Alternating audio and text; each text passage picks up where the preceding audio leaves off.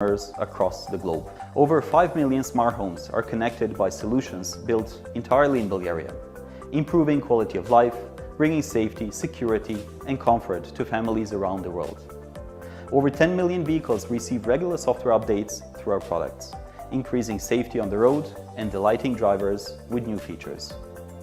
Our teams in Bulgaria lead open source communities, which brings customers, partners, and competitors on the same table. We shape the future of software-defined vehicles based on one open platform. We make buildings smarter by connecting sensors, inspecting anomalies, optimizing usage, and preventing incidents. We deliver real-time manufacturing solutions for hundreds of factories, reducing breaks in the supply chain, optimizing logistics, and increasing production efficiency. Our mission in Bulgaria is to innovate and bring new ideas to the world. And our technology is invented for life.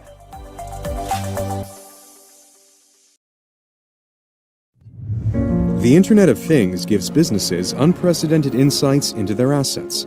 As connected solutions continue to evolve, companies are looking to create comprehensive digital models of their entire environments to gain insights that drive better products, optimization of operations, cost reduction, and breakthrough customer experiences. Examples include buildings, factories, farms, energy networks, railways, stadiums, even entire cities. Yet modeling and creating a digital representation of an environment can be difficult for even the most sophisticated enterprises.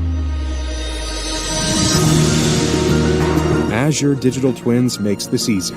It enables customers to model an environment and then bring this digital twin to life, scalable and secure. Businesses can connect assets such as IoT devices, as well as existing business systems to Azure Digital Twins.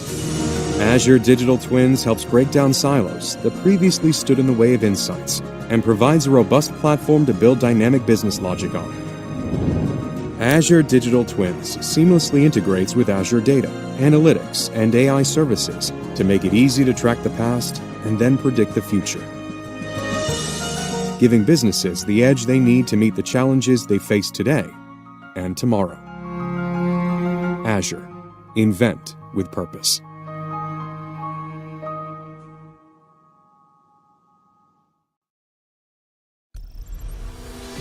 Wherever we do business, Coca-Cola's future growth strategies rely on information technology.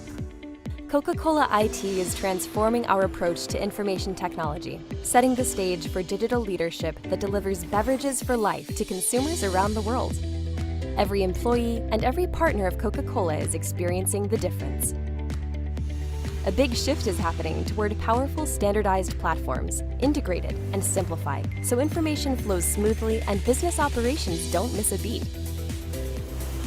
We're migrating our systems from data centers to the cloud, leveraging the innovation investment of big technology companies. Simplification and automation will allow technology upgrades to occur with less disruption and make new features available more quickly. Also, we are investing in our analytical tools and capabilities, which enable insights that lead to high-impact actions all across the system. Artificial intelligence and machine learning will make these tools even more potent over time. Security is paramount, of course. By simplifying the entire IT infrastructure and employing smart new tools, we can better detect and deal with threats, which protects information as well as privacy. All digital capabilities are becoming mobile, which users prefer because it simplifies access and collaboration. Voice technology will soon be standard as well. Freestyle. No problem. Tools and solutions are increasingly intuitive, and work processes are simplified through automated workflows and Find Me, Know Me intelligence. Plus, users can count on a single source of truth for all types of information.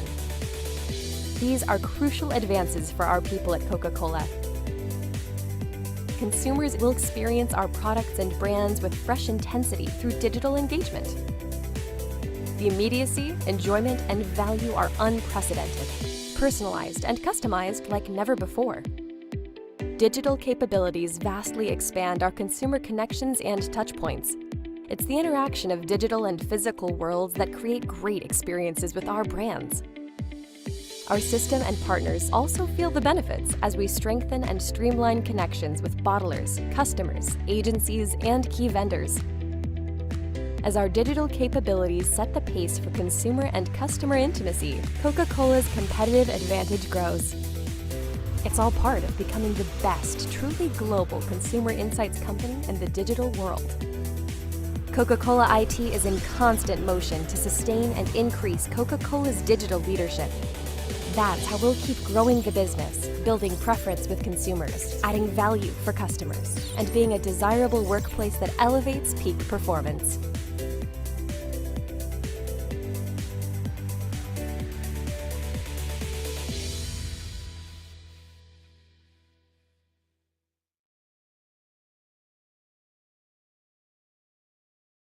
Imagine our world today.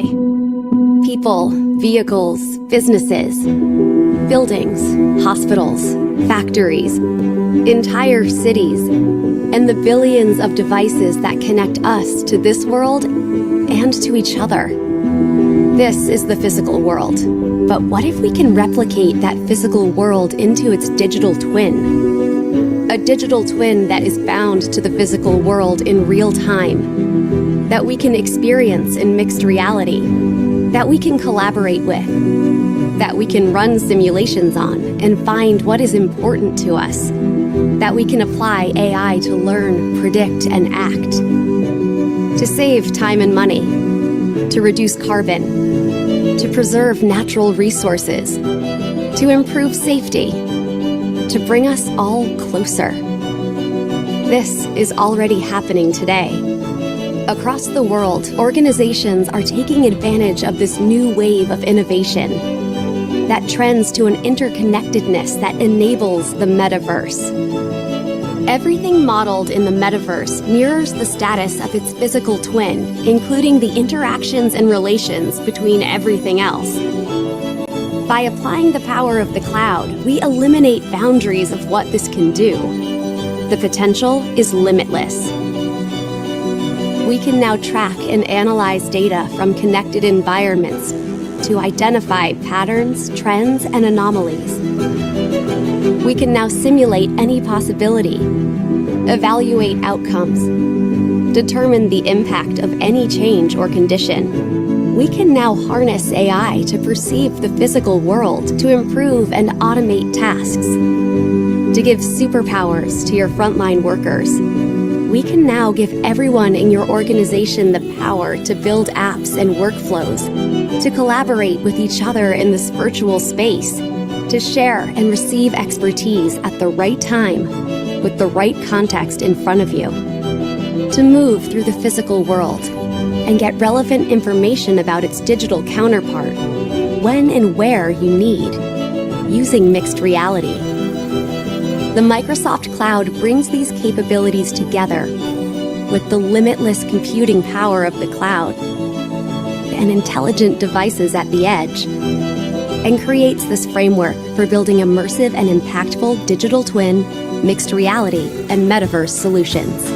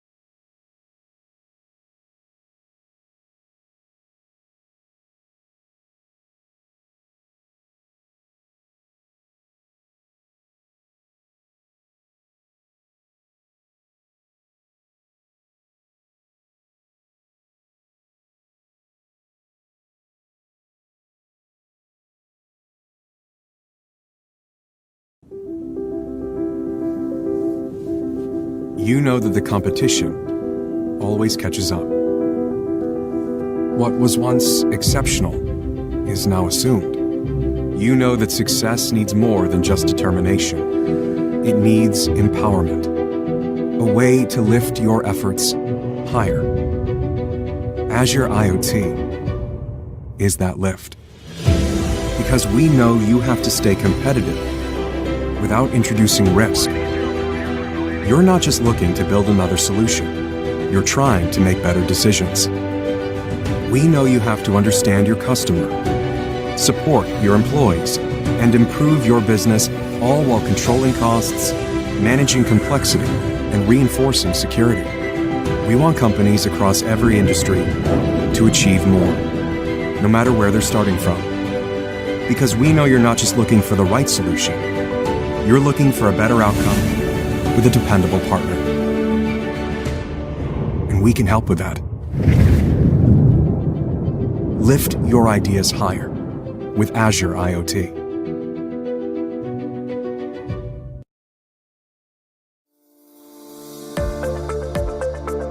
Bosch IO in Bulgaria is powered by more than 20 years of experience in the area of Internet of Things. We turn great business ideas into excellent products.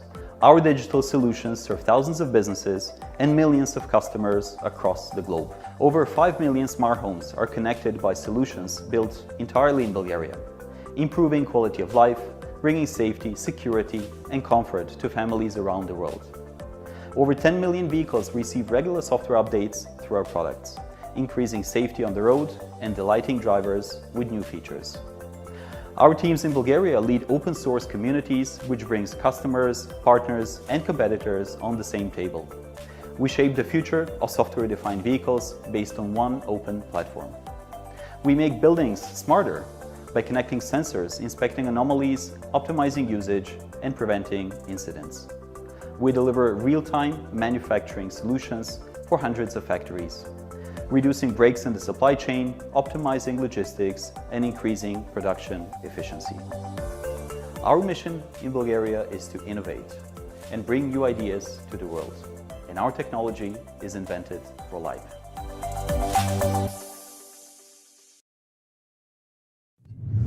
The Internet of Things gives businesses unprecedented insights into their assets.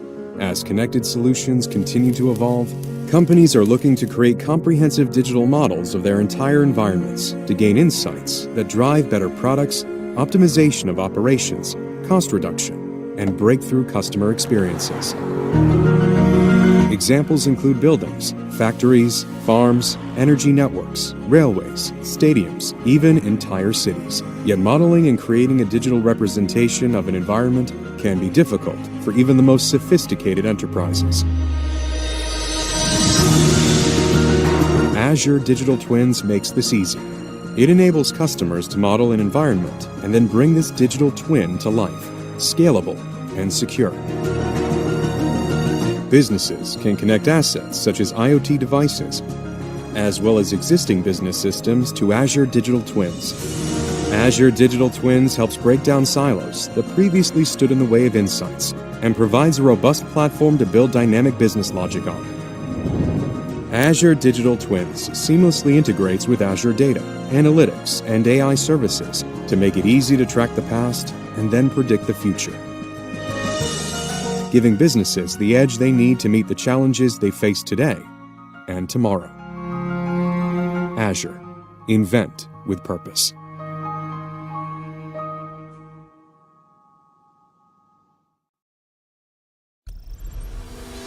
Wherever we do business, Coca-Cola's future growth strategies rely on information technology. Coca-Cola IT is transforming our approach to information technology, setting the stage for digital leadership that delivers beverages for life to consumers around the world. Every employee and every partner of Coca-Cola is experiencing the difference.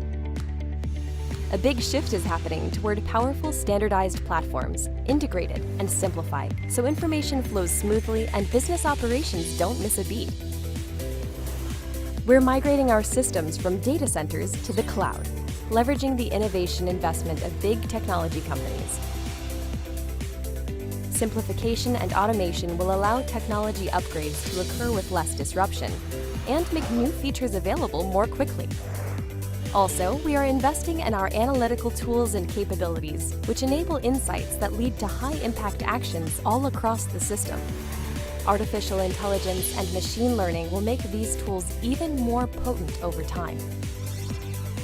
Security is paramount, of course. By simplifying the entire IT infrastructure and employing smart new tools, we can better detect and deal with threats, which protects information as well as privacy. All digital capabilities are becoming mobile, which users prefer because it simplifies access and collaboration. Voice technology will soon be standard as well. Freestyle. No problem. Tools and solutions are increasingly intuitive, and work processes are simplified through automated workflows and Find Me, Know Me intelligence. Plus, users can count on a single source of truth for all types of information. These are crucial advances for our people at Coca-Cola. Consumers will experience our products and brands with fresh intensity through digital engagement. The immediacy, enjoyment, and value are unprecedented, personalized and customized like never before. Digital capabilities vastly expand our consumer connections and touchpoints. It's the interaction of digital and physical worlds that create great experiences with our brands. Our system and partners also feel the benefits as we strengthen and streamline connections with bottlers, customers, agencies, and key vendors. As our digital capabilities set the pace for consumer and customer intimacy, Coca-Cola's competitive advantage grows. It's all part of becoming the best, truly global consumer insights company in the digital world. Coca-Cola IT is in constant motion to sustain and increase Coca-Cola's digital leadership. That's how we'll keep growing the business, building preference with consumers, adding value for customers, and being a desirable workplace that elevates peak performance.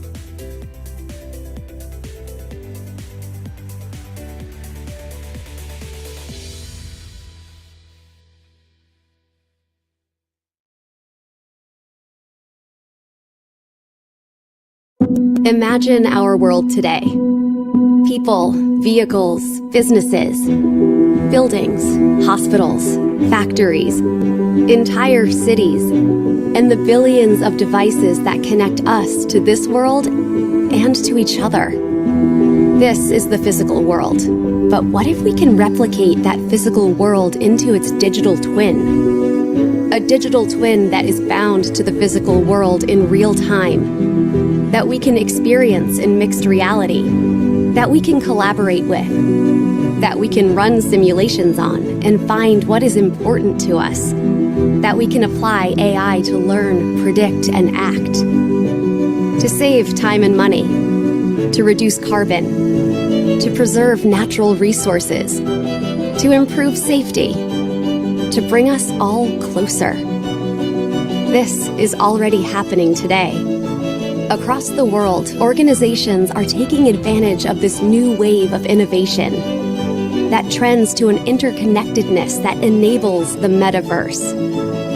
Everything modeled in the metaverse mirrors the status of its physical twin, including the interactions and relations between everything else.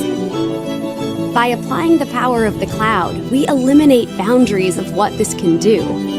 The potential is limitless. We can now track and analyze data from connected environments to identify patterns, trends, and anomalies.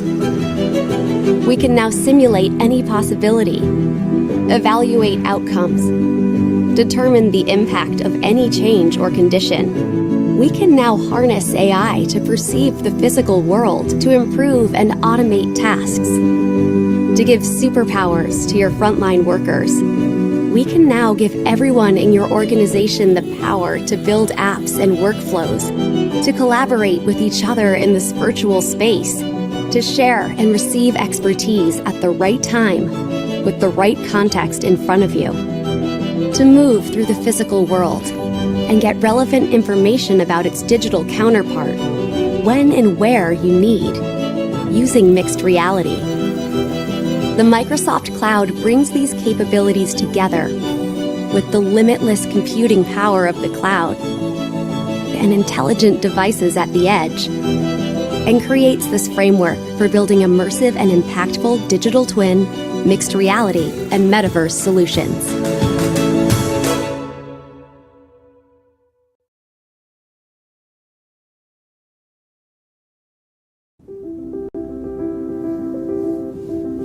You know that the competition always catches up. What was once exceptional is now assumed. You know that success needs more than just determination. It needs empowerment, a way to lift your efforts higher. Azure IoT is that lift. Because we know you have to stay competitive without introducing risk. You're not just looking to build another solution. You're trying to make better decisions. We know you have to understand your customer, support your employees, and improve your business, all while controlling costs, managing complexity, and reinforcing security. We want companies across every industry to achieve more, no matter where they're starting from. Because we know you're not just looking for the right solution, you're looking for a better outcome with a dependable partner. And we can help with that. Lift your ideas higher with Azure IoT.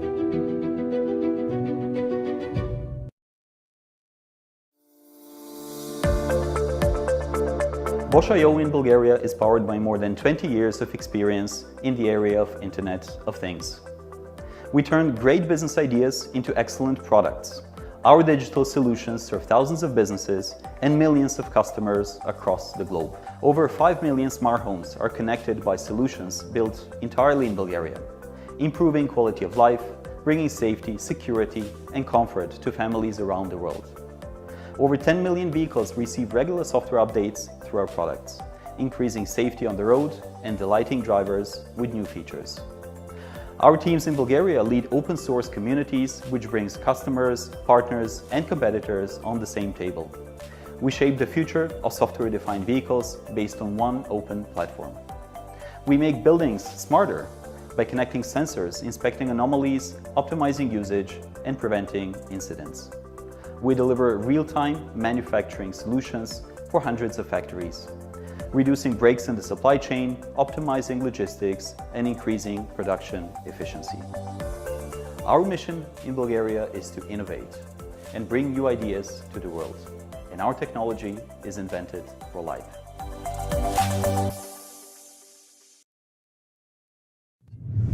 The Internet of Things gives businesses unprecedented insights into their assets.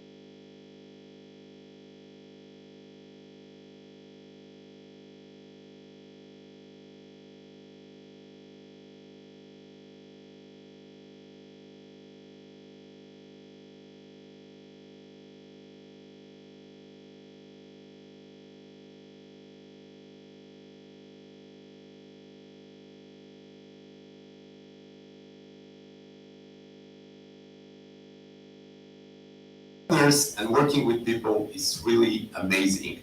Microsoft has been in the region and here in the country for more than 20 years.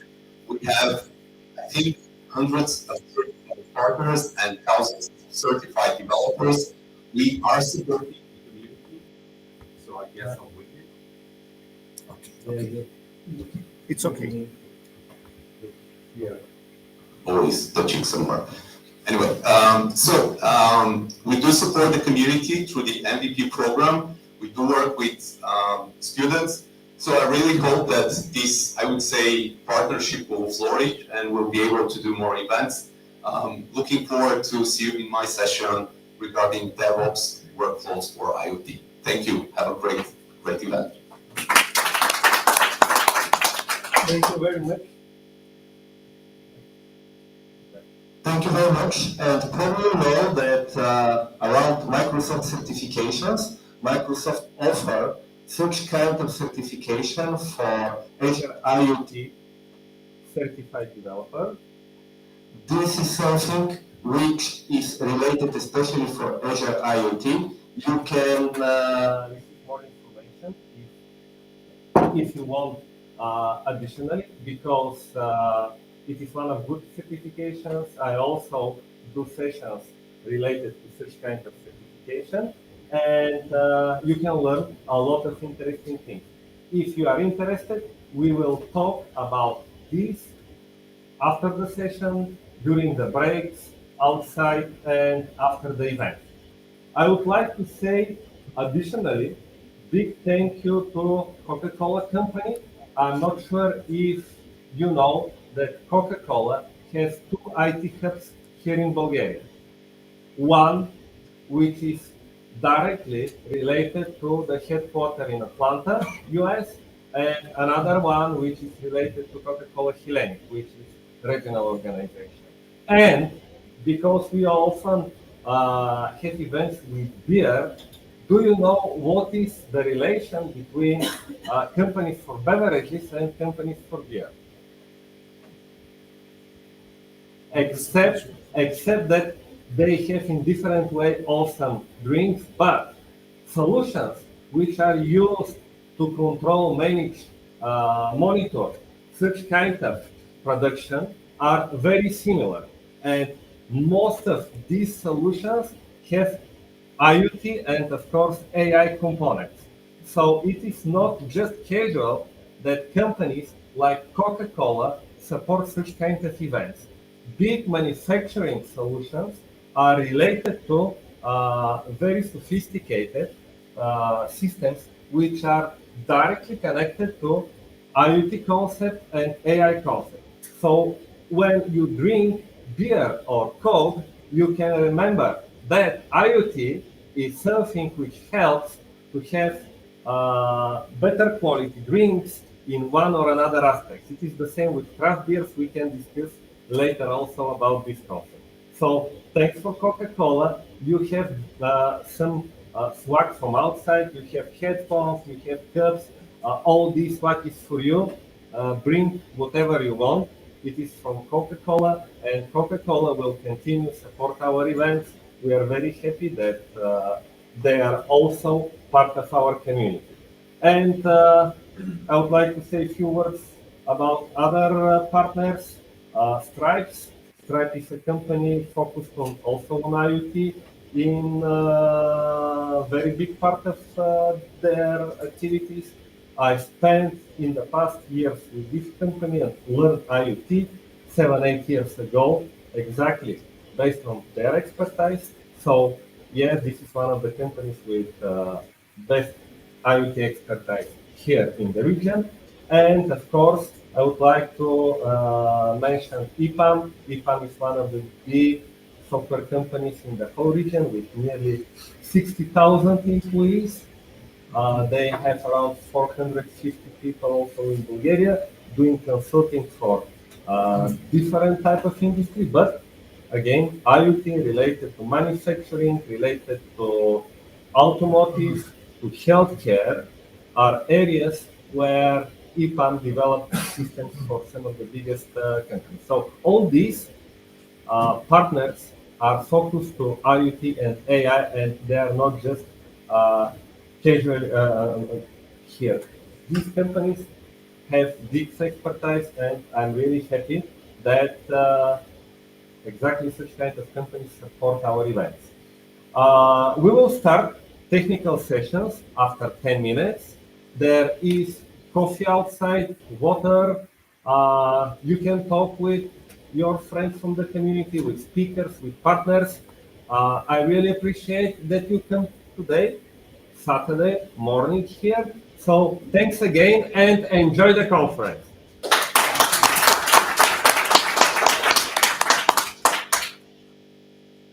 Quick question. Which room is track one and Here is track one. Here is track one. Track two is the room next to this one.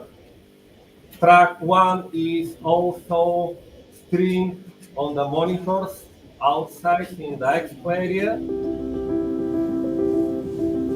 You know that the competition always catches up. What was once exceptional is now assumed. You know that success needs more than just determination. It needs empowerment. A way to lift your efforts higher. Azure IoT is that lift. Because we know you have to stay competitive without introducing risk. You're not just looking to build another solution. You're trying to make better decisions. We know you have to understand your customer, support your employees, and improve your business, all while controlling costs, managing complexity, and reinforcing security. We want companies across every industry to achieve more, no matter where they're starting from. Because we know you're not just looking for the right solution, you're looking for a better outcome with a dependable partner. And we can help with that. Lift your ideas higher with Azure IoT. they were considering Bosch.io in Bulgaria is powered by more than 20 years of experience in the area of Internet of Things. We turn great business ideas into excellent products. Our digital solutions serve thousands of businesses and millions of customers across the globe. Over 5 million smart homes are connected by solutions built entirely in Bulgaria, improving quality of life, bringing safety, security, and comfort to families around the world. Over 10 million vehicles receive regular software updates through our products, increasing safety on the road and delighting drivers with new features. Our teams in Bulgaria lead open source communities, which brings customers, partners, and competitors on the same table. We shape the future of software-defined vehicles based on one open platform.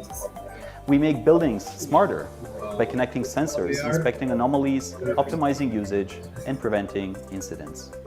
We deliver real-time manufacturing solutions for hundreds of factories, reducing breaks in the supply chain, optimizing logistics, and increasing production efficiency. Our mission in Bulgaria is to innovate and bring new ideas to the world, and our technology is invented for life. Building up the community. The Internet of Things gives businesses unprecedented insights into their assets. As connected solutions continue to evolve, companies are looking to create comprehensive digital models of their entire environments to gain insights that drive better products, optimization of operations, cost reduction, and breakthrough customer experiences. Examples include buildings, factories, farms, energy networks, railways, stadiums, even entire cities. Yet modeling and creating a digital representation of an environment can be difficult for even the most sophisticated enterprises. Azure Digital Twins makes this easy. It enables customers to model an environment and then bring this digital twin to life, scalable and secure. Businesses can connect assets such as IoT devices, as well as existing business systems to Azure Digital Twins. Azure Digital Twins helps break down silos that previously stood in the way of insights and provides a robust platform to build dynamic business logic on. Azure Digital Twins seamlessly integrates with Azure Data, Analytics, and AI services to make it easy to track the past and then predict the future, giving businesses the edge they need to meet the challenges they face today and tomorrow. Azure. Invent with purpose.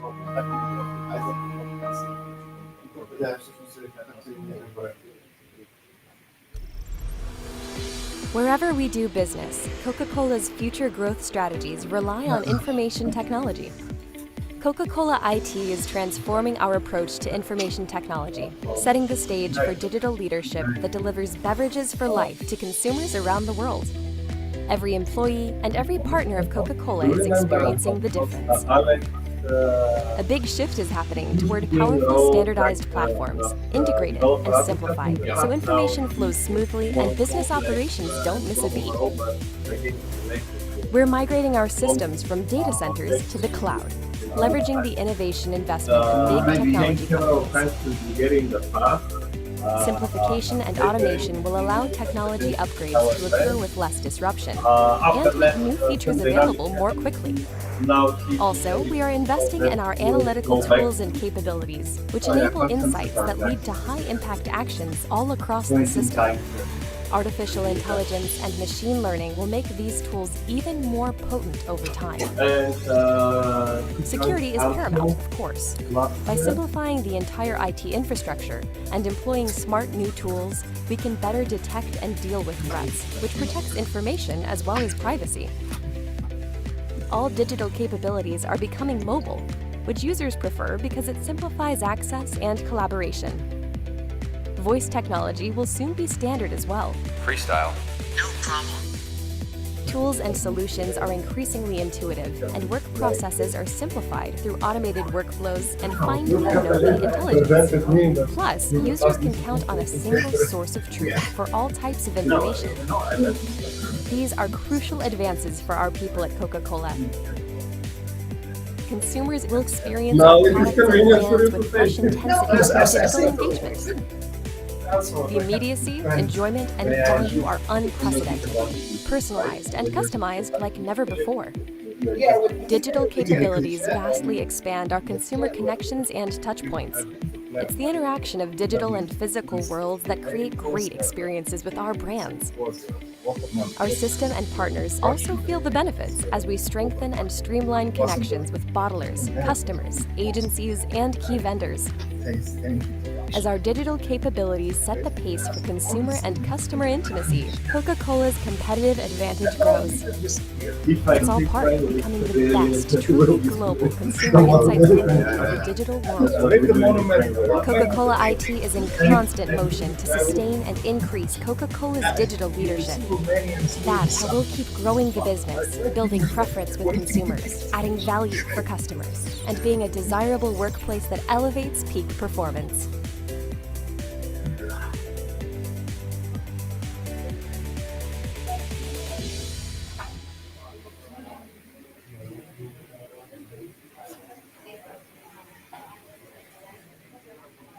Imagine our world today.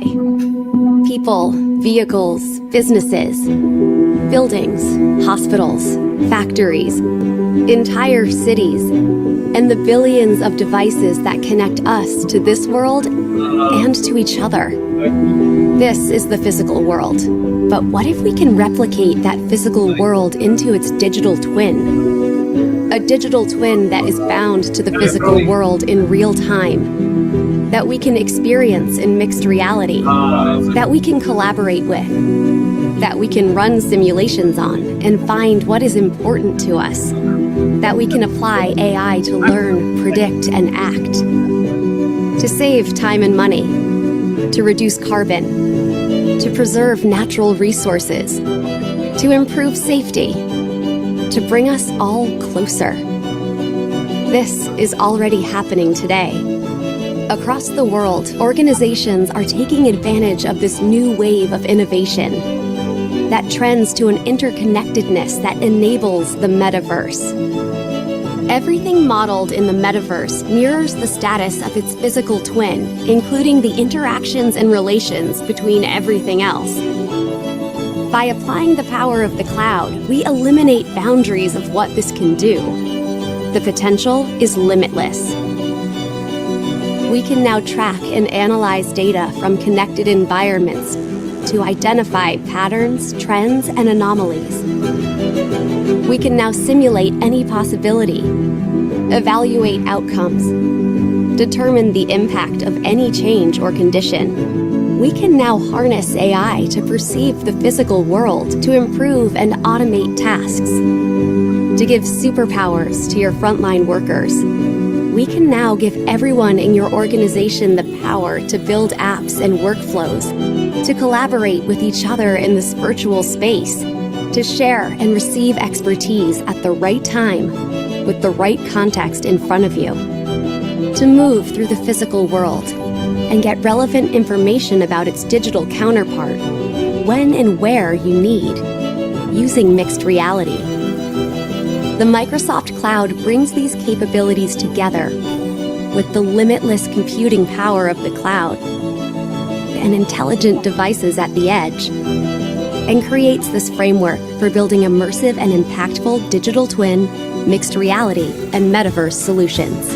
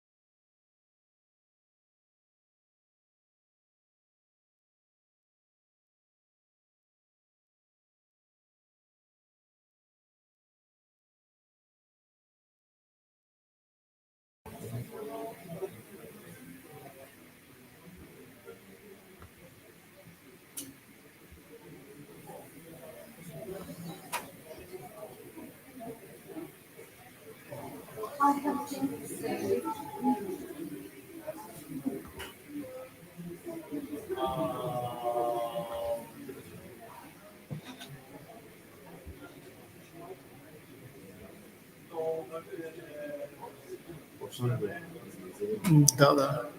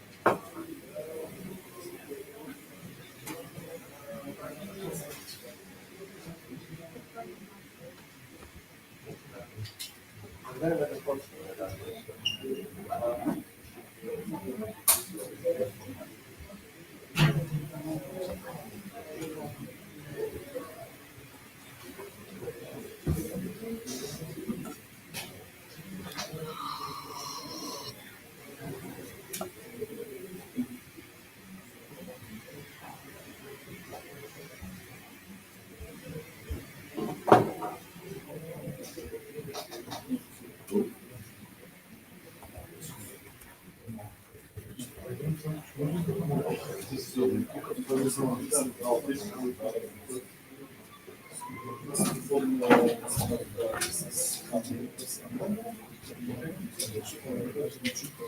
for the delay, everybody. It's technical issues. First time me streaming from this platform, so I had to figure out a couple of things. So I guess we are ready to start, more or less.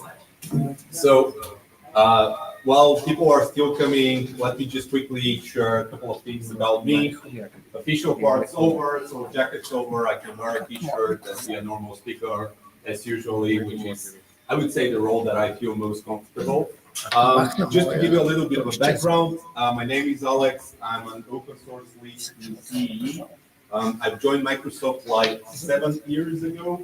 I started as a developer evangelist. That was a thing there. Now it's like cloud advocate, whatever. But mainly I was hired to speak for the open source platforms on top of Azure, which I think was very exciting at this point because I didn't believe that Microsoft will go in this direction.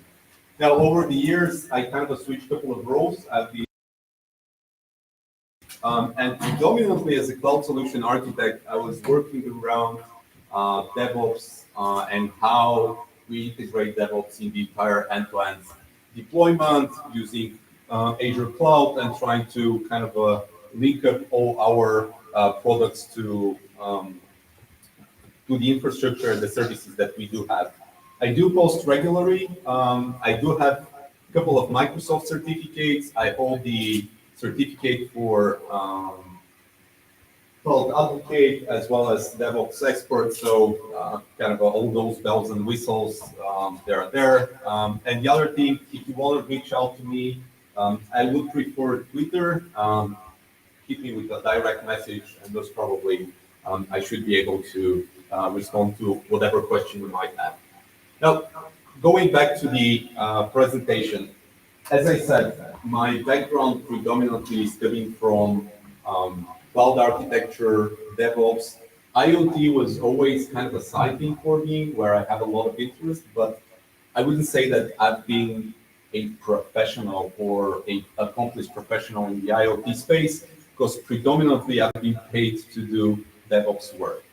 And over the years, DevOps started as a great movement from the perspective of application development. And a lot of people actually liked some of the benefits that it brings. So why we are doing this, obviously deployment frequency, faster lead time, faster time to recover, and lower failure rate in any changes.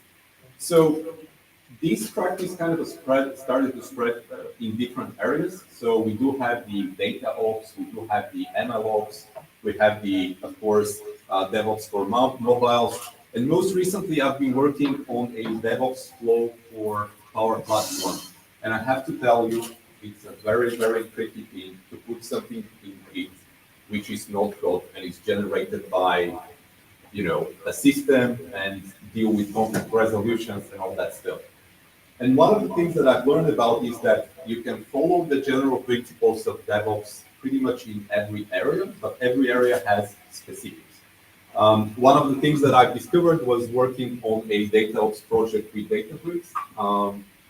We had pretty much all the infrastructure. I could automate most of the things, but I had to learn a lot of new things about how Jupyter notebooks run, how I can commit the source code, how to deal with the conflict resolution, and the actual deployment, creating new development environments or QA environments was a completely different challenge. So when I was doing all that work, I kind of anticipated that one day somebody will kind of come by and say, hey, you're doing this, but we want you to do this for DevOps. We want you to do this for IoT. And IoT is honestly an area where I didn't think that DevOps, or I didn't understand how DevOps could apply. So in this presentation, I would kind of present you my discoveries, my thoughts in this area, the experimentations that I've done, and the workflows that I think would work, as well as some of the challenges that I see there. Now, going back to the DevOps, basically we are looking at these continuous circuits, which is deploy, operate, monitor, learn, and then you have usually planning, tracking, back to development, and kind of go through this cycle. As I said, number of benefits that we have, but honestly, what we are trying to do is actually balance between two things.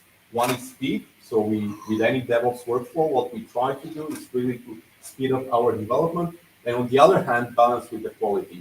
As we are making all those deployments and we are making all those fast deployments, we don't want to compromise the quality or the quality to suffer. There are a couple of interesting metrics. So lead time, that's our base metric. This means that when we receive a request for a new feature or we have an idea for a new feature, how fast from the idea we are ready to deploy something. So that's the lead time. We are trying to make this as small as possible. Obviously, there are a lot of conversations that are going on, but when it comes down to building code, testing code, deploying it to a test environment, testing the environment, and the actual deployment and rollback on a production environment, most of those things we can actually automate, and that's where we can kind of save a lot of time. Deployment frequency is very tightly related to this metric. So if we have the correct flow, we can deploy more often, meaning that we can bring a lot more features faster to whether it's customers or end consumers that we want to have. So we want to have this automated as much as possible. Meantime to restore, I really like this metric. So things go wrong very often, honestly. So what we have here is like how fast can we recover from any failure that we have. If we have everything automated, basically you are proof that if something happens, you kickstart the automated flow, it will create the infrastructure, it will take the last build, it will deploy it, and everything should work okay. Change failure rate, basically percentage of change in production. So how often we allow some bugs or errors to enter in production. So obviously, if we have a good QA and automated test flow, we should reduce this failure rate. Now, that's about DevOps. So that's why we do DevOps. That's why everybody is looking at those practices and trying to implement them in their space. And I was kind of going through this, and the first time that I heard it, like, can you create a workflow for IoT? I was not even sure that it's really a thing. I was like, is anybody doing this? Like, are people interested in this? Is this even possible to be done? So if you're like me, I do spend some time reading academic papers. So I do this for, chill out, which is, I think, a little bit crazy from time to time. I kind of went into some of the databases and searched for actually two keywords, DevOps and IoT. And it's more than 7,000 articles came up. Some of them are dating 2016, which is interesting because that's where we started the IoT Summit. And most of them are actually more recent, so 2020, 2021. So obviously there's quite an interest in this area, and this is becoming a thing. So the next question that I tried to answer myself was like, what are the differences? What does really that mean? What's the value that IoT can, that DevOps can bring to the IoT? And I started searching what are other people that are professionals in this area thinking about it. So that's one of the quotes that I found. Like, essentially, what these guys are saying, we see a lot of values in streamlining the security and the testing process, which is a very interesting topic. How we'll do it for IoT, and then we want to understand how to make deployments faster because the environment and the context that we are operating is so very different. Okay, so obviously there are like two major practices which usually we use in DevOps: continuous integration and continuous delivery. If you look at this slide, it's basically a summary of all the different practices that we usually kind of use in this area. So when we are talking about continuous integration, testing is definitely there. So this kind of hits the spot for DevOps, but there are a couple of other benefits. So everything goes into version control. I think that that's very useful. Now, depending on the code and on the devices that you're working, most probably you'll be working in parallel. So having a source control repo is great. Having some sort of a policy, how you do releases, this is all good. Security was also mentioned there. So any code that you develop usually can go through any static code scanning, credential scanning. So I don't think that IoT is any different from this point. So anything that you can commit, you should double check for these things. I would say the tricky part for me was the continuous delivery or the continuous deployment. So is there a thing like infrastructure as a code? Is there a thing like specific practices related to development, whether it's blue, green, canary development? Is feature flags a thing? So these were all questions that I was asking myself. So when I'm designing this DevOps flow, should I consider all that stuff? And then I was thinking like, let me find out which are the actual specifics that are there. How are those being defined? So if you look at this definition, and I try to provide to have the slides, all the reference materials that I've used. So continuous integration definitely kind of is there, but one of the differences that we see in any, I would say, non-IoT DevOps flow would be that you have a full control for the entire environment, starting from anything that's backend services all the way to the client. When we are talking about IoT, very often the edge or the end sensors you don't have a full access to, or you can't really reach those. So that's one of the differences. So we should operate in context where we are not fully in control of all the devices. The other thing that's also very specific is for any workflow that you design, usually when we do DevOps, we are operating on application level, but here we are having firmware updates, right? So it's something that we haven't done before in the DevOps space, or it's something new, at least for me. And all those devices most probably are removed, and some of them most probably we can't even reach easily. So if we have a device that's somewhere out of our reach, how do we design the DevOps process that we can deploy securely? And basically, these are critical devices where they need to be up and running. So these are the main challenges that we saw. So looking briefly, continuous integration is definitely there. It's one of the most popular practices that we have. And continuous integration is all about having a source control repo, having an automated build, and trying to produce tests as early as you can. Now, source control repo is not an issue. Automated builds, I would say this would be also relevant for IoT. You want to have your build process somewhere on a common server rather than somebody fetching you the latest, I don't know, binary over USB and start deploying it all around. Automated builds, I would say this would be the very, very tricky part that you need to kind of handle. With devices, sensors, how do you define an environment where you can make reliable tests, or which would be the smoke test that you can make early so you can detect some of the bugs? So that's one of the areas that I was like thinking that would be something different. Continuous deployment or continuous delivery would be trying to push everything that you have developed all the way to the end devices that you'll be having. Now, it does come in a little bit more flavor. You might have configurations that you need to keep as well. So this could be part of your delivery process. But overall, again, the problem that I saw was how do you do this at the end devices? So I wanted to go back to a very basic IoT architecture to look at all the elements that could be found there and try to think about how I can approach this.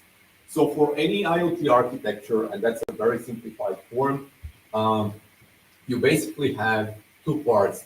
One is the, I would say, edge part, which would be the cloud gateway and the end devices.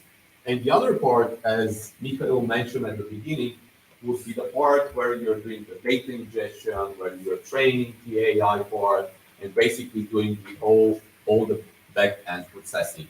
Now, if we try to elaborate a little bit more, the problems that I would see would be on the way that how we connect the devices. So which are the different ways that we can connect devices? Obviously, you need to have some form of as part of most architectures for IoT that I've seen, you'll have something like a cloud gateway that will be controlling some of the devices and will have direct communication. You might need to have a field gateway, which again would be an IP-enabled device where you can connect to this device. You have some stack there, most probably an operating system.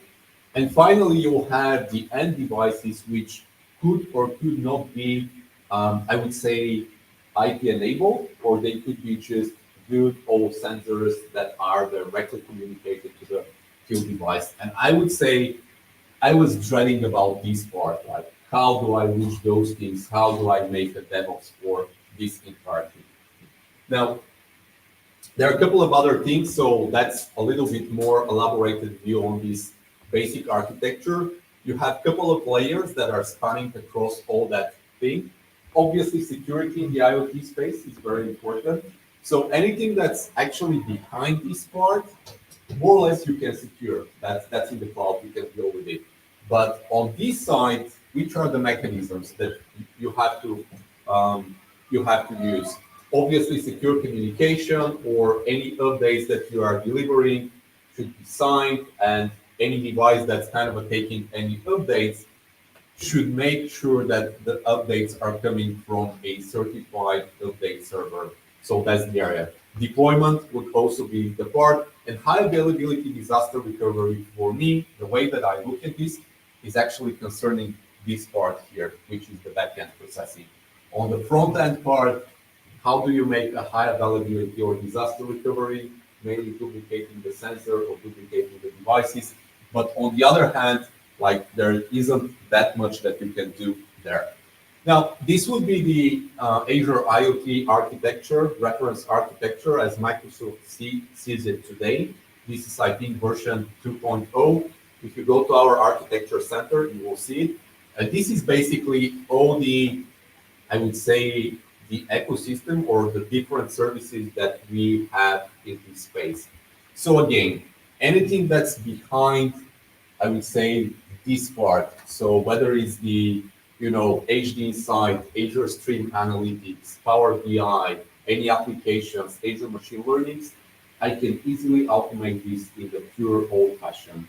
I can use ARM templates, I can use scripts, and it's no problem for me to have this as infrastructure as a code. So if this falls down, I have a reliable way to bring it up. So this is a no-brainer for me. The part that's kind of on the cloud gateway part, Azure IoT Hub, device provisioning service, and the digital twins. I do have the API, I can kind of do it, but it also made me thinking like, what else is important? So device provisioning service is actually something that you need to have, whether you're using the Microsoft ecosystem or any other system. When you have like thousands of devices, this service will actually help you if you plug a new device within your network to be automatically provisioned. So it will know where to connect for the latest updates. It will get the latest updates, the configuration, and get everything that it needs to start running. Azure IoT Hub would be the cloud part, which will be the cloud gateway. Now, the interesting part is actually lying here, is the Azure IoT Edge.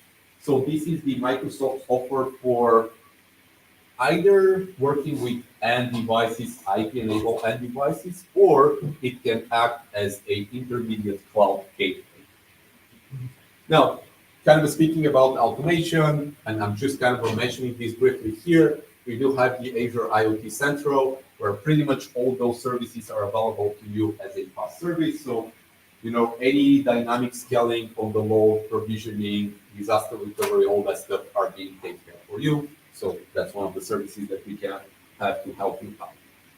Going back to the Azure IoT Edge, let me kind of open. It's a very slow animation that I've created, right? So let me go back here. I kind of realized that obviously this is playing a central part with any DevOps tool that I'll have, and I wanted to understand a little bit more, so I reached out to my colleagues that are doing this professionally and asked them, hey guys, can you tell me, do you have any cool resources regarding DevOps for IoT? Can I see some samples and presentations? And I was a little bit surprised by the answer that I got. It was, as far as we are concerned, DevOps flow for IoT is not very different from any DevOps flow that we have. And this was not an answer that I was very, let's say I was very reluctant to accept. Considering the research that I've done, I was like, how is that possible? How would you say that it's not different? Why would you say something like this? And then I started looking at the IoT edge device. That's our solution for addressing those problems. So IoT edge device is actually a kind of a runtime that runs on IP-enabled devices that can have operating system. Any logic that you deploy on it is actually based on containers. So essentially on this IoT edge device, you will be running Docker or other container host, and on top any logic that on top of it, any logic that you can deploy or any models that will do actual work would be deployed as containers. So that's interesting, right? You have the IoT edge runtime, you have a couple of models, and the IoT edge runtime will take care to connect to the IoT hub. It does provide you with different languages to create those connections, establish information, and it actually does save you a lot of troubles. Any updates that are coming, maintenance, security patches, facilitation of connection to downstream devices. So all of this is actually being placed there. And that's why I understand why my colleagues are saying like this. If you use it everywhere, basically either as an edge device or a gateway, you do have a pretty nice way with a lot of logic developed to start actually working on your flow. The only thing that you need to do for any new custom logic that you are developing, you need to develop it as application, package it as a container, and then push it to Azure Container Registry. From this point forward, basically the entire ecosystem takes care for all the, I would say, troubles that you will have. Now, my question here was like, okay, IoT Edge is great. Containers, it's a really, really high abstraction level, but which are the devices that are supporting this one? We do have a list of devices or a program that certifies those devices that are essentially running this entire flow. So if you come from the angle, and I'll speak like what you can do outside of this ecosystem, if you're coming from the angle of, yes, we are using this ecosystem, we are using certified devices, IoT Edge, all the services that you're provisioning, I started to understand why my colleagues are saying IoT, DevOps for IoT is not that different from anything else. That's the GitHub, the Git flow that they have, like branching. As you can see, it's very, very similar to any application development that you have. The only thing that still would be worrying me would deploy to a dev device, test on a dev device, deploy to a production device. So how is this working? Now, if you look at the Azure DevOps, it does come with Azure IoT Edge pre-built task. So essentially what this task is doing, it's taking your source code, it's building it for the end device that you want to build, and then it's packaging it to a Docker container. Once you have this, basically you push the Docker container to a Azure Container Registry, and IoT Hub will take it from there and distribute it to any end devices that you will have. It's a pretty sweet, pretty simple flow, and in a way, you know, it really is not that different from anything that you see. Now, regarding the testing phase, I was thinking like, how is that working? Now, it turns out that you can actually make smoke tests because we are packaging as a container. And as a container, there's actually something that's called Edge Provisioning Device Container, which you can deploy to Kubernetes or somewhere else. You can run the logic that you have packaged there, and you can run any unit test or smoke test. So this would be your way to actually test what you're doing. So essentially, you're getting a virtual device. So if you look, if you're within the ecosystem, And if you are using, all those certified devices, yes, I mean, it's not that different. You're packaging to containers, any application developer can do this. But I was still not satisfied with that. Like, what about the people that are not using the ecosystem? Like, how do they solve that problem? And very often, from what I've seen in my practice, anytime that I go to any, partner or customer, they're always saying me like, yes, but we are doing something different, or we are using some different devices. And that's where you need to be prepared, and you need to be thinking like, what else? I mean, how do we work with those cases? And I was back to the drawing board of how things are being connected. So the main question for me was, okay, I got the backend sorted out. I can have it infrastructure as a code. I can automate this, but how, for God's sake, I push like any updates to the edge devices that are not running something as smart as Azure IoT Edge. And I like this principle of mathematics. Any problem that you have, you try to break it down to any problems that solutions or simple problems, and try to solve it from there. So I was thinking like what I was working on that is very similar to those flows, and I know how to do. And I was thinking like, yeah, I've done similar things for mobile devices. If you think about it, like these are my headphones, and I've seen that they have been updated, so they do have firmware, and it's actually my mobile phone that's making the updates. On the other hand, my mobile phone is actually acting as a gateway, if you think about it, but it's also an end device because I'm getting firmware updates here, not only application updates. And it's a critical device for me, so it needs to be running all the time. I have all my banking information here, all that stuff. So if I lose it, I will be really, really pissed off. So it's a very, very similar situation.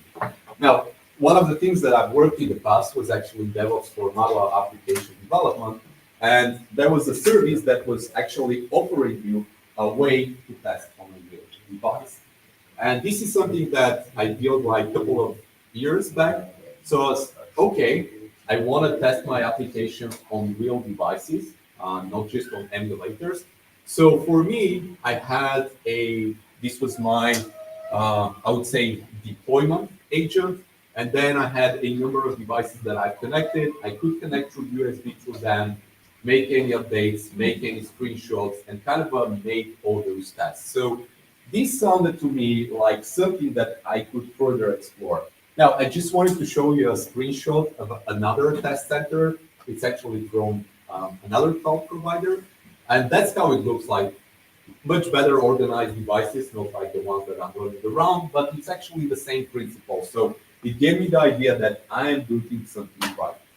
On the other hand, if you think about the mobile devices, it's not always that you have the device at hand.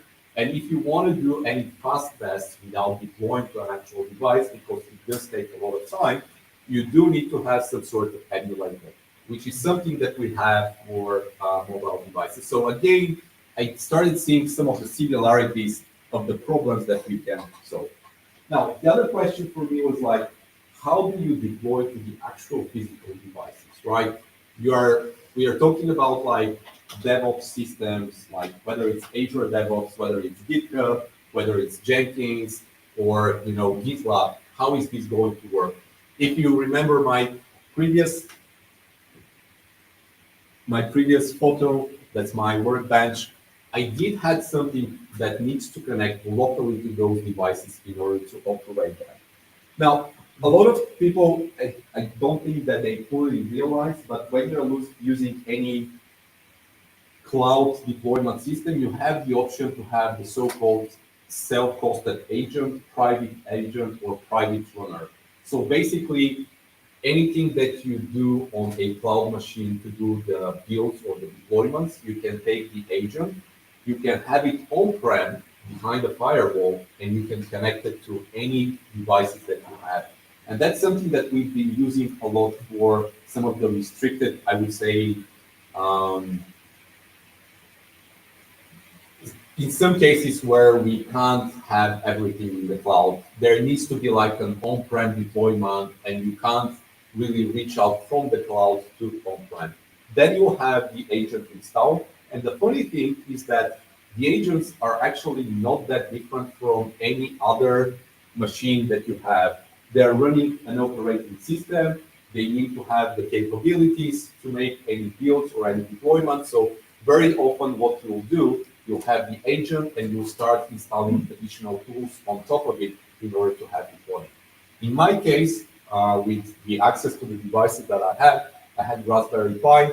I actually, the first time I'm including one of my articles, you can set a Raspberry Pi as a GitHub runner, and basically you can use any USB to connect to any devices that are out there. So what you can do from there is create custom actions or custom tasks in order to do the builds or the tests that you have. So with that, I think that this solved my problem on how I can connect to local devices and make any deployment directly. This would be my vehicle to make any deployments, to make any test system, or maybe in the future make deployments to other devices out there.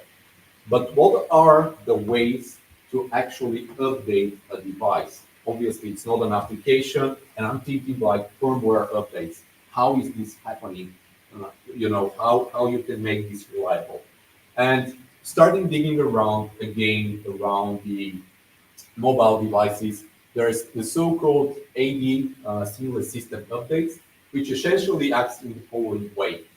On any device, and that's for the mobile devices as well as others, you'll have two separate partitions. On one partition, you'll have the current system up and running.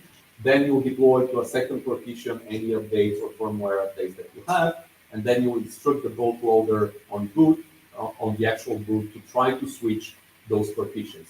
If the new partition boot fails and the update is not okay, you can always switch back. And if you think about it, this is not very, very different from what we are doing as application developers. When you're deploying, you have like slots, and you're deploying from one slot, and then you're trying to switch your DNS to go there. So that's, I would say, the new way for updating. And there's like the non-AD system updates, which are, I would say, if you don't have space or for older devices, what you'll have is you're going to have something that's called a restore partition, which is always there. So if something goes wrong with the update, you'll go to the restore partition, which will take care to initialize the system and have it in a ready run state. So for me, this was okay. So that's how it works. So that's how it works with those devices. But what's the mechanism to actually deliver those updates? And if you look at the literature, there are like a couple of, I would say, abbreviations that I think people are using interchangeable. Over-the-air updates, firmware over-the-air updates, or device firmware update. They're all kind of referring to the same mechanism where basically you're using these AD or non-AD systems to make the updates.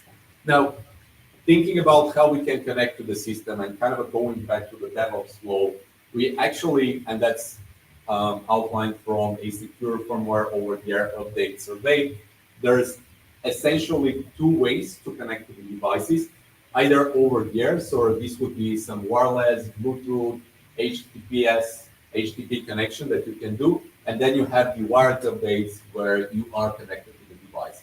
So thinking about the DevOps flow, when you are creating your, I would say, dev test environment, deployment environment, you have both most probably. Within your testing lab, most probably you use the wired updates to deliver any update and try to get any data on whether it was successful or not. Then you'll try to migrate to something that's over the air, OTA update, and use the mechanisms that are there. Now, these are all great thoughts, but at this point we were talking about mobile devices, and obviously there is some relation and some practices can be used. So I was thinking like, I have this thing, can I move this to actual devices that doesn't have operating system? How would that work? And the devices that I have is the ESP32. I think it's very popular. If you kind of look it up, seems it's everywhere these days. So I started experimenting with ESP32s. Now, if you look at the documentation that's coming from the supplier, you'll notice something that OTA or over-the-air is kind of supported. And the way that it operates is actually having two partitions, one data partition, by the way, switching, rolling back, all that stuff. So at the end of the day, obviously the practices that we have for the mobile are very, very similar for the ESP32 or any other device. On the other hand, I kind of found out that there is a lot of, I use Arduino as an environment for development. I found out there's actually a lot of libraries out there that would provide you with something that's called an OTA server or update server. So that's where your device connects. It kind of gets all the updates, but it takes care of a couple of other things, which is like checking the signature of the update. So is this the right update? Making sure that the connection is secure and making sure that the device is connecting to the correct update server. Because if we are talking about security and if we are talking about over-the-air updates, one huge concern that we'll have would be how are we securing this? Like, how is the security there? And if you look through again, to the, I would say, academic papers, you'll find an equal amount of papers that are dealing with common attacks for over-the-air or FOTA, OTA, or all those abbreviations. So obviously that's a vector that you need to be very, very careful. I'm thinking about man-in-the-middle attacks, hijacking, updating the firmware with something that you have provided. So that's something that we need to be very careful. Now, going back to the DevOps part, for those devices, unfortunately, I couldn't find a lot of emulators or virtual devices. So obviously that's a challenge. If you're making those smoke tests or fast tests, and if you're relying on emulators or virtual devices, you should be looking for a platform that could provide you something like this. Otherwise, you'll end up with pretty much the setup that I have here. Sorry, let me go back, which is physical devices that you're deploying to. And honestly, if you're talking about a very fast cycle of deployment, flushing a device, updating the device, it does take some time. So that's something that you need to kind of look for improvement. I was thinking like, if I have a situation where a developer wants to test something, the way that I can kind of counter that would be to have a lot of edge devices. So any new deployment, I'll kind of force a developer to go to a new device so that way I can have, and I have more environments to do tests, so kind of replicating this. On the other hand, kind of conducting those tests, and that's a problem that I haven't kind of solved. Let's imagine that you have a very simple thermostat, you're trying to measure the temperature, and you want to test this in your solution. How do you create an isolated environment where you can have repeatable tests? So then we're talking about building something like a small lab or small environment where you can simulate the actual modifications of the sensor data in a predictable way so that you can kind of have those results. So these are some of the other challenges that you have in building an end-to-end DevOps flow. Now, obviously, as I said, this OTA server or update server is kind of something that we need to be very careful and kind of look about because of all the security issues, and that's where all updates are coming. So it turns out that there are a couple of, I would say, commercial solutions out there, and some of those are, pretty robust. But the way that they operate are actually coming in the following way. So how is the default workflow? You do subscribe to a server to get a response, so the device needs to be provisioned to be able to connect to one specific update server. So when we're talking about device provisioning service, you need to have something like this. So when you connect the device, it knows where to connect. It will download the firmware, store it in the persistent memory, extract it, switch, and then reboot. So that's the flow. Which are the common components? You'll have a FOTA or OTA server. It will manage the security of the OTA, manage the sessions, how people are connecting there, and then manage the devices. Obviously, you don't want any device out there to be able to connect to your server and start downloading the latest updates. So this could be a security issue.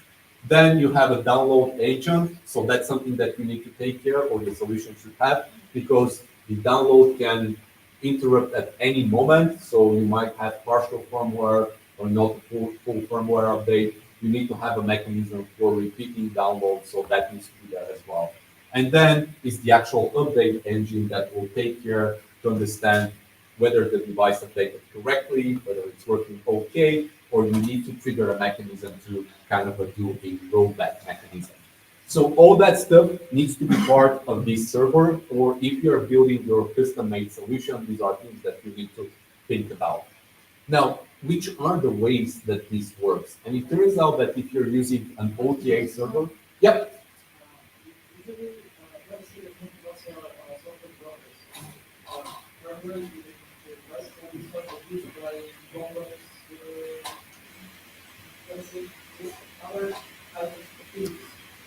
Which means that at the time of production, maybe this kind of information, at the time of production, they need to do something, they need to do something, they need to have some kind of a register this OTA.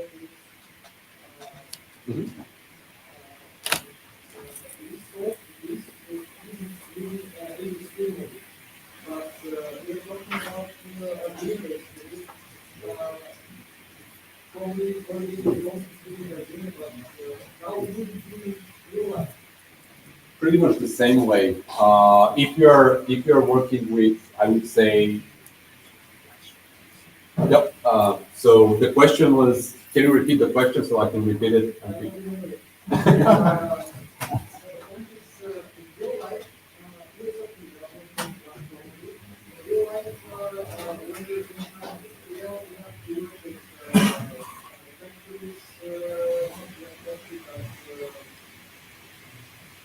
You have thousands of devices. Yeah. So, and they need to have a register of these devices and a register of this. So it's kind of a relation between software developers and this software, this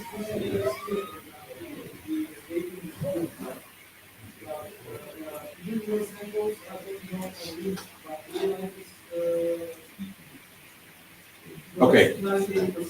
Okay, so the question is like, how is this scenario relating to a real world scenario where you have like thousands of devices and you're actually working on an actual factory and you're working also with a supplier that already has something. So my answer to this one would be, I'm showing the principles if you're building something. If you are choosing a supplier, then choose a supplier that have all those capabilities, kind of a building. As I said, Microsoft have those capabilities, whether you're using the device provisioning service, IoT Hub, IoT Edge, IoT Sphere. There are other providers as well that could provide you these.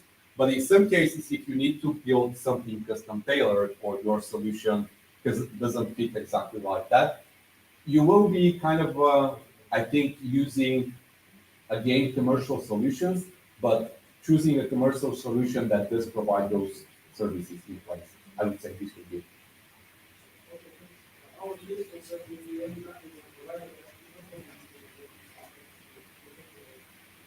Okay, so let's talk about this after that. All right. Okay, so regarding the different methods for delivering updates using the OTA server, and actually there are like three major architectures that people are using. One would be edge to cloud. So that's an architecture where you have the update server kind of standing somewhere on the internet, and every end device will kind of connect and get the updates.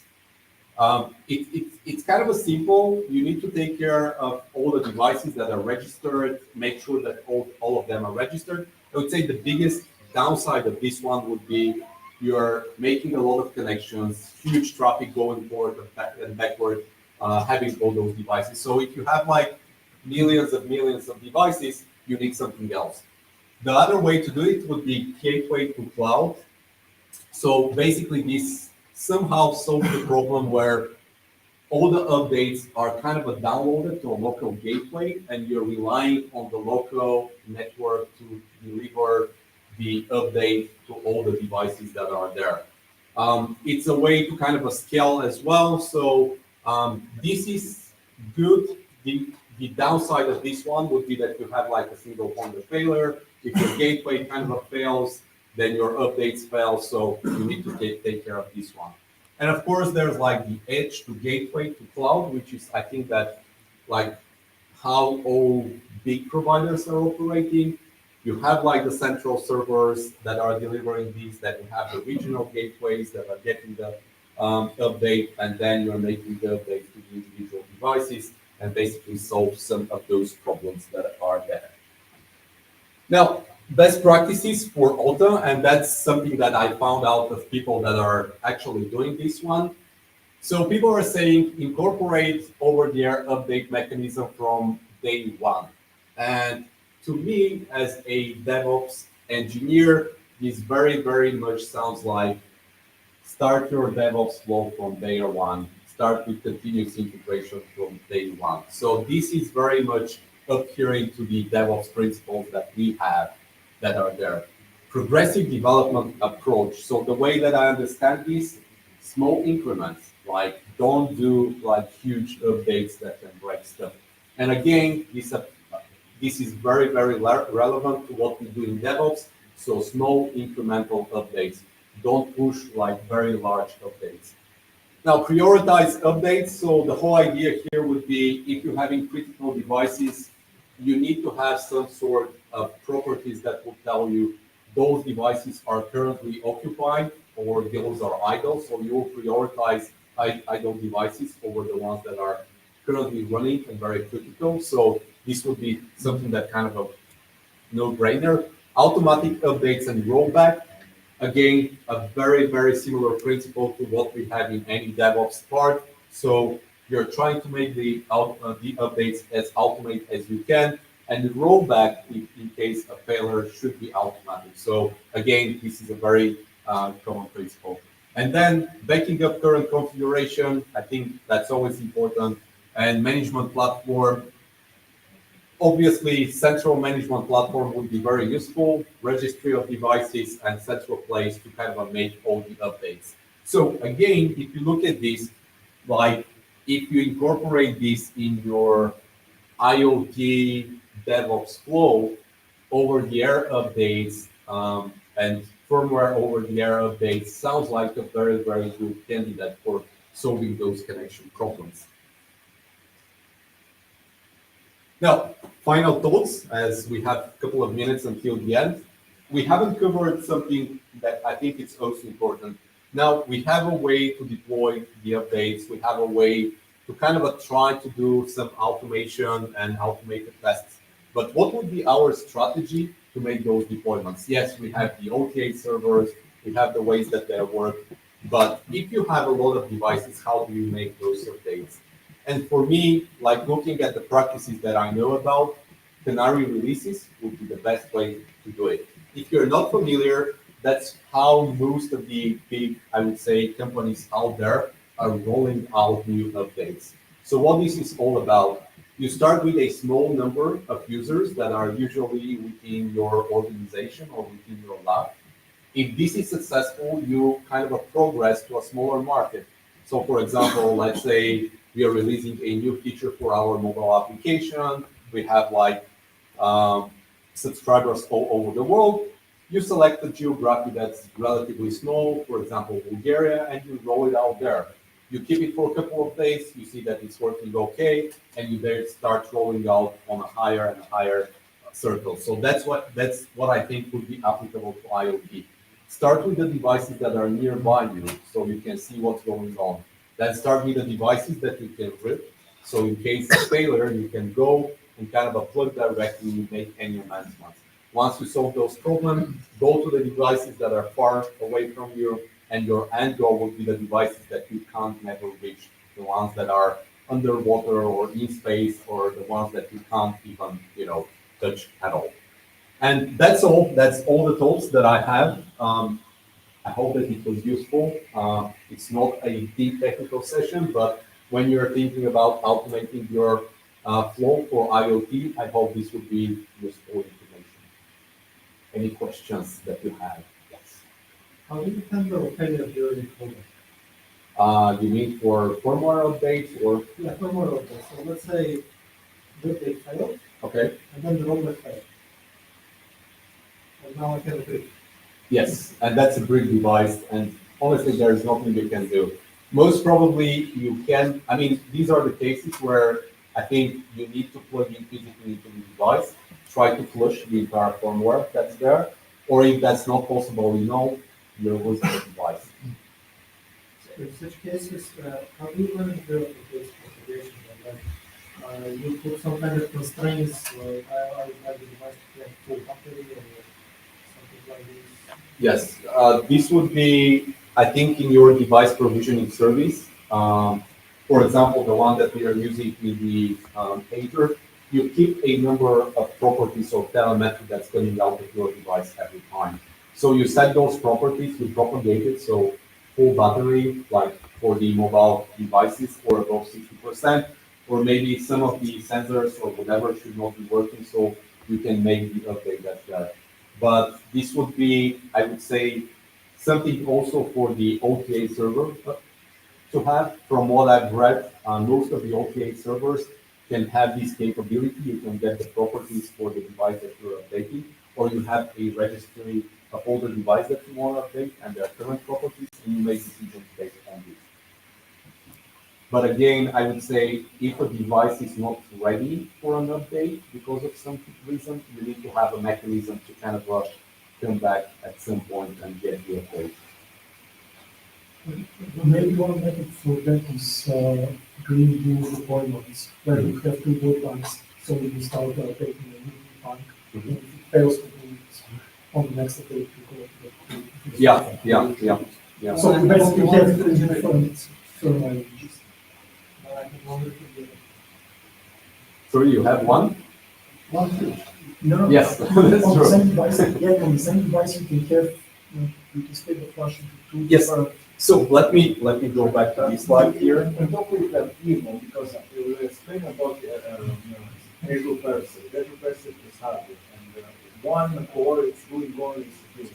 You don't update it directly. You have some other tools that install. For example, in that core, you can see if a firmware succeeded, and if not, we try to run another firmware on the cores that do the go. And this is not probably. Yeah, so here, the flash is split into two parts, and you can install the new through the second technology. And basically, you are not updating the bootloader procedure. It's just redirecting it to a different state. Now, if the rollback for some reason fails, because most probably there will be a case of this, right? Honestly, I don't know. That's why we end up with brick devices from time to time. I remember looking at a forum for updating or jailbreaking an iPhone like a couple of years back, and there was like a question: how do I put the smoke back into the device? So I guess that was one of those cases. But yeah, I think this is the provision mechanisms for most of the devices, and it would be also a recovery partition if you have one. But if those fail, you have a failed device, unfortunately, in place. Cool. Thank you so very much for kind of suffering through my presentation. I hope it was useful information and you didn't lose an hour of your life listening to me. We'd be happy to answer any questions. I'll be around. If not, I'll see you at the end of the event. Thanks.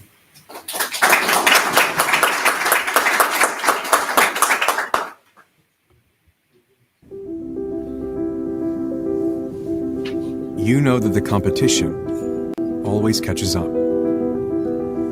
What was once exceptional is now assumed. You know that success needs more than just determination. It needs empowerment, a way to lift your efforts higher. Azure IoT is that lift. Because we know you have to stay competitive without introducing risk. You're not just looking to build another solution. You're trying to make better decisions. We know you have to understand your customer, support your employees, and improve your business, all while controlling costs, managing complexity, and reinforcing security. We want companies across every industry to achieve more, no matter where they're starting from. Because we know you're not just looking for the right solution, you're looking for a better outcome with a dependable partner. And we can help with that. Lift your ideas higher with Azure IoT. Добре. Камерата не включва и това го махаме. Bosch IO in Bulgaria is powered by more than 20 years of experience in the area of Internet of Things. We turn great business ideas into excellent products. Our digital solutions serve thousands of businesses and millions of customers across the globe. Over 5 million smart homes are connected by solutions built entirely in Bulgaria, improving quality of life, bringing safety, security, and comfort to families around the world. Over 10 million vehicles receive regular software updates through our products, increasing safety on the road and delighting drivers with new features. Our teams in Bulgaria lead open source communities, which brings customers, partners, and competitors on the same table. We shape the future of software-defined vehicles based on platforms. We make buildings smarter by connecting sensors, inspecting anomalies, optimizing usage, and preventing incidents. We deliver real-time manufacturing solutions for hundreds of factories, reducing breaks in the supply chain, optimizing logistics, and increasing production efficiency. Our mission in Bulgaria is to innovate and bring new ideas to the world. And our technology Мариан, би ли is шернал invented for life. екрана си? Към мен не. Да, видях. The Internet of Things gives businesses unprecedented insights into their assets. As connected solutions continue to evolve, companies are looking to create comprehensive digital models of their entire environments to gain insights that drive better products, optimization of operations, cost reduction, and breakthrough customer experiences. Examples include buildings, factories, farms, energy networks, railways, stadiums, even entire cities. Yet modeling and creating a digital representation of an environment can be difficult for even the most sophisticated enterprises. Azure Digital Twins makes this easy. It enables customers to model an environment and then bring this digital twin to life, scalable and secure. Businesses can connect assets such as IoT devices, as well as existing business systems to Azure Digital Twins. Azure Digital Twins helps break down silos that previously stood in the way of insights and provides a robust platform to build dynamic business logic on. Azure Digital Twins seamlessly integrates with Azure Data, Analytics, and AI services to make it easy to track the past and then predict the future, giving businesses the edge they need to meet the challenges they face today and tomorrow. Azure. Invent with purpose.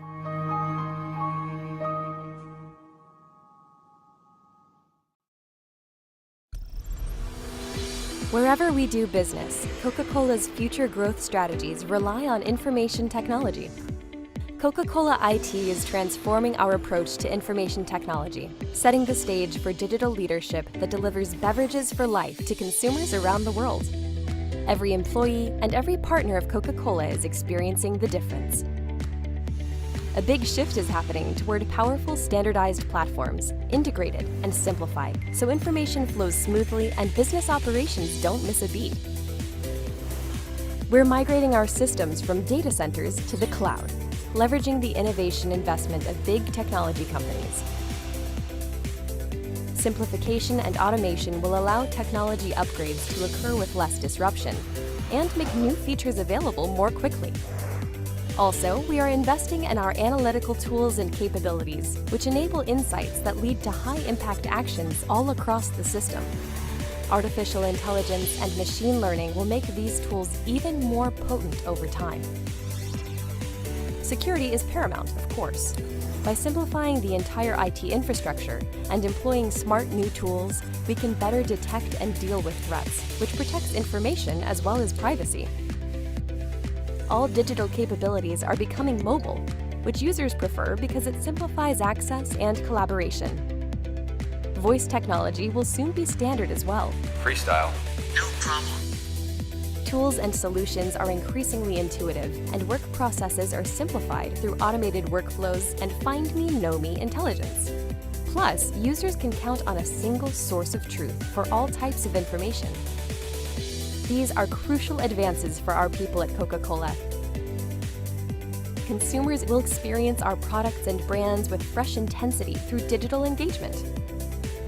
The immediacy, enjoyment, and value are unprecedented, personalized and customized like never before. Digital capabilities vastly expand our consumer connections and touchpoints. It's the interaction of digital and physical worlds that create great experiences with our brands. Our system and partners also feel the benefits as we strengthen and streamline connections with bottlers, customers, agencies, and key vendors. As our digital capabilities set the pace for consumer and customer intimacy, Coca-Cola's competitive advantage grows. It's all part of becoming the best, truly global consumer insights company in the digital world. Coca-Cola IT is in constant motion to sustain and increase Coca-Cola's digital leadership. That's how we'll keep growing the business, building preference with consumers, adding value for customers, and being a desirable workplace that elevates peak performance.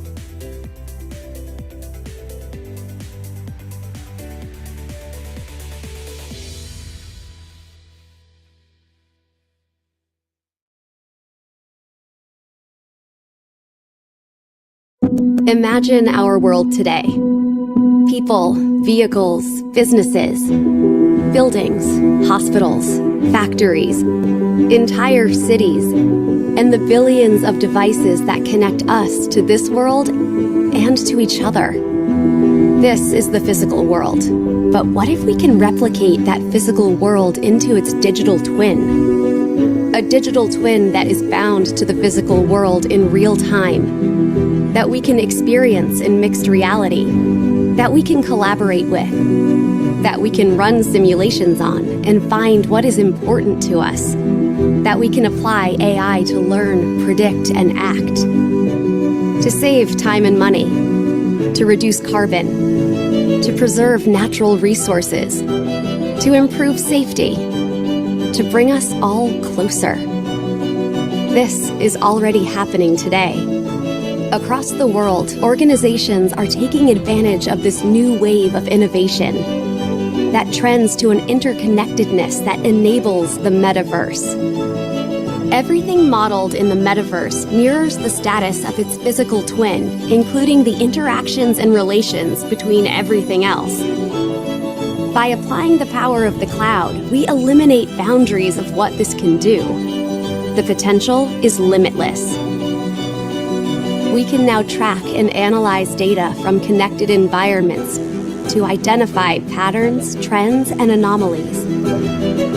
We can now simulate any possibility, evaluate outcomes, determine the impact of any change or condition. We can now harness AI to perceive the physical world, to improve and automate tasks, to give superpowers to your frontline workers. We can now give everyone in your organization the power to build apps and workflows, to collaborate with each other in this virtual space, to share and receive expertise at the right time with the right context in front of you, to move through the physical world and get relevant information about its digital counterpart when and where you need, using mixed reality.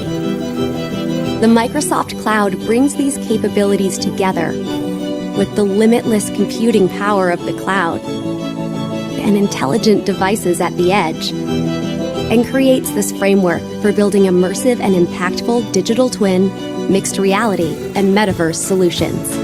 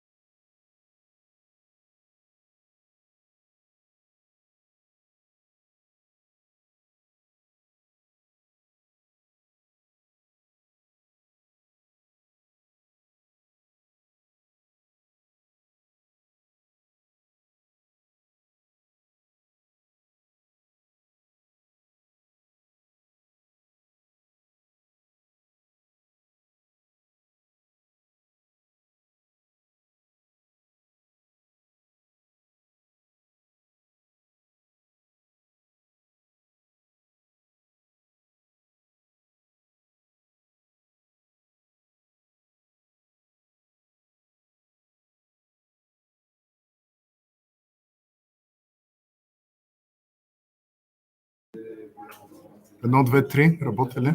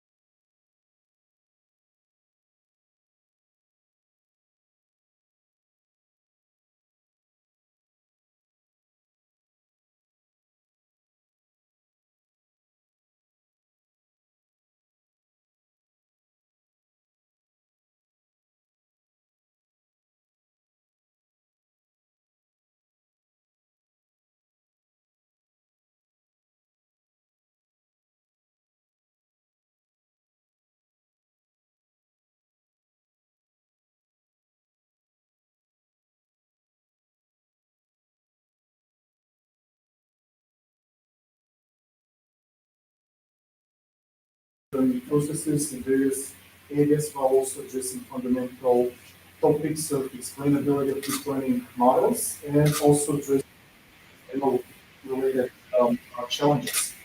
I've performed research recently in responsible machine learning in fintech, which is part of also my academic interest. The results have been published in IEEE Access recently, which, as you may know, is international multidisciplinary journal with open access and infrastructure, which is published by the IEEE organization.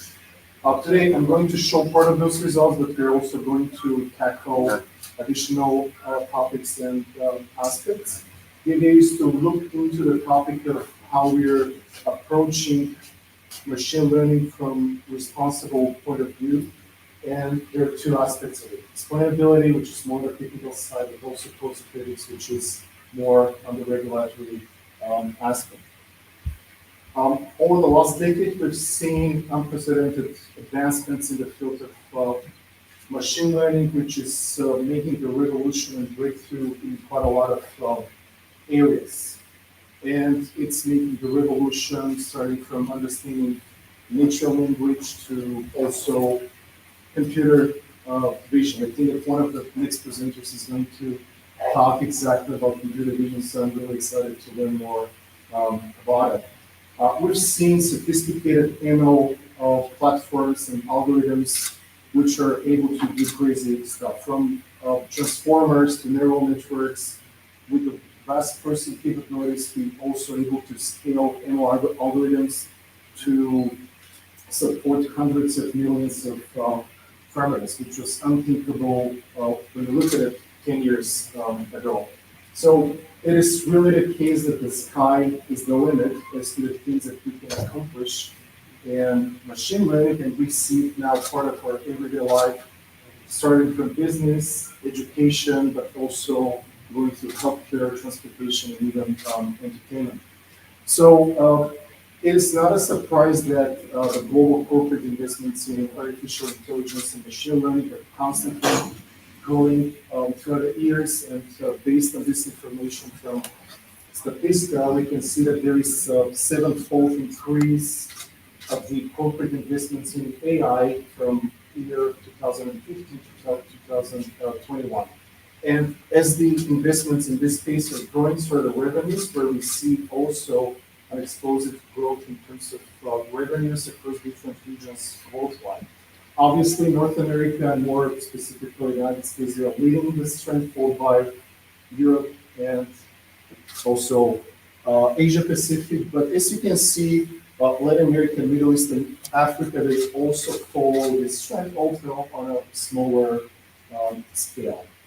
So we've seen so many advancements, and many people say that AI is the new electricity. This is something that you've probably heard, and one of the guys who actually promoted that idea is Andrew, the famous Coursera founder and also professor at Stanford University, who did quite a lot of things to promote machine learning on a global scale. And when you look at it, it's quite true. Just like electricity transformed the world we live in 100 years ago, that's actually quite a case with artificial intelligence.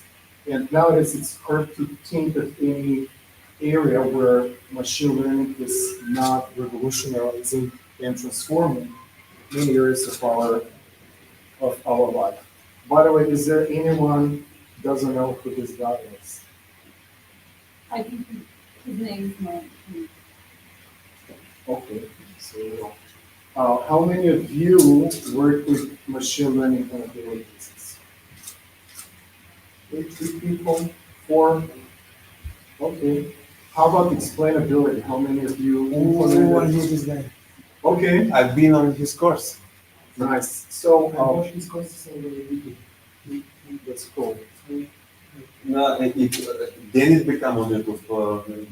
First site it wasn't on YouTube because you should go there and download the lectures and assign there's assignments and so on and so on. Exactly. So there, he developed one of the most popular courses in Coursera, which is on Machine learning, which in the past was based on the Octave language, kind of looks like more or less like MATLAB.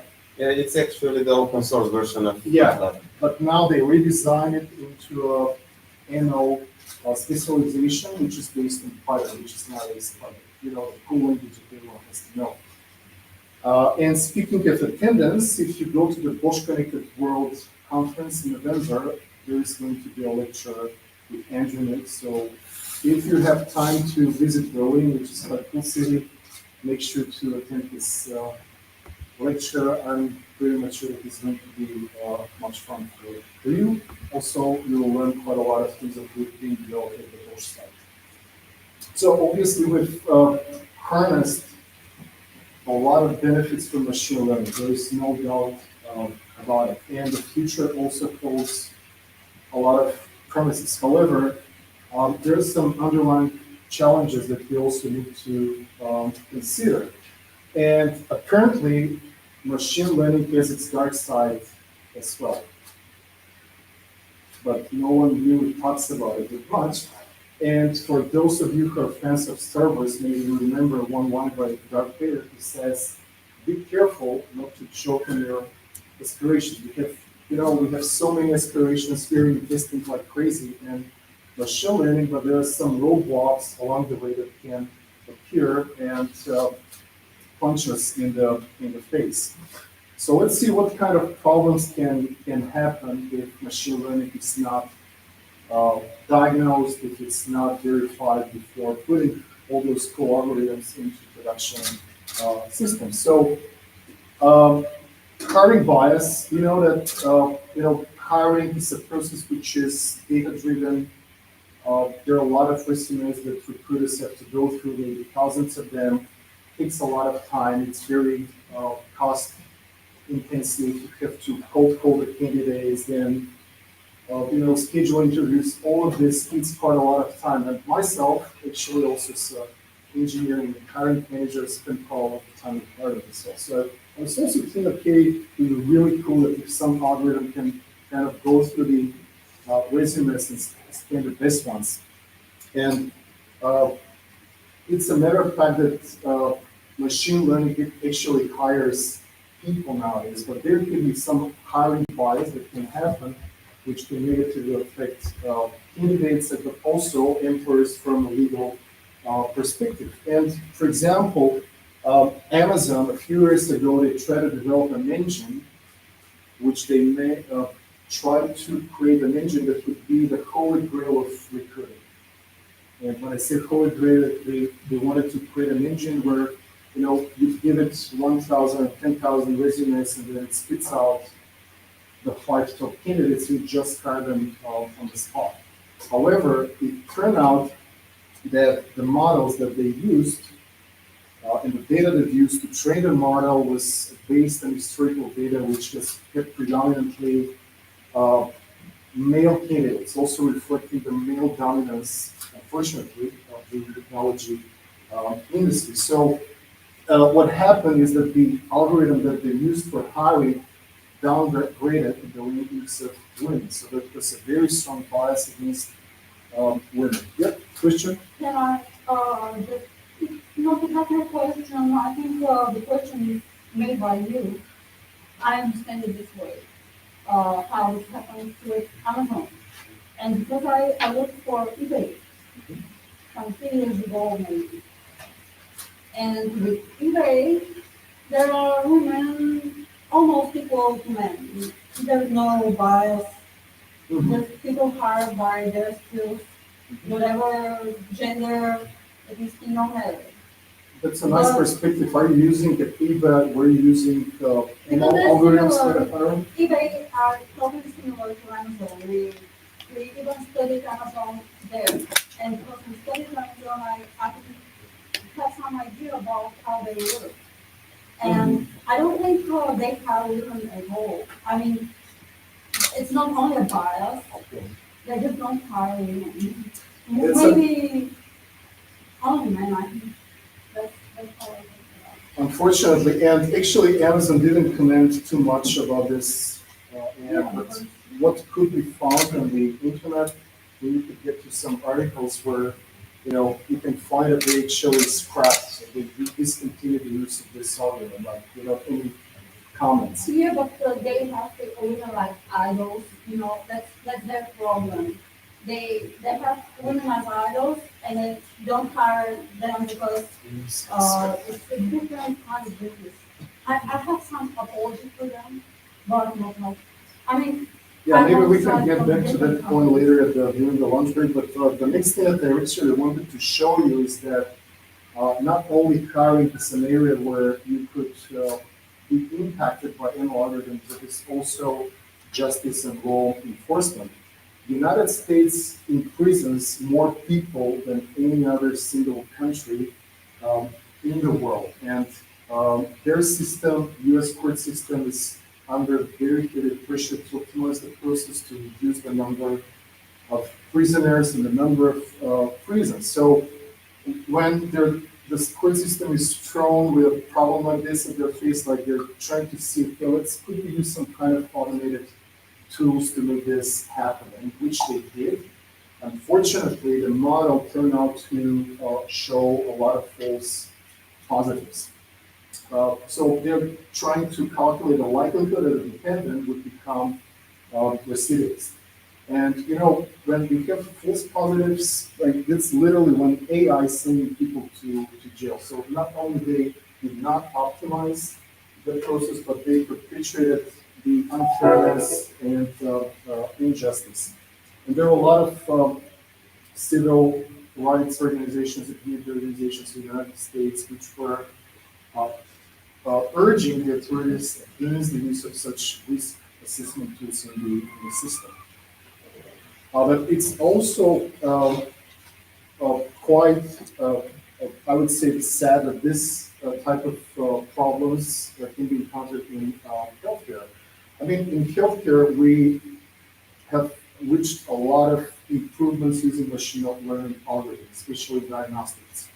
Nowadays, an ML algorithm can predict whether a patient has a certain disease much better than an expert who studied 20 years medicine. And that's really fantastic. However, bias can actually sneak also into healthcare and affect negatively the lives of many, many people. There was an algorithm, ML-based service across the hospitals in the United States, which was used to predict what kind of service should be given to a special patient. And that system systematically discriminated against white people. So it was not preferring those people as much as white people for receiving some special care with complex medical needs. Business failures. The business, no matter how much they invest into AI, the business and the companies are not immune to this problem. A company called Zillow in the United States, which is a real estate company basically dealing with, buying property, repairing the property and selling it for profit. They, at the height of the COVID pandemic, they wanted to introduce an ML-based service called Zestimate, that with the intention of improving their processes and efficiency. And what happened is that with this service, the ML algorithm estimated the initial cash offers to buy the properties from the homeowners, but this it was very too optimistic. So the initial cash offering was actually too high that after the repairs, you would have really a lot of problems reselling this for profit. And as a result of that, they ended up with substantial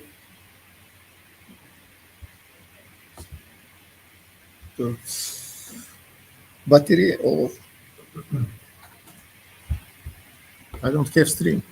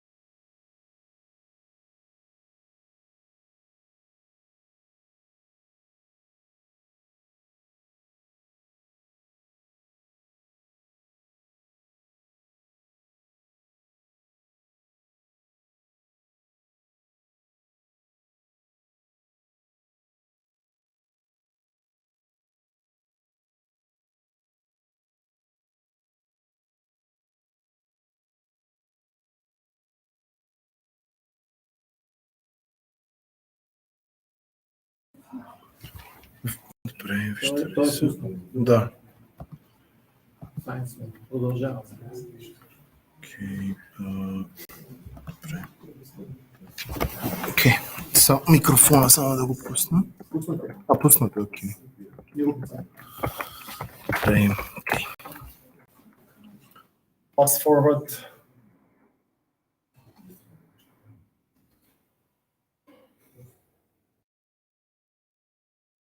Thanks a lot for the patience. Hopefully this was quick.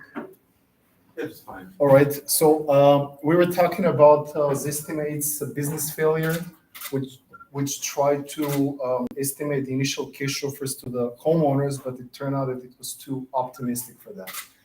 And what happened is that the company wasn't able to sell the properties after the repair so successful. So they ended up with a huge loss of about $300 million. And on top of that, their stock price plunged substantially by also planning to cut 2,000 jobs, which is more or less 25% of their workforce. So now the question is, like when we're thinking about all of these problems that could potentially arise in productive systems, what is the root cause of all of that? Like, could that be somehow related to how we define machine learning? So this is a modern definition of machine learning by another famous guy, Tom Mitchell, who's a professor at Carnegie Mellon University. How many of you know this guy? I know his colleague, but not him. All right, one person. So I'm going to explain briefly what this definition means. So this definition means that, in classical traditional programming, you were trying to program, the whole workflow to solve a given problem. But this turned out to be quite inefficient when you have new situations which the algorithm doesn't know how to address. So that's how we are trying to incorporate some experience into machine learning. But we also want the program to have some performance on how it learns according to some performance metrics. So a computer program is set to learn from experience E with respect to some task T. The task could be spam detection, cancer detection, estimating home prices for Zestimate, and so on and so forth, with regards to some performance measure. Performance here could be accuracy, recall, like you name it. S measured by P improves with experience C, like any thoughts, whether some problems are coming from the ML definition itself of all of these problems. Open discussion, like it's perfectly fine to have a brainstorming. What about performance indicators in this case? We could use any different criteria to see what kind of performance, but aren't we actually in some sort of boundary to what extent we can measure performance? Because we can use correctness or accuracy or completeness, but it has an end, right? It cannot always be 100% on the Absolutely, yeah. That's one part of the topic. Like it looks like we're too fixated on improving performance, right? So people and companies are investing billions of dollars to have 0.1% of improvement on a certain algorithm. But this is, just like you mentioned, this is not the end of the story. The question is how we actually learn, like at what other human-based cost. We're going to discuss this also at the end of the presentation, but that was a very good catch.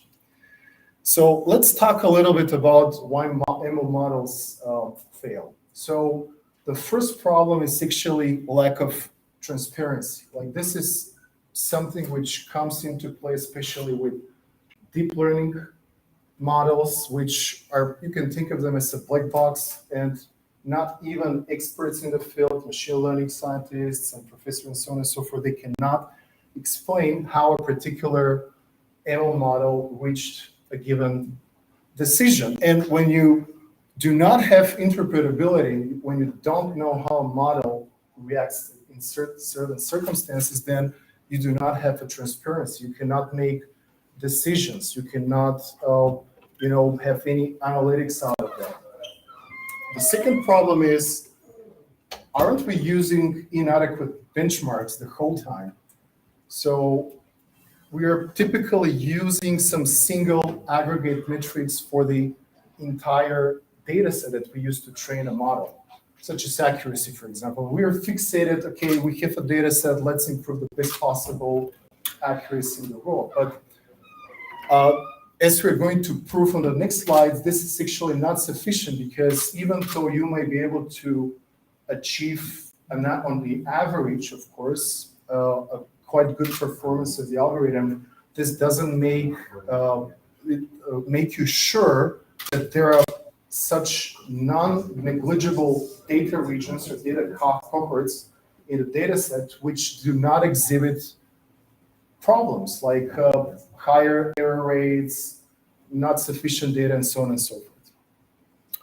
Insufficient data, right? When we're having a data set, we're also fixated on analyzing the features, making sure that we have enough instances and samples and so on and so forth. But are we using actually analysis to detect whether there are any discrepancies in that whole data set which could lead to bias, unfairness, and discrimination? But even if we hypothetically solve that problem, then the question still remains how we make the monitoring and the control, right? Because when you put something into production, you have to constantly make sure that this ML algorithm does not have any bias or discrimination, which is also quite difficult, because when you get new data, you also have to incorporate it into your data processing. So nowadays, many people talk about MLOps. Of course, that's quite important, because most of the time when you deploy something in production is engineering task. However, this is also quite important. So now the question is, how could all of this be improved? What kind of techniques and tools we have to attack the problem? So the idea here is to make a holistic approach, right? So think about this from a holistic perspective, which has two components. One is technical, the other one is a policy perspective. The technical aspect of it is to understand how an ML model behaves across different features and different cohorts of the data set, so that you can reduce ethical challenges. The other one, the policy perspective, is more oriented towards promoting and establishing AI, which is trustworthy and also respects human rights. Now, we're going to start a little bit with a technical aspect. For the technical aspect, in order to achieve it, we've moved from purely research-based phase, when quite a lot of researchers in the industry were dealing with explainability, and they were trying to find some ways on how we can make the models more transparent. This is still a very active and hot area in research, but we've also reached a stage when there are open source tools out there that you can readily use in your system. So one of them is Microsoft Responsible AI widgets, which is helping not only developers but also other stakeholders to build trustworthy ML models. We're going to talk and focus in this presentation on the Microsoft tools, not because Misha told me to do so, but because this tool indeed has comprehensive and quite nice visualizations that you can use to address the problem, even if you're not an expert in the field. But all of you who are interested, you could also take a look at other tools, such as there are tools by IBM, AI Explainability 360, Lime, DeepLake, What If tool, right? So there are GitHub projects for all of them. You can download them, and even now, like when you get back home, you can make some Jupyter notebooks and play a little bit with them. So before going into the Microsoft tools, let's take a look at what are the explainers look like behind that methodology. So everything nowadays is kind of based on SHAP. SHAP is state-of-the-art technique for ML model explainability. SHAP is an abbreviation for Shapley value additive explanation. This is a concept from game theory, which was discovered by a US mathematician Lloyd Shapley, who actually won Nobel Prize for economics for his theories in 2012. The very nice thing about his theories, and he's probably not even aware of that because he passed away in 2016, is that 1 year after that, there are two guys who actually take that concept and apply it to machine learning. They apply this to evaluate feature contribution for ML models, right? And this is kind of a very, innovation is always about simplicity. But the thing is that in most of the cases, you're not the one behind that innovation. And these guys actually did that. They look at the data set and said, okay, we have different features, which are fixed. There's some outcomes. When you're working on the model, each of these features across different samples of the data set contributes in a different way to the outcome. So let's see how this could be solved to assess the global importance of the features and also the local ones. How do we evaluate them? And this goes back to the theory by Shapley. It says if you have a coalition C of members, teammates, people you know, or some players that cooperatively produce some value V, how do we fairly determine the contribution of each of those members or players? It's a simple concept. It turns out, and I'm going to explain how SHAP works with a really, really simplistic toy example, right? Just as we're like doing something very simple. So imagine that we have 4 tokens here. We have a red, yellow, orange, and a green one. Imagine that the game is like this. If you have a red token, the game gives you 5 points. Yellow, 4 points. Orange, 3 points. Green, 3 points. A second row, if you have any of those 2 colors, the game gives you an additionally 5 points. If you have 3 of them, any of them, 7. And then if you have all 4 colors, then you get 10 points. So if we assume that we have all 4 of them, then the score that you will obtain is 25, right? Do we all agree with this? So individually from each of that, you get 5, 4, 3, and 3, which is 15, right?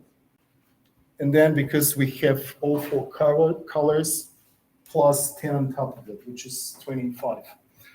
So the question is now, if you have a game like this, what's the contribution of the red token? How do you evaluate it, right? So this is actually what gives an idea how to calculate those SHAP values, SHAP importance values. We're not going to go into the mathematical details, but you can basically think of those SHAP values as an average across the different subsets of the features, right? So here F is the set of all features. This is the cardinality of the data set, and then S is the feature subset, and here we're evaluating the model output with the feature I present, and taking a look also on how the model output would look like without that feature. And we're kind of averaging that out. This is the main contribution by Lundberg and Lee paper, which gets about 2,000 citations. If you look into this in Google Scholar, it has more than 8,500. So taking this idea, let's also show a use case scenario, which you can see on my GitHub account in another context, fintech, but it still gives you an idea and raises the awareness about these problems. So, and also the paper that we published is in IEEE Access is based on that code. So we're taking the critical approval data set from a classical data set repository, the UCI machine learning repository, which is a nice data set. It doesn't have too many instances, but this is not the important thing, right? It's a well-balanced data set, and with it, you can evaluate quite a lot of things, such as whether an applicant will or will not get a credit card, where this will be an approval or will be a reject. It has different features such as par default, debt, income, age, educational level, married or not married, and so on and so forth. There are 15 features. Some classical pre-processing steps are being done, such as, clearing a little bit of data set, imputing some missing values, splitting this into 70 and 30% subsets. Nothing too spectacular. But then we decided to use XGBoost, extreme gradient boosting algorithm, to analyze this data set. The reason for this is twofold. First of all, XGBoost demonstrates industry-grade performance in productive systems due to many factors, such as computational speed, generalization capabilities, high predictive performance, but also the ability to do well on structured data in a variety of settings, such as regression, classification, ranking problems. And it's not a surprise why it's so popular on Kaggle compilation. We actually solved quite a lot of them. And the second reason, the more important one, is this is a black box model. It's not a neural network, but it's still a black box model. So you cannot actually verify how the model is making the decision, which makes it perfectly suitable for explainability analysis. Okay, this is, shall we do it like this? Is better? Yeah. Okay. So now, analysis with SHOP, you can analyze quite a different things and produce very comprehensive plot. And these are two of them. There's the B-swarm plot, and that one over there is the bar plot. With this, you're analyzing the global feature importance across the data set. And on the horizontal axis, you have the SHOP value that we calculated on one of the previous slides. On the y-axis, you have the density. You know how many of those points are being distributed on the x-axis. And you're doing the same across all instances and all features of the data set. So that's one thing. The other thing is that we have the bar plot, which is the same, but with the only difference that you're taking the mean value of the absolute SHAP importance score, right? So what are the conclusions that we can get from this? We know that, per default, turns out that it's a feature that has dominant impact on the decision, which is kind of natural. An applicant goes to a bank and says, okay, I want to have a credit card, and they'll say, did you have a default? Have you defaulted before? Yes or no? And if it's a yes, then this guy has really bad chances of getting a credit card, right? So it means that the model, also this happens with the model, because now we are analyzing the model. Customers without par default are favored by the model, while those who do not have, who actually have par default, they are disfavored, right? So par default is a very strong indicator for, approving or declining a credit card. But what it also, another interesting thing is that, and we'll be coming back to this discussion at the end of the presentation, low yield income applicants may still get a credit card as per the model analysis if they had no par default. But those applicants that had a par default, it is much more difficult for them to get a credit card for the same income level. We're also able to analyze with SHOP local feature importance. So these are two applicants. Now we are going back with the Zoom tool to look into the individual samples. The previous ones were like showing you mostly the overall picture of how the model works. So this is an applicant where, it's approved by human decision and model prediction. So the two decisions coincided. So why this happened? Let's take a look, right? So this applicant did not have a par default, so the model pushed this to a decision, right? So this is a decision. This is going to be a rejection on this side. Has income, is currently employed and has been employed for 20 years. I mean, it's not possible to see the values, but there are values already, right? Also, this is an applicant which has a track record of default, par default, but also has other disfavorable factors, such as debt, as you can see, low income, and very scarce employment history. So in this case, the human decision and the model prediction, they coincide in their decisions because they're very strong factors for either approving or declining a credit card. However, those samples for which the bank or the human expert and the model disagree, these are the most relevant ones for explainability. So we've actually tried to see what happens with the applicant that has the highest income in the data set. He had a prior default. So obviously here the model rejected it because this is the dominant feature for the decision. And there are also some other disfavorable factors, but for some reason the bank decided that, okay, we're going to give this guy a credit card because he's full of money, right? There was like $100,000, for example, in his bank account. But this could also be a faulty assumption because those money could be spent quite quickly. So another question is who is right, like the bank or the model?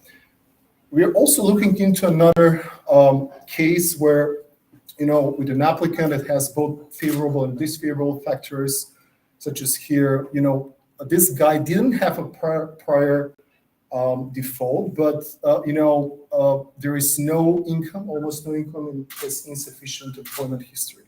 So it turns out that for some applicants, there is no strict indication who is right, whether the expert or the model. So additional analysis will have to be performed so that we are sure what we're doing here. So that's actually arises the need for the human-machine collaboration. The machine, or in terms of machine learning model, will need to collaborate with a human so that we reduce any such possible circumstances. And the reason for that is that even the model and the human expert are able to make mistakes based on their best judgment on the available information. Now we are getting to responsible AI widgets. So this is the tool which is based on SHAP. Like SHAP provides the explainers, and with responsible AI widgets, you have some cool visualization dashboards.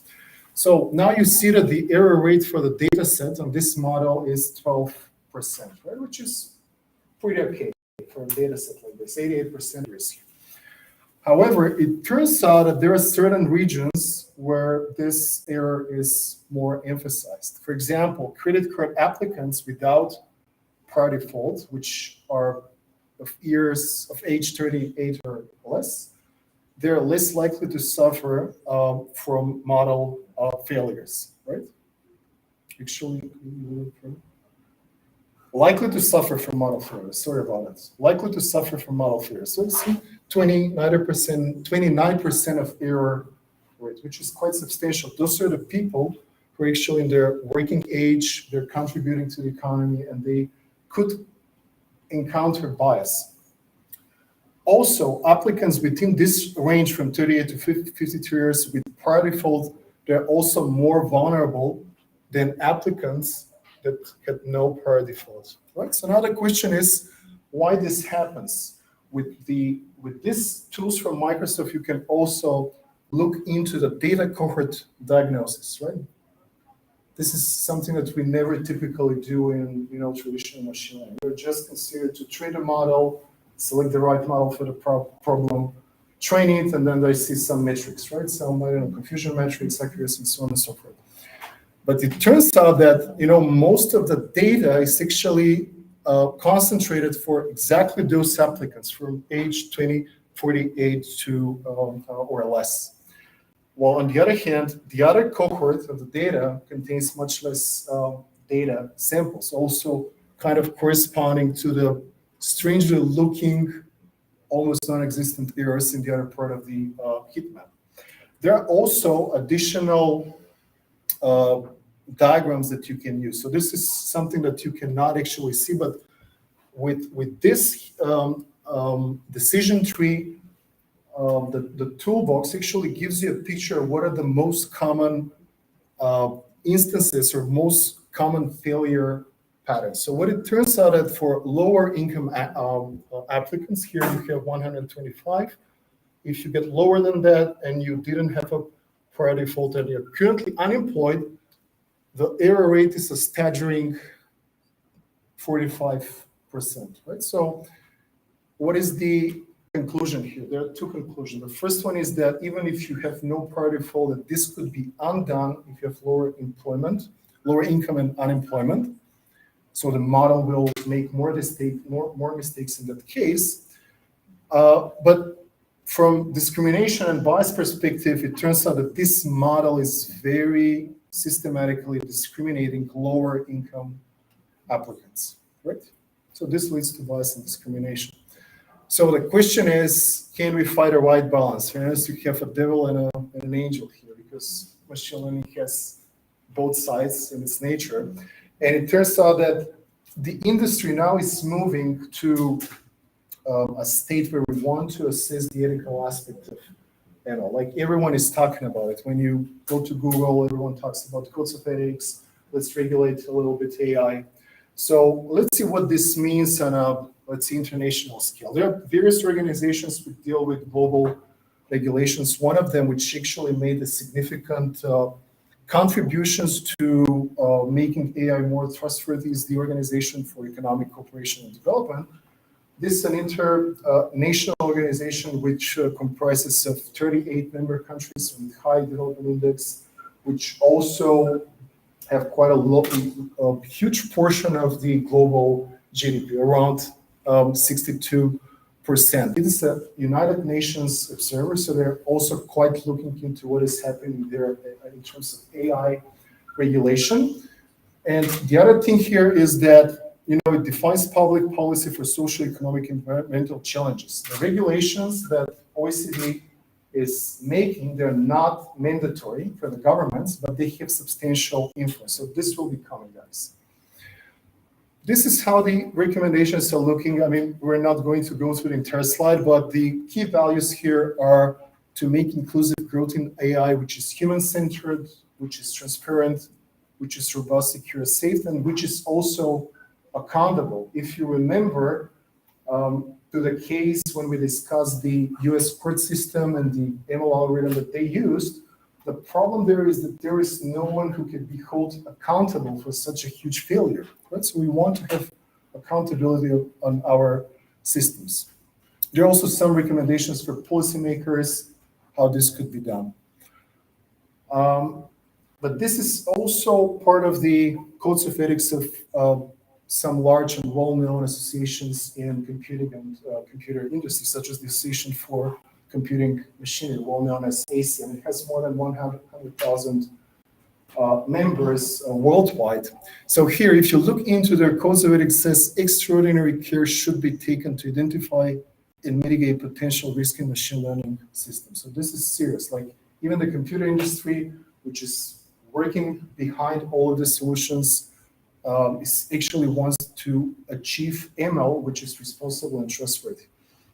Now let's look into what Bosch is doing. Bosch is among the first companies, global tech companies, which is defined codes of ethics for AI. And this actually not just an isolated thing that we're doing. Our motto is invented for life. All of our products and services that we're developing actually embody this idea that we have to give some value to the people. We want to make AI which is human-centered, safe, and also explainable, trustworthy in all of our products. But this is not just Bosch. All of many other companies, like the big players in the industry, are also pushing their efforts in this direction. It indeed has to be an industry-wide effort. Otherwise, it doesn't make any sense, right? So we have to do this together to achieve a better ML algorithms. So guys, this is the problem when you change computers, right? So look at this into while respecting ethical norms. So we're returning back to the definition, right? Isn't it time to rethink the definition of machine learning? After all of this that we've been talking about, what are your thoughts, comments? What is the main goal? To create a machine that is better from us, or to get closer to the grand architect? I don't know. Opinions, we're still too far away from the second part that you mentioned, like achieving the state where the big target is. For now, my opinion is that we have to also put not only efforts on improving the performance metrics such as accuracy and others that we well know, we also need to want to respect ethical norms, right? So this should be somehow incorporated into the definition of machine learning itself, right? Because the efforts that we've been doing over the last 20, 30 years in machine learning were predominantly focused on learning from experience in such a way that you're just getting better at any cost, like without considering human lives. But now it's time to consider human lives as well. The reason why this is important also has a pragmatic side, because ethics and regulation are coming. And for all of you who are working with machine learning or think to implement machine learning at your companies and workplaces, think of how to prepare, because this will be an important discriminator to stay in competition. Oop. Questions, comments? Who is getting better with the experience? Who's getting the experience? Who's getting the big part of the pie? Us, like specialists, and we're getting more knowledge by digging into the matter that we're exploring, or the AI that we're trying to learn the method that we're giving to work with? I think that the reason why we're doing all of this so that everyone benefits. It's not, one guy takes it all situation. So my opinion is we have to rethink the whole approach in a very holistic manner. So that's why we want to introduce a little bit more explainability than in the past.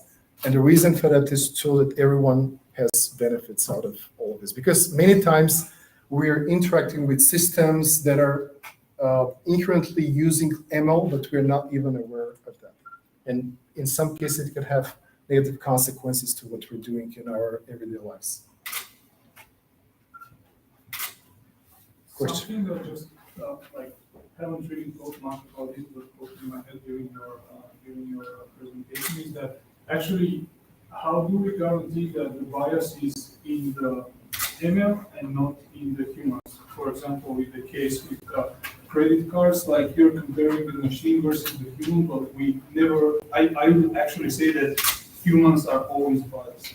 Exactly. This is why, and also part of the Bosch Code of Ethics is that the human is in the center of the systems. Like the ML solutions and products will help to help the human lives. So that's the first thing.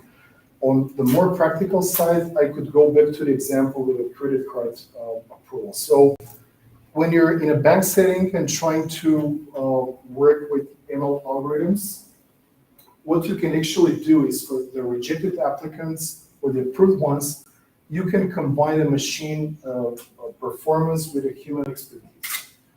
As I mentioned, there are certain cases where both the model and the human expertise coincide. And this is quite clear because there is strong evidence that this is actually the right decision. However, there are some corner cases which are more or less in some kind of a gray area where you cannot be sure what needs to be done. In this case, maybe an expert or a panel of experts are taking the decision from the ML algorithm. They're sitting down to analyze it and then make informed decision how to proceed with this candidate. I think that there was a question over there. Yeah. So speaking about regulations and ethical norms, I have a rather interesting question, which is more to ask about your opinion, because I'm not aware there is such a regulation. So we know that machine learning will be the reason in future to decrease FTEs in some positions, etc. Do you think that there will be a regulation to what extent machine learning and algorithms in AI would be used in order not to actually decrease full-time employments in any certain positions in companies? That's a hard question to answer, but what I can say that part of these regulations are already taking place in the GDPR regulations. There is a right to informed decision from automated tools. This is, I would say, very broad, maybe not too detailed, but this will be, in my opinion, if you ask me, my opinion, that will be a point where the things will further develop in the regulation space.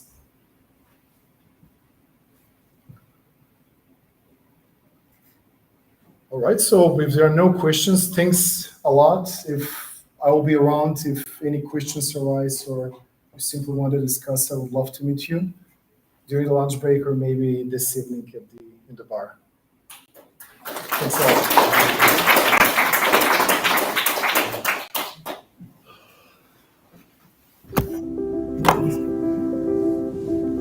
You know that the competition always catches up. What was once exceptional is now assumed. You know that success needs more than just determination. It needs empowerment, a way to lift your efforts higher. Azure IoT is that lift. Because we know you have to stay competitive without introducing risk. You're not just looking to build another solution. You're trying to make better decisions. We know you have to understand your customer, support your employees, and improve your business, all while controlling costs, managing complexity, and reinforcing security. We want companies across every industry to achieve more, no matter where they're starting from. Because we know you're not just looking for the right solution, you're looking for a better outcome with a dependable partner. And we can help with that. Lift your ideas higher with Azure IoT.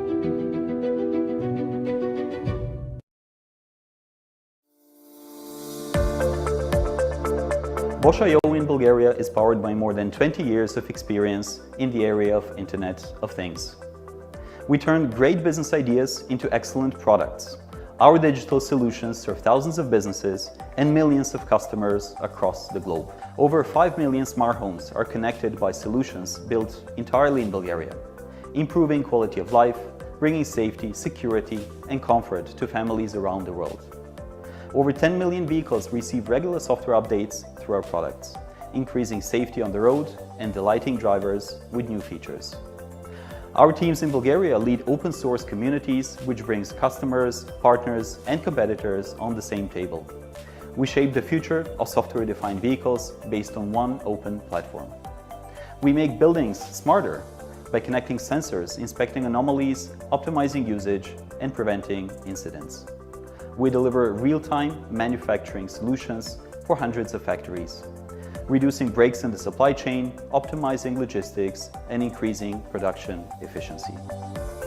Our mission in Bulgaria is to innovate and bring new ideas to the world, and our technology is invented for life.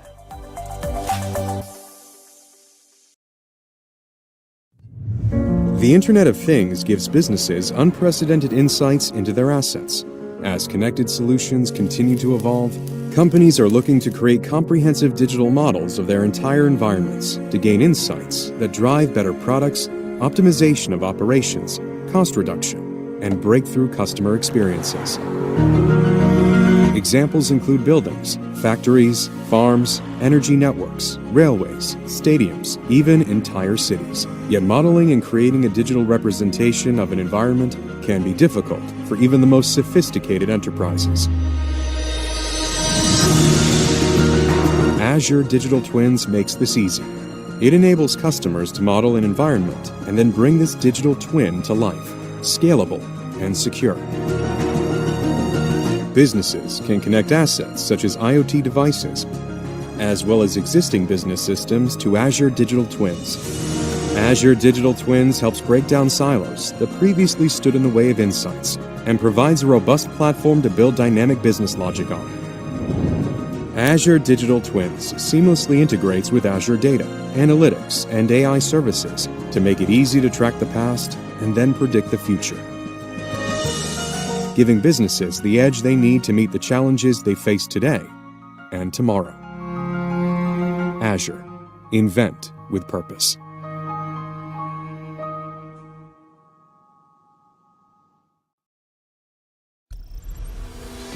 Wherever we do business, Coca-Cola's future growth strategies rely on information technology. Coca-Cola IT is transforming our approach to information technology, setting the stage for digital leadership that delivers beverages for life to consumers around the world. Every employee and every partner of Coca-Cola is experiencing the difference. A big shift is happening toward powerful standardized platforms, integrated and simplified, so information flows smoothly and business operations don't miss a beat. We're migrating our systems from data centers to the cloud, leveraging the innovation investment of big technology companies. Simplification and automation will allow technology upgrades to occur with less disruption and make new features available more quickly. Also, we are investing in our analytical tools and capabilities, which enable insights that lead to high-impact actions all across the system. Artificial intelligence and machine learning will make these tools even more potent over time. Security is paramount, of course. By simplifying the entire IT infrastructure and employing smart new tools, we can better detect and deal with threats, which protects information as well as privacy. All digital capabilities are becoming mobile, which users prefer because it simplifies access and collaboration. Voice technology will soon be standard as well. Freestyle. No problem.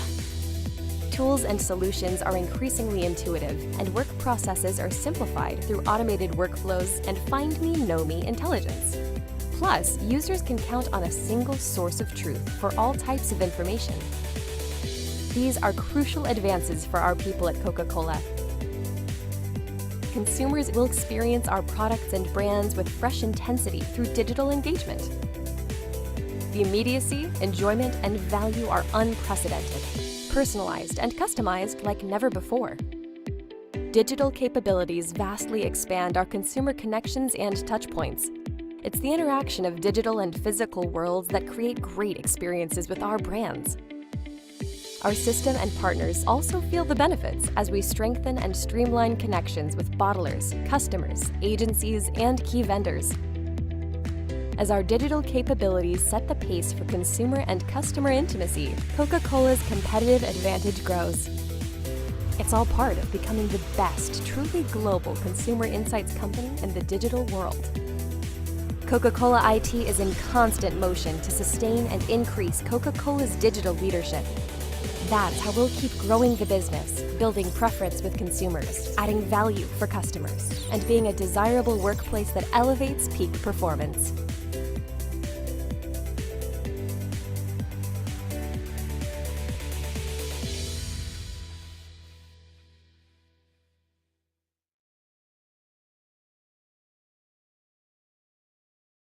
Imagine our world today.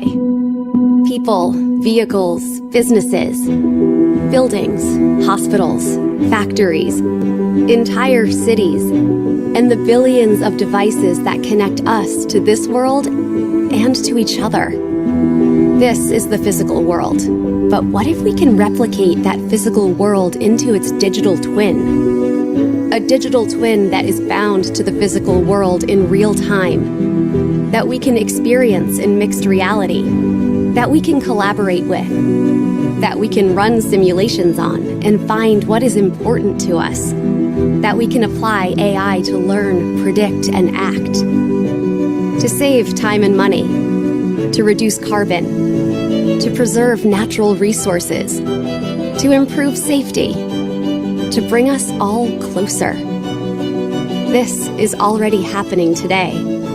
Across the world, organizations are taking advantage of this new wave of innovation that trends to an interconnectedness that enables the metaverse. Everything modeled in the metaverse mirrors the status of its physical twin, including the interactions and relations between everything else. By applying the power of the cloud, we eliminate boundaries of what this can do. The potential is limitless. We can now track and analyze data from connected environments to identify patterns, trends, and anomalies.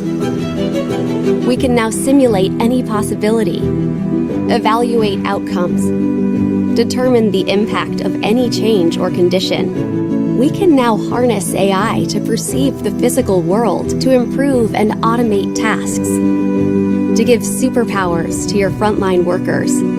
We can now give everyone in your organization the power to build apps and workflows, to collaborate with each other in this virtual space, to share and receive expertise at the right time with the right context in front of you, to move through the physical world and get relevant information about its digital counterpart when and where you need, using mixed reality. The Microsoft Cloud brings these capabilities together with the limitless computing power of the cloud and intelligent devices at the edge, and creates this framework for building immersive and impactful digital twin, mixed reality, and metaverse solutions.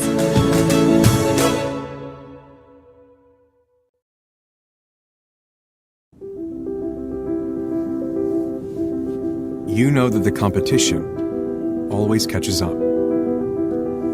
What was once exceptional is now assumed. You know that success needs more than just determination. It needs empowerment, a way to lift your efforts higher. Azure IoT is that lift. Because we know you have to stay competitive without introducing risk. You're not just looking to build another solution. You're trying to make better decisions. We know you have to understand your customer, support your employees, and improve your business, all while controlling costs, managing complexity, and reinforcing security. We want companies across every industry to achieve more, no matter where they're starting from. Because we know you're not just looking for the right solution, you're looking for a better outcome with a dependable partner. And we can help with that. Lift your ideas higher with Azure IoT.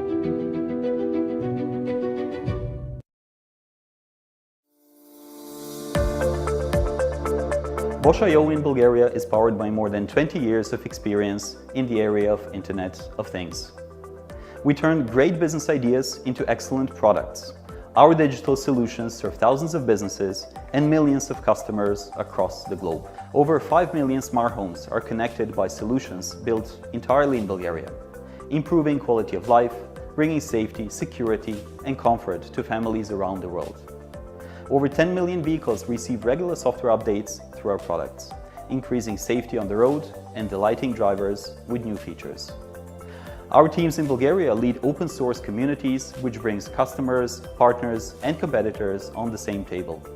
We shape the future of software-defined vehicles based on one open platform. We make buildings smarter by connecting sensors, inspecting anomalies, optimizing usage, and preventing incidents. We deliver real-time manufacturing solutions for hundreds of factories, reducing breaks in the supply chain, optimizing logistics, and increasing production efficiency. Our mission in Bulgaria is to innovate and bring new ideas to the world, and our technology is invented for life.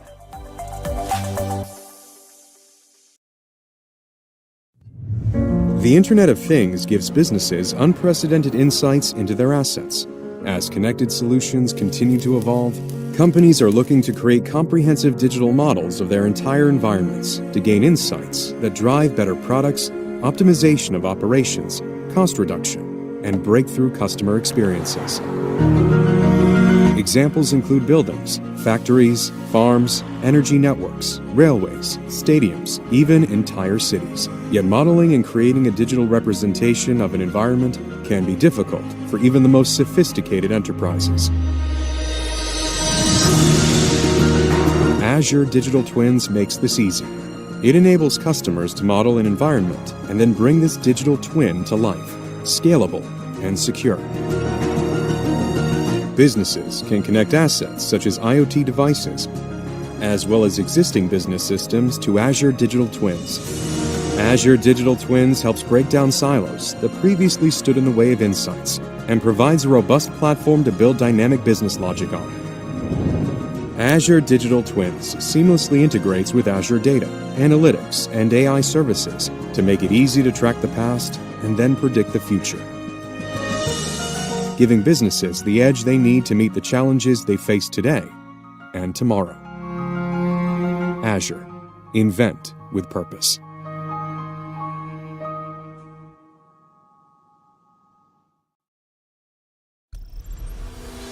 Wherever we do business, Coca-Cola's future growth strategies rely on information technology. Coca-Cola IT is transforming our approach to information technology, setting the stage for digital leadership that delivers beverages for life to consumers around the world. Every employee and every partner of Coca-Cola is experiencing the difference. A big shift is happening toward powerful standardized platforms, integrated and simplified, so information flows smoothly and business operations don't miss a beat. We're migrating our systems from data centers to the cloud, leveraging the innovation investment of big technology companies. Simplification and automation will allow technology upgrades to occur with less disruption and make new features available more quickly. Also, we are investing in our analytical tools and capabilities, which enable insights that lead to high-impact actions all across the system. Artificial intelligence and machine learning will make these tools even more potent over time.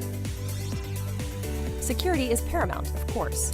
By simplifying the entire IT infrastructure and employing smart new tools, we can better detect and deal with threats, which protects information as well as privacy. All digital capabilities are becoming mobile, which users prefer because it simplifies access and collaboration. Voice technology will soon be standard as well. Freestyle. No problem. Tools and solutions are increasingly intuitive, and work processes are simplified through automated workflows and find me, know me intelligence. Plus, users can count on a single source of truth for all types of information. These are crucial advances for our people at Coca-Cola. Consumers will experience our products and brands with fresh intensity through digital engagement. The immediacy, enjoyment, and value are unprecedented, personalized and customized like never before. Digital capabilities vastly expand our consumer connections and touchpoints. It's the interaction of digital and physical worlds that create great experiences with our brands. Our system and partners also feel the benefits as we strengthen and streamline connections with bottlers, customers, agencies, and key vendors. As our digital capabilities set the pace for consumer and customer intimacy, Coca-Cola's competitive advantage grows. It's all part of becoming the best, truly global consumer insights company in the digital world. Coca-Cola IT is in constant motion to sustain and increase Coca-Cola's digital leadership. That's how we'll keep growing the business, building preference with consumers, adding value for customers, and being a desirable workplace that elevates peak performance.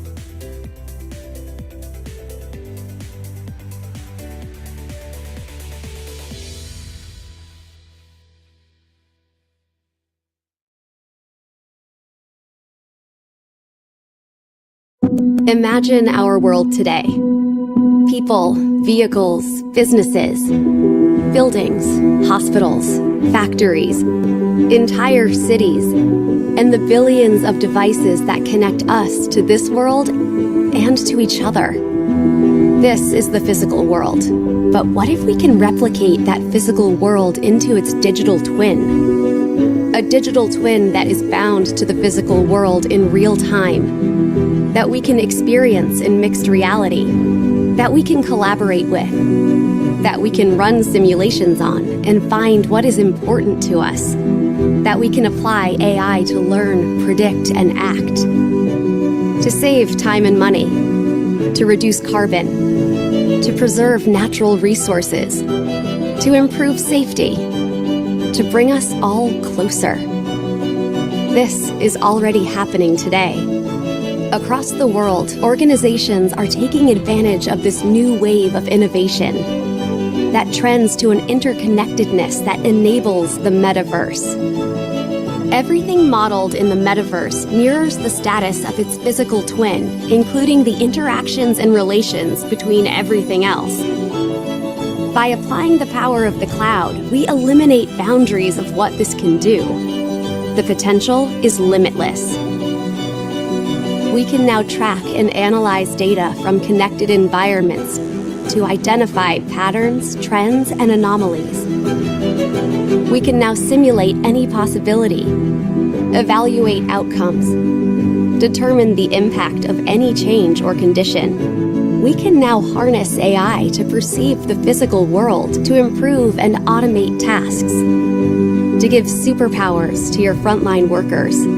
We can now give everyone in your organization the power to build apps and workflows, to collaborate with each other in this virtual space, to share and receive expertise at the right time with the right context in front of you, to move through the physical world and get relevant information about its digital counterpart when and where you need, using mixed reality. The Microsoft Cloud brings these capabilities together with the limitless computing power of the cloud and intelligent devices at the edge, and creates this framework for building immersive and impactful digital twin, mixed reality, and metaverse solutions.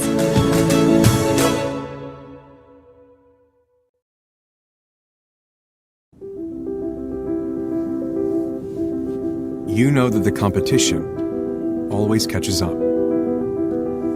What was once exceptional is now assumed. You know that success needs more than just determination. It needs empowerment, a way to lift your efforts higher. Azure IoT is that lift.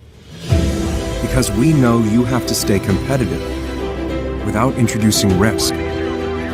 You're not just looking to build another solution. You're trying to make better decisions.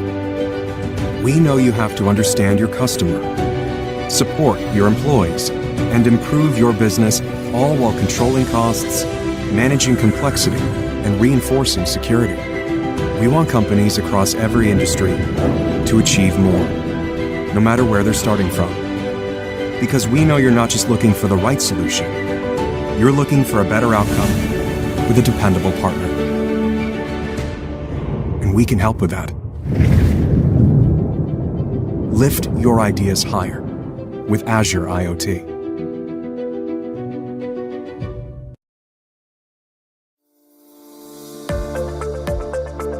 Bosch.io in Bulgaria is powered by more than 20 years of experience in the area of Internet of Things. We turn great business ideas into excellent products. Our digital solutions serve thousands of businesses and millions of customers across the globe. Over 5 million smart homes are connected by solutions built entirely in Bulgaria, improving quality of life, bringing safety, security, and comfort to families around the world. Over 10 million vehicles receive regular software updates through our products, increasing safety on the road and delighting drivers with new features. Our teams in Bulgaria lead open source communities, which brings customers, partners, and competitors on the same table. We shape the future of software-defined vehicles based on one open platform. We make buildings smarter by connecting sensors, inspecting anomalies, optimizing usage, and preventing incidents. We deliver real-time manufacturing solutions for hundreds of factories, reducing breaks in the supply chain, optimizing logistics, and increasing production efficiency. Our mission in Bulgaria is to innovate and bring new ideas to the world, and our technology is invented for life.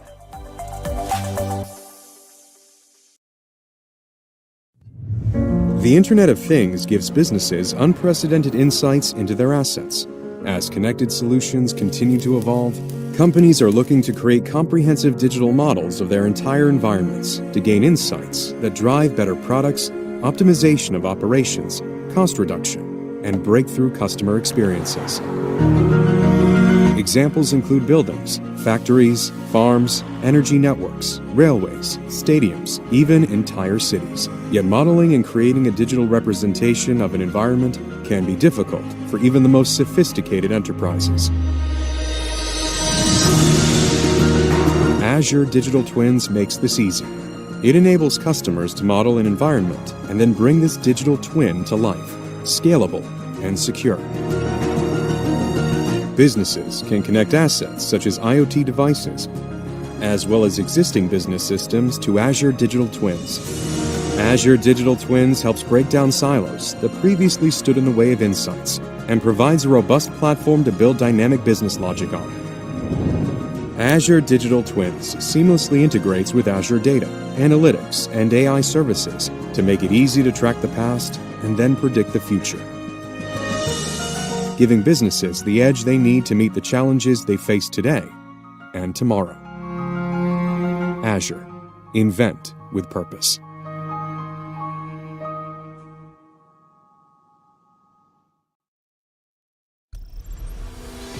Wherever we do business, Coca-Cola's future growth strategies rely on information technology. Coca-Cola IT is transforming our approach to information technology, setting the stage for digital leadership that delivers beverages for life to consumers around the world. Every employee and every partner of Coca-Cola is experiencing the difference. A big shift is happening toward powerful standardized platforms, integrated and simplified, so information flows smoothly and business operations don't miss a beat. We're migrating our systems from data centers to the cloud, leveraging the innovation investment of big technology companies. Simplification and automation will allow technology upgrades to occur with less disruption and make new features available more quickly. Also, we are investing in our analytical tools and capabilities, which enable insights that lead to high-impact actions all across the system. Artificial intelligence and machine learning will make these tools even more potent over time. Security is paramount, of course. By simplifying the entire IT infrastructure and employing smart new tools, we can better detect and deal with threats, which protects information as well as privacy. All digital capabilities are becoming mobile, which users prefer because it simplifies access and collaboration. Voice technology will soon be standard as well. Freestyle. No problem. Tools and solutions are increasingly intuitive, and work processes are simplified through automated workflows and Find Me, Know Me intelligence. Plus, users can count on a single source of truth for all types of information. These are crucial advances for our people at Coca-Cola. Consumers will experience our products and brands with fresh intensity through digital engagement. The immediacy, enjoyment, and value are unprecedented, personalized and customized like never before. Digital capabilities vastly expand our consumer connections and touchpoints. It's the interaction of digital and physical worlds that create great experiences with our brands. Our system and partners also feel the benefits as we strengthen and streamline connections with bottlers, customers, agencies, and key vendors.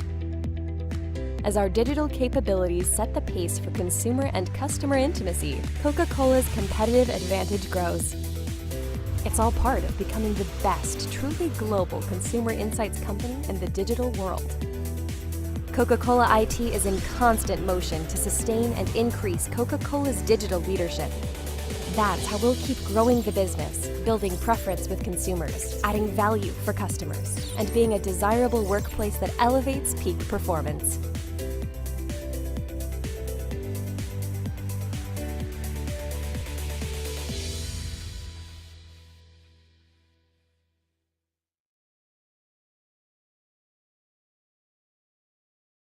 Imagine our world today.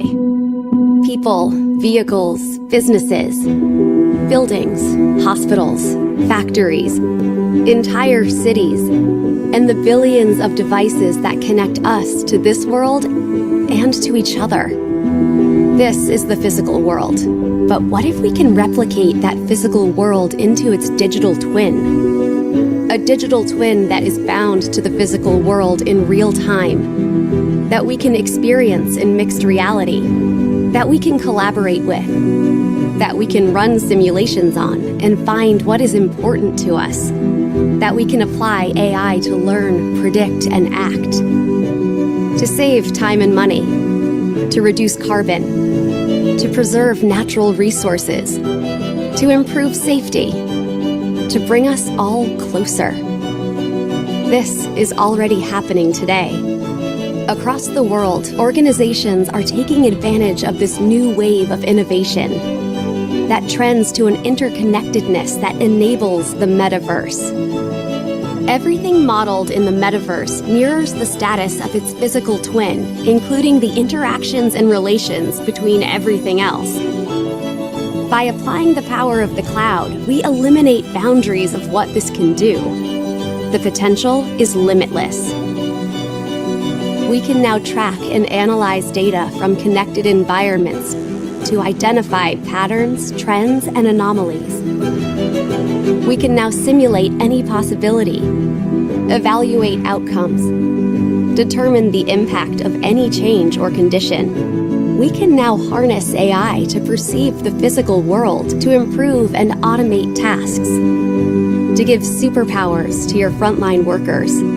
We can now give everyone in your organization the power to build apps and workflows, to collaborate with each other in this virtual space, to share and receive expertise at the right time with the right context in front of you, to move through the physical world and get relevant information about its digital counterpart when and where you need, using mixed reality. The Microsoft Cloud brings these capabilities together with the limitless computing power of the cloud and intelligent devices at the edge, and creates this framework for building immersive and impactful digital twin, mixed reality, and metaverse solutions.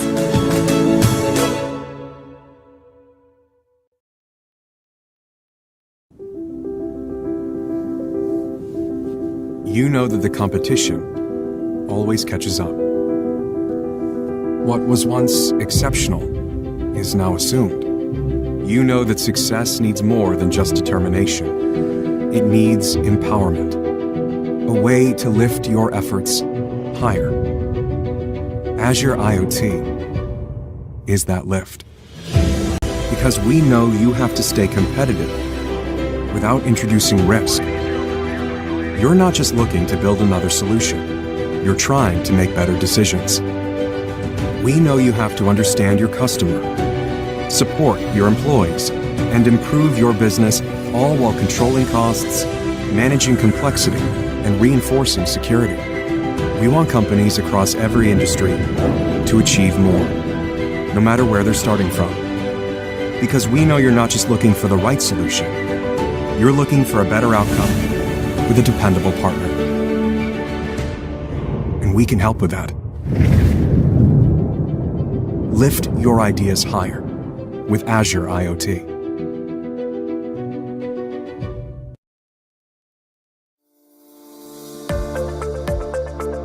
Bosch.io in Bulgaria is powered by more than 20 years of experience in the area of Internet of Things.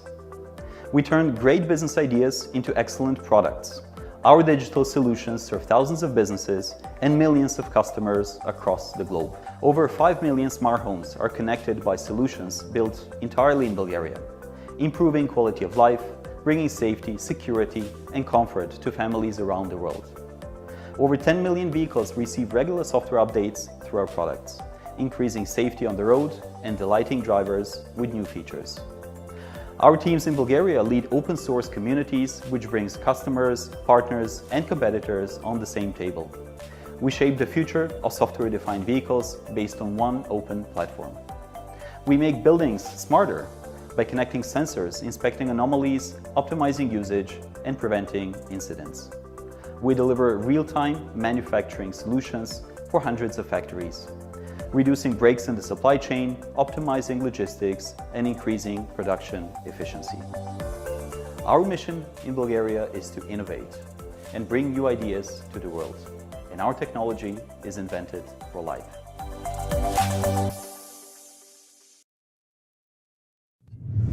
The Internet of Things gives businesses unprecedented insights into their assets.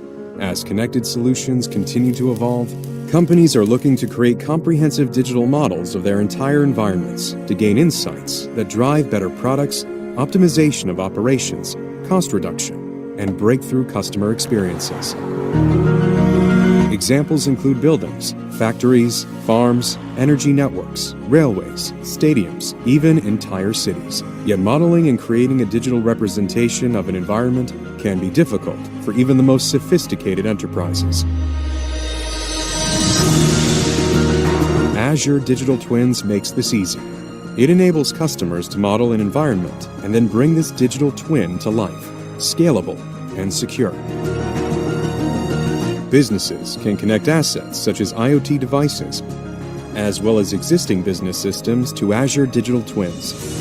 Azure Digital Twins helps break down silos that previously stood in the way of insights and provides a robust platform to build dynamic business logic on.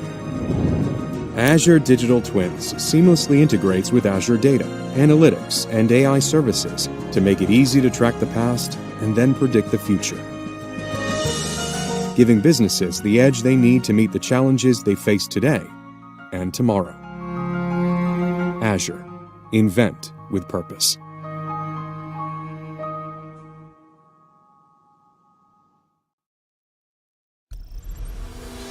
Wherever we do business, Coca-Cola's future growth strategies rely on information technology.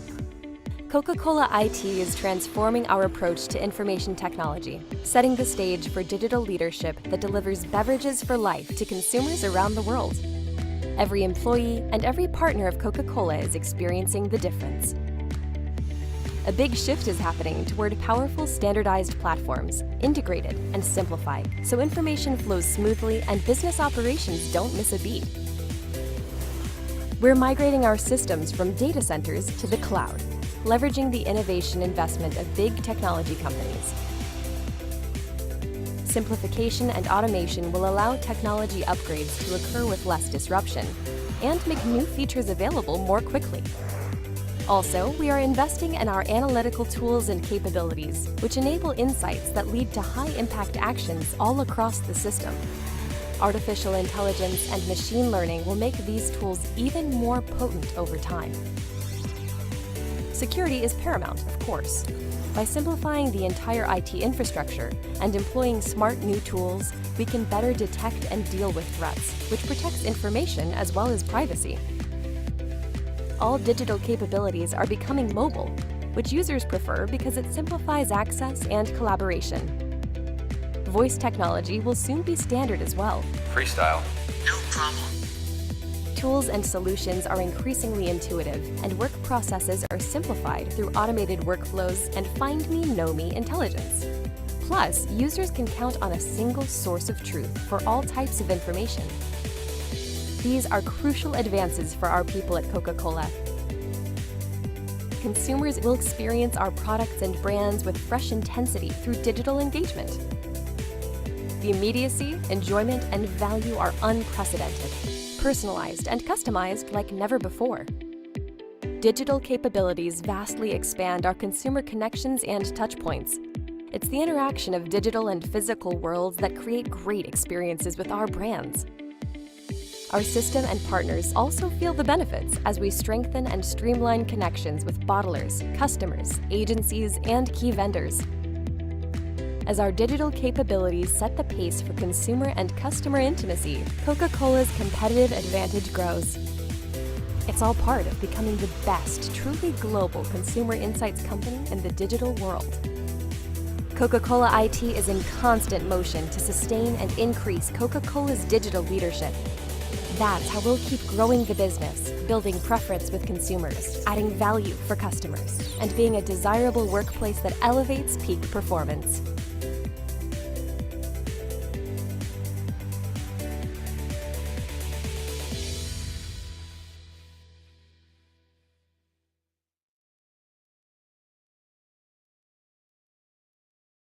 Imagine our world today. People, vehicles, businesses, buildings, hospitals, factories, entire cities, and the billions of devices that connect us to this world and to each other. This is the physical world.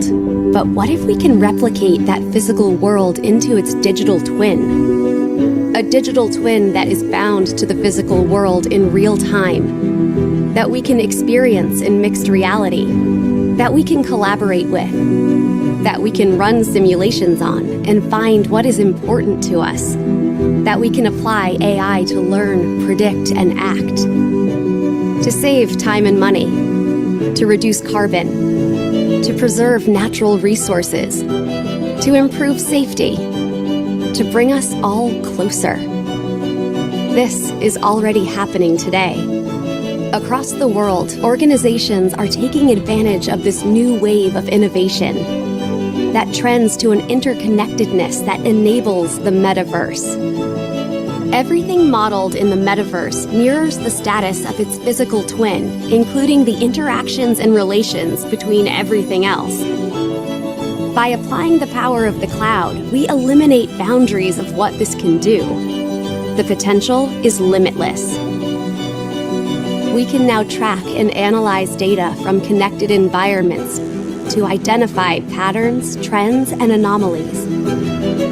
We can now simulate any possibility, evaluate outcomes, determine the impact of any change or condition. We can now harness AI to perceive the physical world to improve and automate tasks, to give superpowers to your frontline workers. We can now give everyone in your organization the power to build apps and workflows, to collaborate with each other in this virtual space, to share and receive expertise at the right time with the right context in front of you, to move through the physical world and get relevant information about its digital counterpart when and where you need, using mixed reality. The Microsoft Cloud brings these capabilities together with the limitless computing power of the cloud and intelligent devices at the edge, and creates this framework for building immersive and impactful digital twin, mixed reality, and metaverse solutions.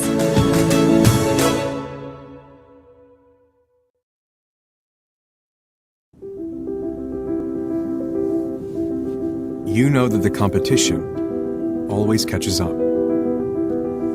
What was once exceptional is now assumed. You know that success needs more than just determination. It needs empowerment, a way to lift your efforts higher. Azure IoT is that lift. Because we know you have to stay competitive without introducing risk. You're not just looking to build another solution. You're trying to make better decisions. We know you have to understand your customer, support your employees, and improve your business, all while controlling costs, managing complexity, and reinforcing security. We want companies across every industry to achieve more, no matter where they're starting from. Because we know you're not just looking for the right solution, you're looking for a better outcome with a dependable partner. And we can help with that. Lift your ideas higher with Azure IoT.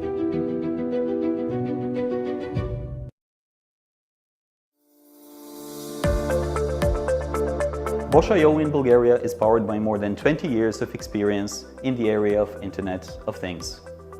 We turn great business ideas into excellent products. Our digital solutions serve thousands of businesses and millions of customers across the globe. Over 5 million smart homes are connected by solutions built entirely in Bulgaria, improving quality of life, bringing safety, security, and comfort to families around the world. Over 10 million vehicles receive regular software updates through our products, increasing safety on the road and delighting drivers with new features. Our teams in Bulgaria lead open source communities, which brings customers, partners, and competitors on the same table. We shape the future of software-defined vehicles based on one open platform. We make buildings smarter by connecting sensors, inspecting anomalies, optimizing usage, and preventing incidents. We deliver real-time manufacturing solutions for hundreds of factories, reducing breaks in the supply chain, optimizing logistics, and increasing production efficiency. Our mission in Bulgaria is to innovate and bring new ideas to the world, and our technology is invented for life.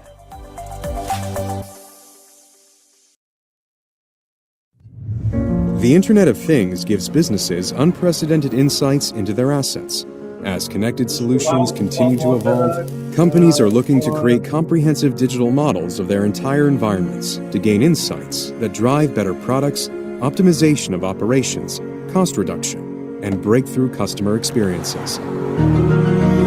Examples include buildings, factories, farms, energy networks, railways, stadiums, even entire cities. Yet modeling and creating a digital representation of an environment can be difficult for even the most sophisticated enterprises. Azure Digital Twins makes this easy. It enables customers to model an environment and then bring this digital twin to life, scalable and secure. Businesses can connect assets such as IoT devices, as well as existing business systems to Azure Digital Twins. Azure Digital Twins helps break down silos that previously stood in the way of insights and provides a robust platform to build dynamic business logic on.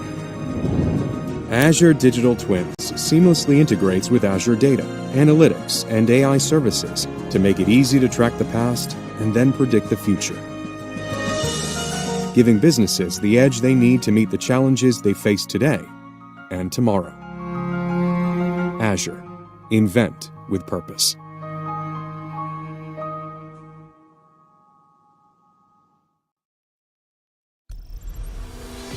Wherever we do business, Coca-Cola's future growth strategies rely on information technology.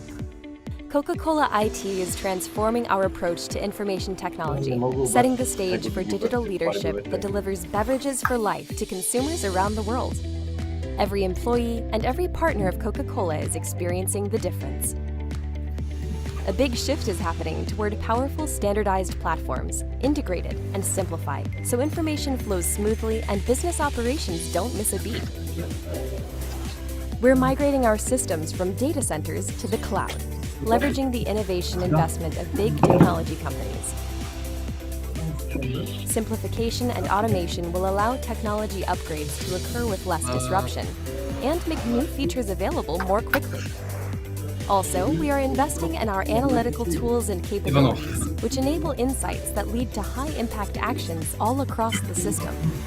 Artificial intelligence and machine learning will make these tools even more potent over time. Security is paramount.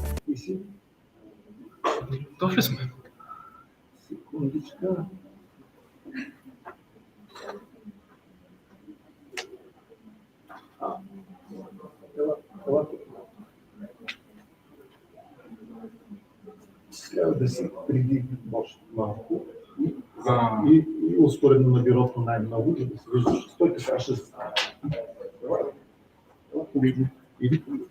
Да, съм ориентиран горе-долу, просто да не преча на прожекцията. Да, стоиш извън това, но някъде тук.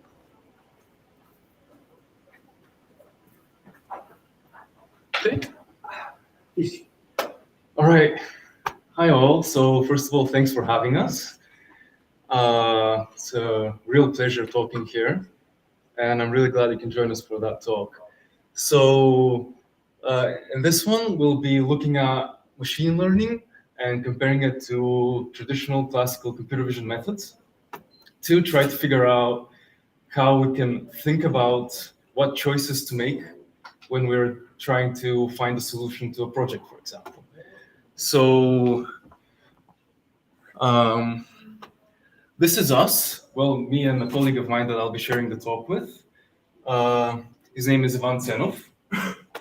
He graduated in the US, in Tufts.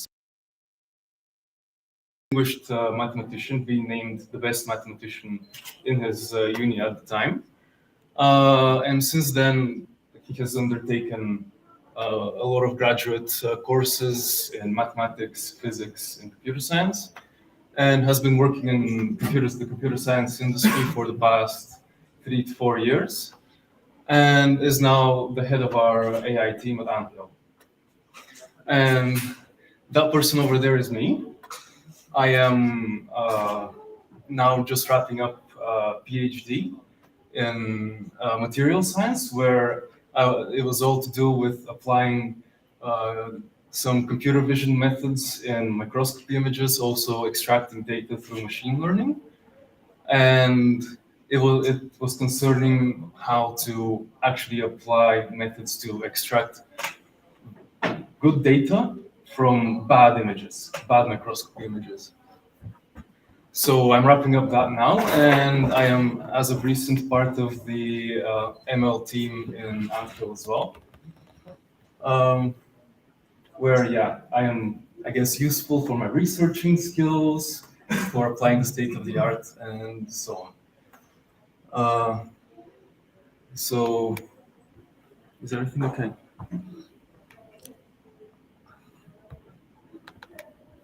Is it not sharing well?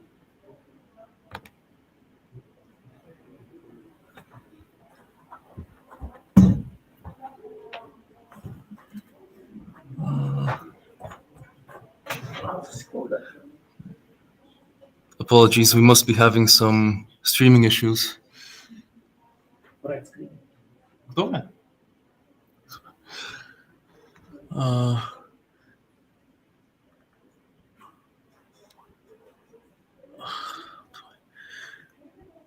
So, sorry for that small interruption. So, a brief mention to the sponsors of this event. Thank you very much for making this possible. And so the main topic is computer vision today. And the main aim will be to go through some basics of computer vision, both in the traditional methods of applying it and in machine learning, and try to figure out what considerations we can have when we're presented with a project onto how to approach that project.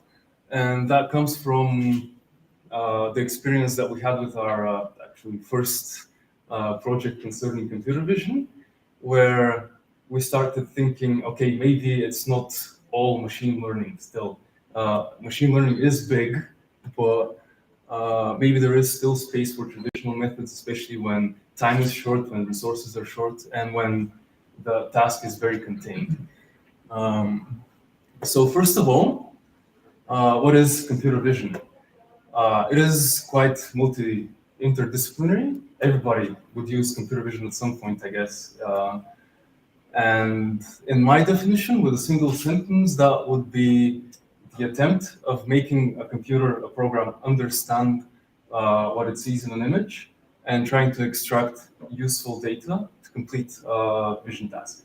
And that is most often done just to substitute the human in a visual task. And for the past 60, 70 years, that field existed. And for most of that time, it was clever mathematical computational methods that developed, and it was up to the computer vision expert to figure out what exactly to use in a certain task, and to apply his expertise to sort of make the computer vision algorithm understand what it's seeing. As of recent, as of maybe 2012, when AlexNet won the ImageNet contest, which is all to do with classifying a huge amount of images in the most accurate possible way, people realized that with the new hardware that we have, the new GPUs, and also the growth of data's availability, data structure, data's overall, it's now open source, it's free, and it's growing every day. The machine learning algorithms are now quite possible and quite powerful. So the point is now to answer this question, whether the machine learning has now surpassed classical methods to such an extent to make them obsolete, to make them kind of not really usable and not really worth keeping and not really worth just having that knowledge around and considering that knowledge. So first of all, a little bit about the classic approach. Quite simple, really. You have a certain amount of data that is enough to describe the task well enough. By no means do we ask for hundreds or thousands of images here, just enough images to kind of get an understanding of what is being asked of us. Then if that data needs some pre-processing, like maybe it's a bit noisy, we need to denoise it. Maybe the contrast is not good and we need to increase it. Maybe we need to crop the image, stuff like that, simple tasks. kind of shape the data the way we want it. And then we go to feature engineering, which is where we put our expertise, where we put our knowledge to the task. We try to understand the task and try to figure out what parts of the image are descriptive of that task. What kinds of features can we isolate from an image to help us extract data enough to solve the task and give, to analyze and give a certain conclusion from a single image. Right. And now that has been over the years, kind of overtaken by machine learning. And here we would use machine learning and deep learning kind of interchangeably, although deep learning is really just a part of machine learning where it concerns itself only with neural networks, and I'll talk a little about that, but concerns itself only with deep neural networks, which are inspired by biological systems, and it has the aim of an end-to-end solution. So instead of going through all these steps as a computer vision expert of selecting features, understanding it, trying to adjust parameters and so on, this would kind of do that by itself. It will understand by itself what exactly needs to do to get a proper result from an image. So since we're talking about computer vision in general, we can talk about convolutional neural networks. So convolutional neural networks are layers of neurons that consists of kernels. They have kernels that would pass by an image and slide through it in order to get a response. And those kernels have weights associated to them. And how this approach gets good is by going through the data multiple times and trying to get the best result possible, and meanwhile adjusting the weights in it. Yeah, I think everybody is aware of that, but still. So yeah.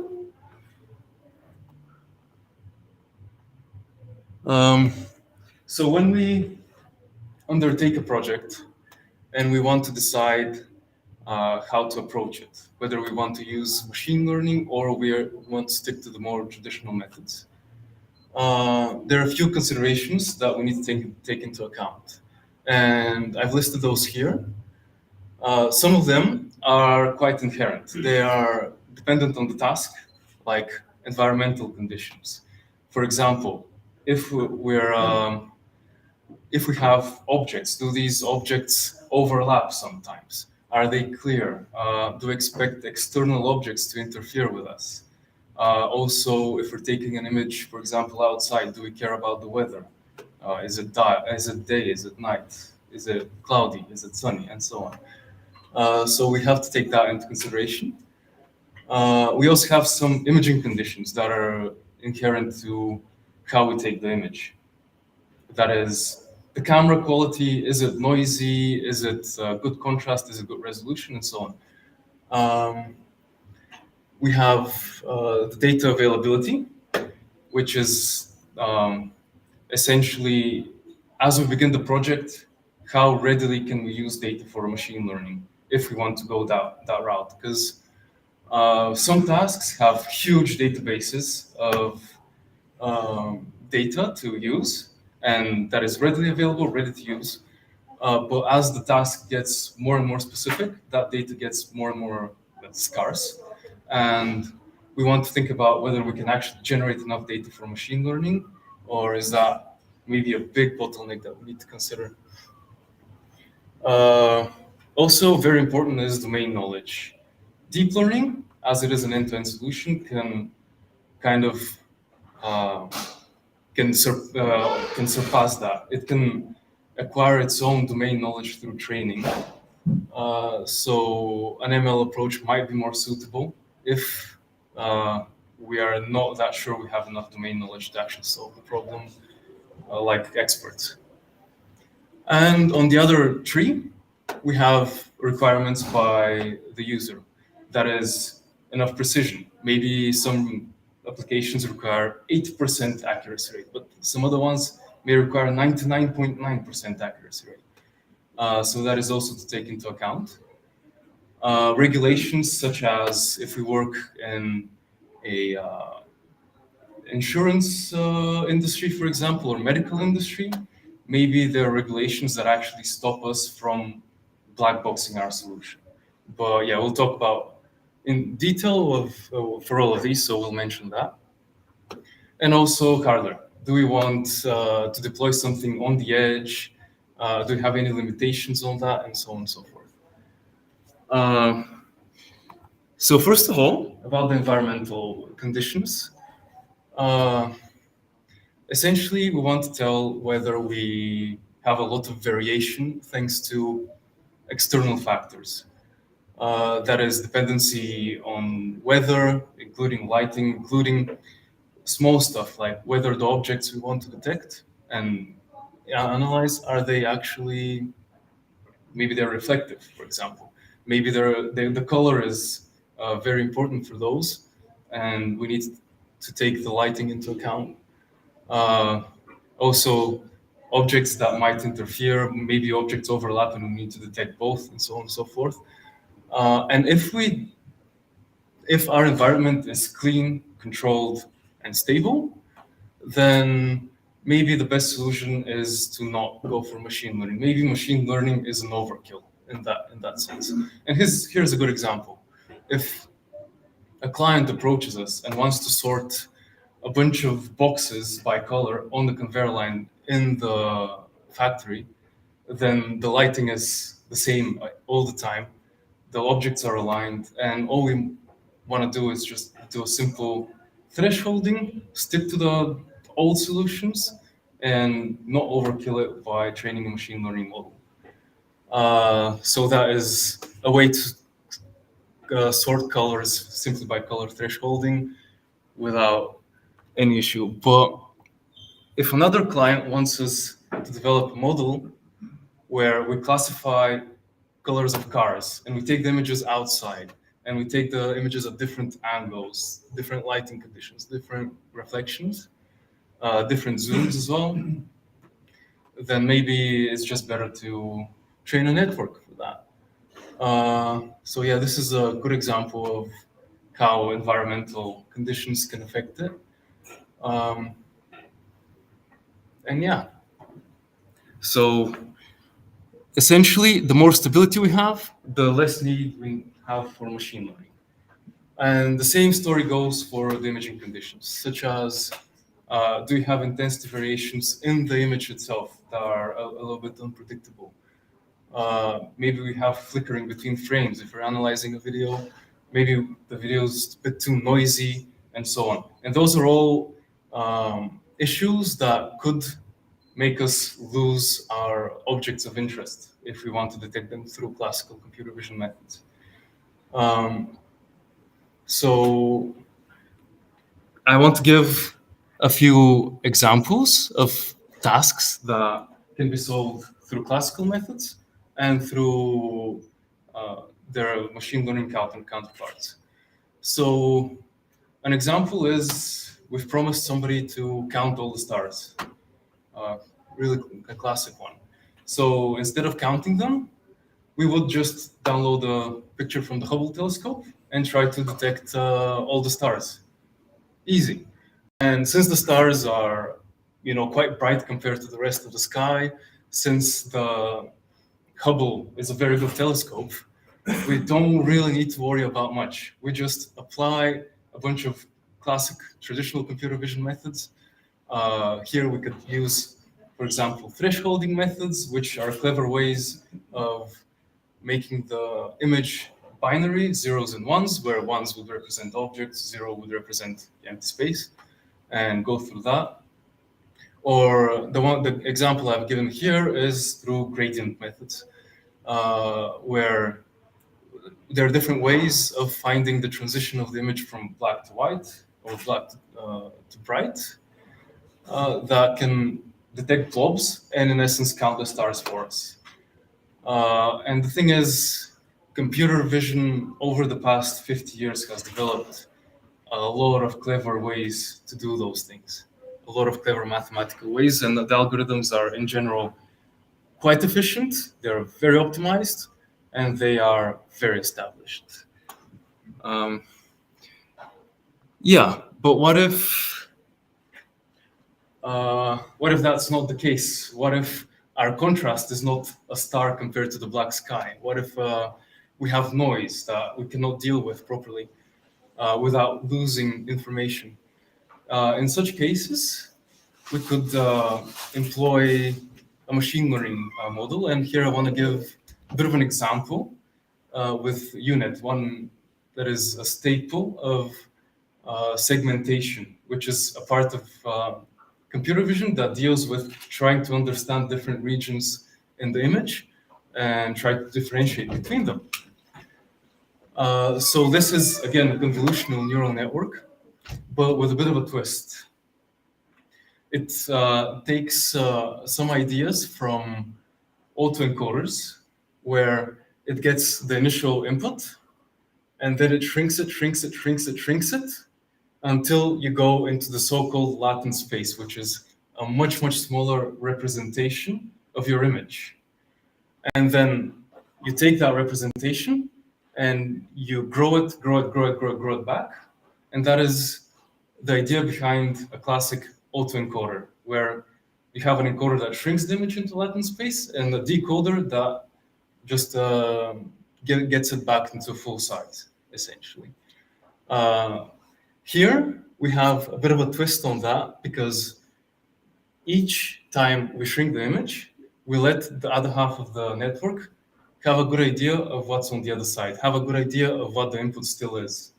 So essentially, here, instead of learning how to take the small space and blow it up back into an image, it learns kind of what to add to the original image to get a good representation of the task, essentially. So it's what's called self-expression, where the data is still preserved, and this allows for amazing segmentations of images that can be useful in counting blobs or counting whatever objects in conditions that are not ideal. So here is the example that UNet was developed for. It is counting cells in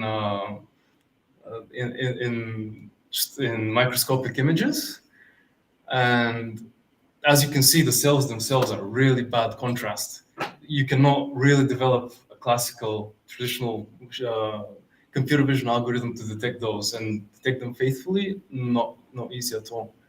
So instead, we can use machine learning to kind of circumvent that problem and develop a more powerful solution.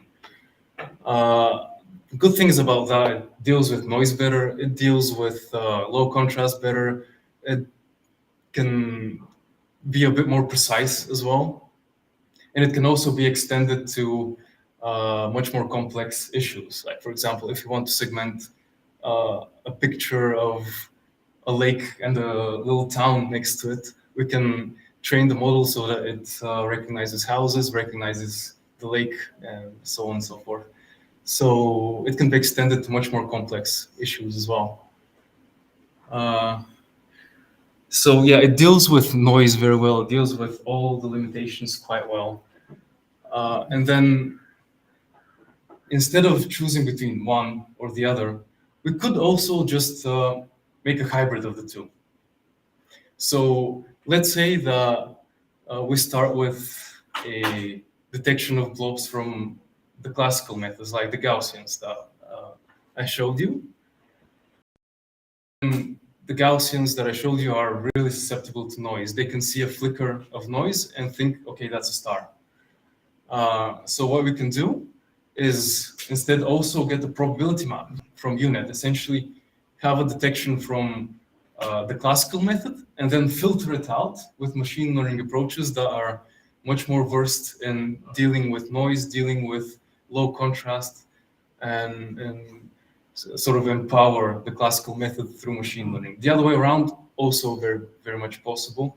We could just use a unit to detect and then limit the contrast to a certain amount so that we also filter out noise that way.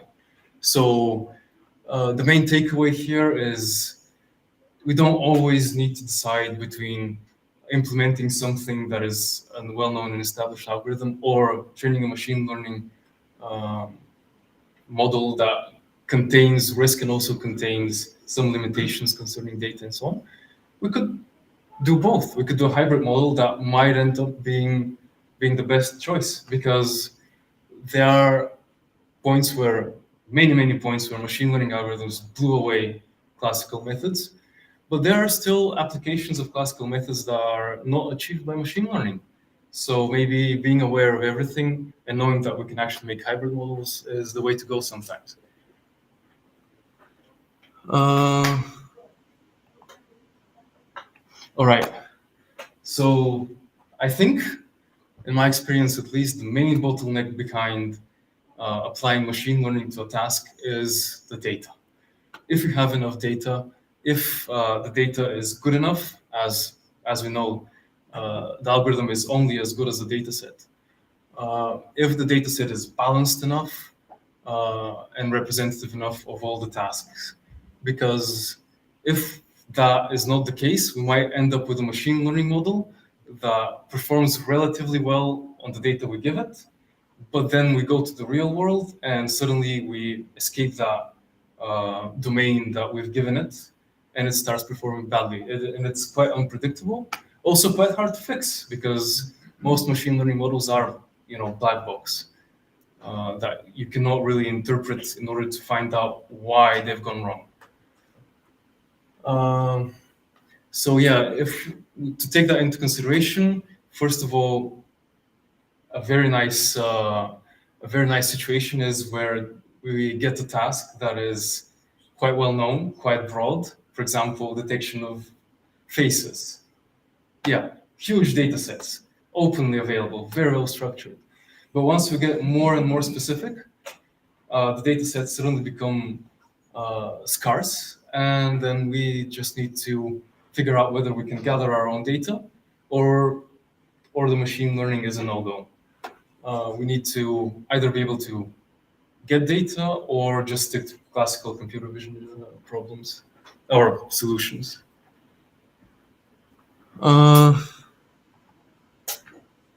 Yeah, and what the impact on the data is of the data is on the machine learning models is, first of all, in deep learning, scaling is a thing. So the broader the task that we're given, the bigger the model that we want, so that it can understand a platitude of different situations and deal well with them. But the bigger the model, the bigger the data set that we need. So there is this feedback loop where we need to be aware of how big our model should be, and then do we have enough data to feed that model? And if we don't, then we get situations where the model performs brilliantly on the test sets, on the training sets, performs very well on the things we give it, but then on things that it hasn't seen before, it fails completely, and that is what's called overfitting, and that is what you get when the model is too big for the data that you give it. Other impacts I've already mentioned. The quality is very important. The model can only be as good, as unbiased, as reliable as the dataset. If the dataset makes mistakes, so will the model, in the best case scenario as well. And yeah, so the model would need a lot of data, and we need to figure out whether we have that data. Whereas for that's quite a quick slide, because for traditional methods, we don't need data. We just need enough data to kind of get a good idea of the task and make sure that the algorithms that we make, that we feature engineer, are good enough, honestly. So If we don't have data, then the traditional methods are surely better. But then the thing is, we can use both of them. We can use both traditional approaches and machine learning approaches to try to deal with the data scarcity problem.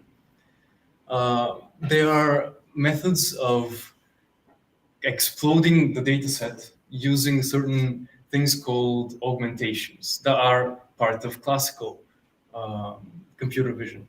And here are some examples where you may have a cat, you may have a goat, but you don't have a cat and a goat on the same image. So maybe it's a good idea to mix those, and that way you produce more data, and you also make the algorithm more stable because now it is presented with new situations to deal with. Other augmentations include changing colors, shifting the image back and forth, cropping different images and putting them all together in different ways. So you can think of also rotating, cropping images.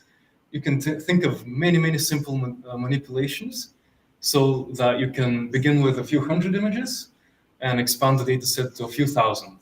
And essentially that is an approach that I definitely recommend if you're training on small data sets, just making the algorithm more accurate and giving it a chance to make it a bit bigger as well.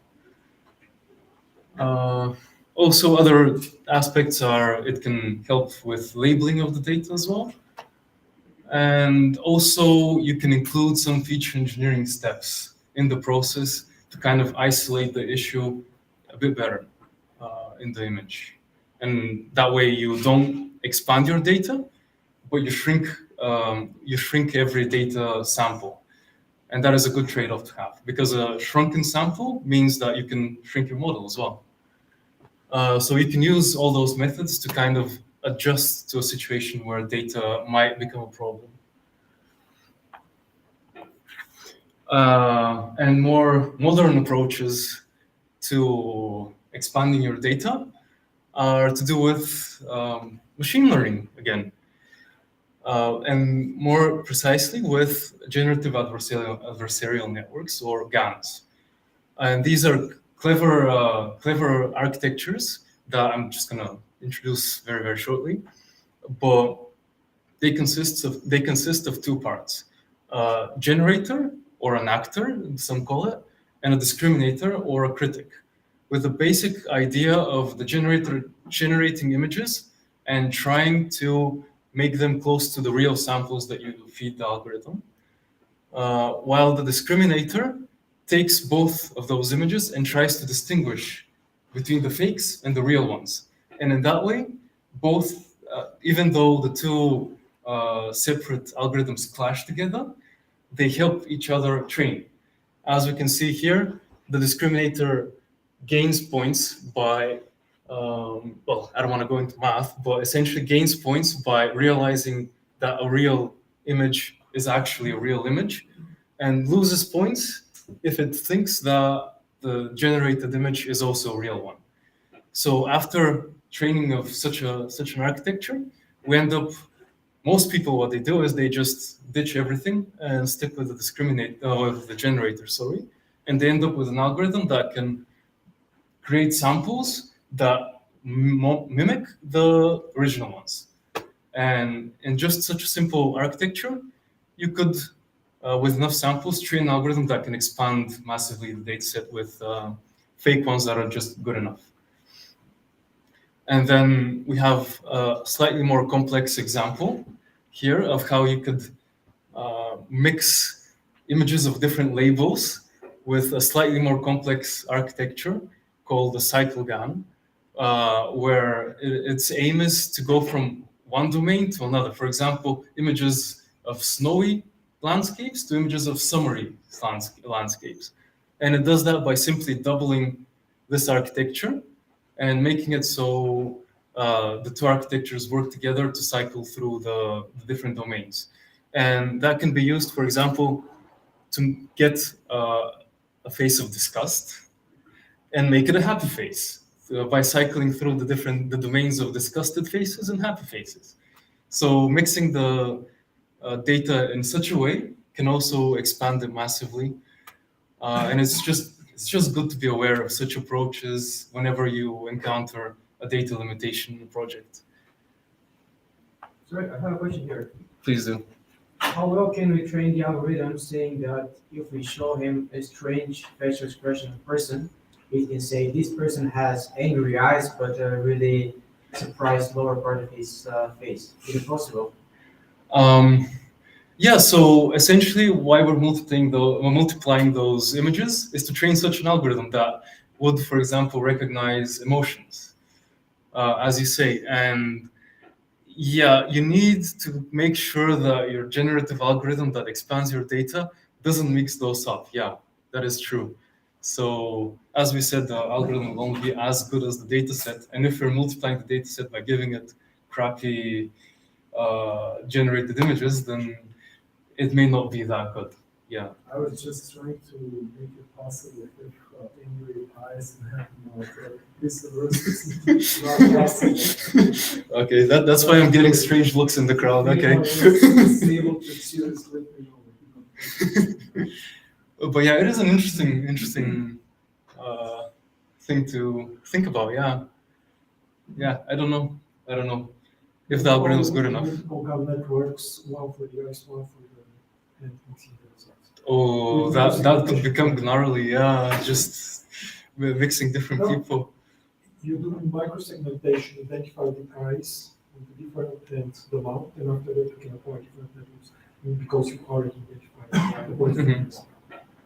Yeah, this is quite close to the classical computer vision methods actually with car classifiers that essentially you feature engineer the network to recognize what eyes are and then try to look for those eyes as key points in an image and classify faces that way. I read one paper which classifies human faces by detecting different features using microsegmentation and with a neural network. Mm-hmm. And you can get the output of that with color pixel saying this is eyes, this is mouth. And after that you can process as a second with the gun network. Awesome. Yeah, that is a great thing to say now, because what you're suggesting is a hybrid model again, essentially taking classical computer vision approaches of feature engineering and taking different features and then running those through a network. And that way you put your own expertise in the problem as well as putting the power of machine learning behind it as well. You can build them in a single neural network. You just need to work out Oh, so you don't segment them. Additional layers as part of we can talk about it, but maybe I misunderstood you a little bit. Yeah, and okay, so now I'll hand things over to my colleague for the rest of the talk. So let's see.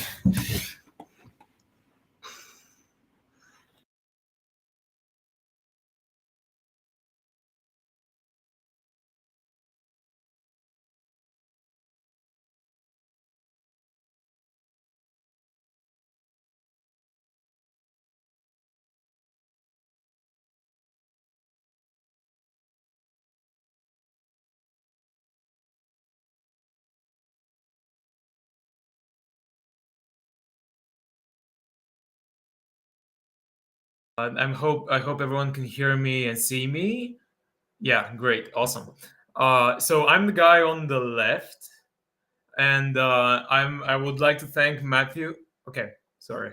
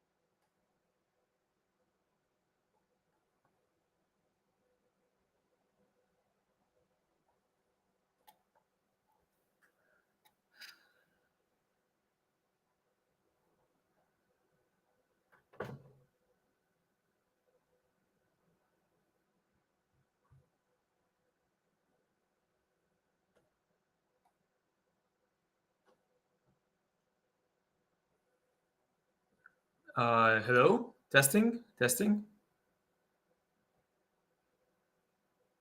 1, 2, check. 1, 2. Testing? Testing? Testing? 1, 2, check.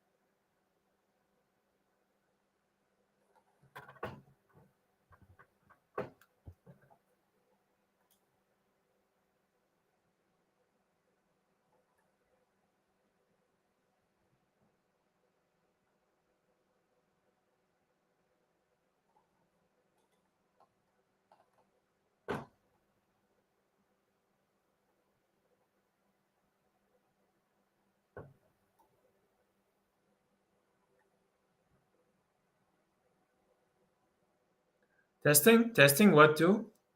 Check. Testing? Testing? Okay.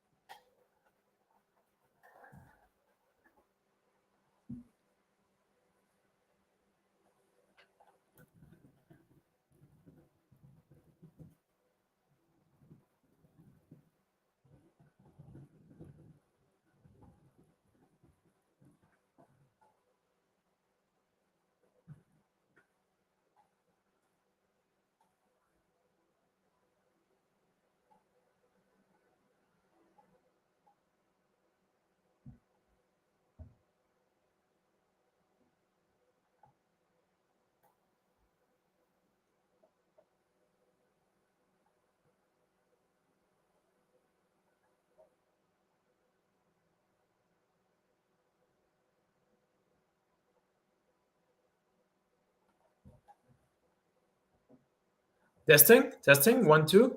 Check. Testing? Oh, great. Awesome. Hi, everyone. I hope everyone can hear me now. So I would like to thank Matthew for his great introduction. I'm the guy on the left of the slide. I'm currently the head of AI at Anthill, and I would actually would like to take the time to contextualize a little bit about what we're doing. We are a relatively new business unit in Anthill. We're sort of a competency center for artificial intelligence, and we are starting to offer solutions and consultancy in AI. Our goal is to help bridge the distance between the science of AI and its actual applications, because there is sometimes gaps in what can actually be done and what is actually applied. So we would like to help unlock that part of the market of the AI market for our customers, and we actually take an approach where we take the state of the art, we try to understand it, and we try to tweak it or apply it on the specific use case for the client. We take sort of a mathematical, algorithmic level approach, so that we can actually tweak everything and not just have to rely on stuff like O2ML, which is something that's very prevalent in the industry. So I'm heading that business unit, and I would like to talk a little bit about meeting the user expectations and unlocking the business case of AI, specifically in computer vision. Where I'm actually going to be approaching this from several restrictions that we would actually have to tackle in the specific use case. And one of them is obviously accuracy. There's a lot of use cases that are made or broken based on the accuracy that the ML can actually achieve. For example, if you have a quality assurance pipeline that's completely human driven thus far, and you'd like to automate it, depending on the level of quality you would need, you might need 80% accuracy on that machine learning model, or 99.9% accuracy on that machine learning model, or computer vision, traditional computer vision model. So the trade-off would be, if you'd actually like to remove people from the conveyor line and automate that, then the accuracy might have to be more. But if you have a person who's actually in the loop and checking the equipment that's coming out, then you can have a tool that assists the person, and that tool might not need to be as accurate, and you can actually do stuff with even 70 or 80%, just because it takes that little bit of edge off of the person's job or difficulty. So that way you can actually increase the productivity of the workers without needing to automate the process altogether. And there's a big difference in the accuracy that's achieved by machine learning models and by traditional computer vision models. Obviously that's based on all the stuff that Matthew talked about, which is how much data we have. For example, if we're trying to say tell if this is a cat on the left, then the model cannot almost ever give you 100% reason to believe that this is a cat. It can actually give you several different suggestions with different percentages. So this is 82% a cat, 15% dog, 2% hat, and 1% mug. Which is, obviously, if this is mission critical that you have to know if this is a mug or not, then maybe that's not the perfect place to put your ML algorithm. But you can see that if you take the top result, it actually is correct. And this is actually makes a lot of sense, because there's actually a lot of I don't have good examples in this presentation, but there's a lot of kind of messed up images where a human cannot tell if this is a cat or a dog either. And you actually discussed in the case of emotion recognition, if the eyes are angry but the mouth is happy, what does this mean, and how do we deal with these cases? If this is mission critical, you have to sort of know how to deal with these edge cases. Just taking the number one result might not be the best. And in traditional computer vision, you have a lot more accuracy, but a lot more false negatives. So you can see on the right, you have this Coca-Cola can detector. It is actually just trying to find the logo of Coca-Cola, and obviously, it can be turned in different ways. It can be resized in different ways, and the computer vision, the traditional computer vision, can actually deal with all of that. So if it detects a Coke can there, it's very likely that this is a Coke can. So in cases such as license plate detection, where you would like to detect the license plate and read the number to actually assist the person who's checking your car at the parking lot, for example, and just automatically register that plate. You can be very sure that if that plate is registered, it's probably correct, because the numbers are very regular, and the letters are very regular, and it's very unlikely that it's going to write something that's wrong. It's more likely that it's not going to detect the plate at all than to give you a result that's wrong. And to illustrate this, here is again the same case. On the left, we have the deep learning computer vision, and on the right we have traditional computer vision. So on the left, you can see that you can have true positives, false negatives, false positives, and true negatives. So saying, okay, this is a cat, but it's not a cat, and this is a dog, but it's not a dog. And there is issues that can only arise in the ML case. On the right, you have computer vision where it's actually detecting one of the Coke logos, but it's not detecting the second one. The reason for that is that the second one is behind the bottle, and that causes distortion, which it's obviously cannot detect in the proper way. It creates flashes, it creates different distances in the logo, so it's bad at detecting it. So it's actually giving a false negative. It's saying that there is no logo where there is. But it's very unlikely that it's going to give a false positive, which is, it's not going to detect that, heating system on the right and say that's a Coke can. It's very unlikely that's going to happen. So this is one of the things that you have to consider is how important are that you always detect the thing, versus if you detect it, you're absolutely sure that it's the correct thing. So this is one of the So the question is, how mission critical is accuracy really in your application? That's another consideration coming with how much data you have and everything else.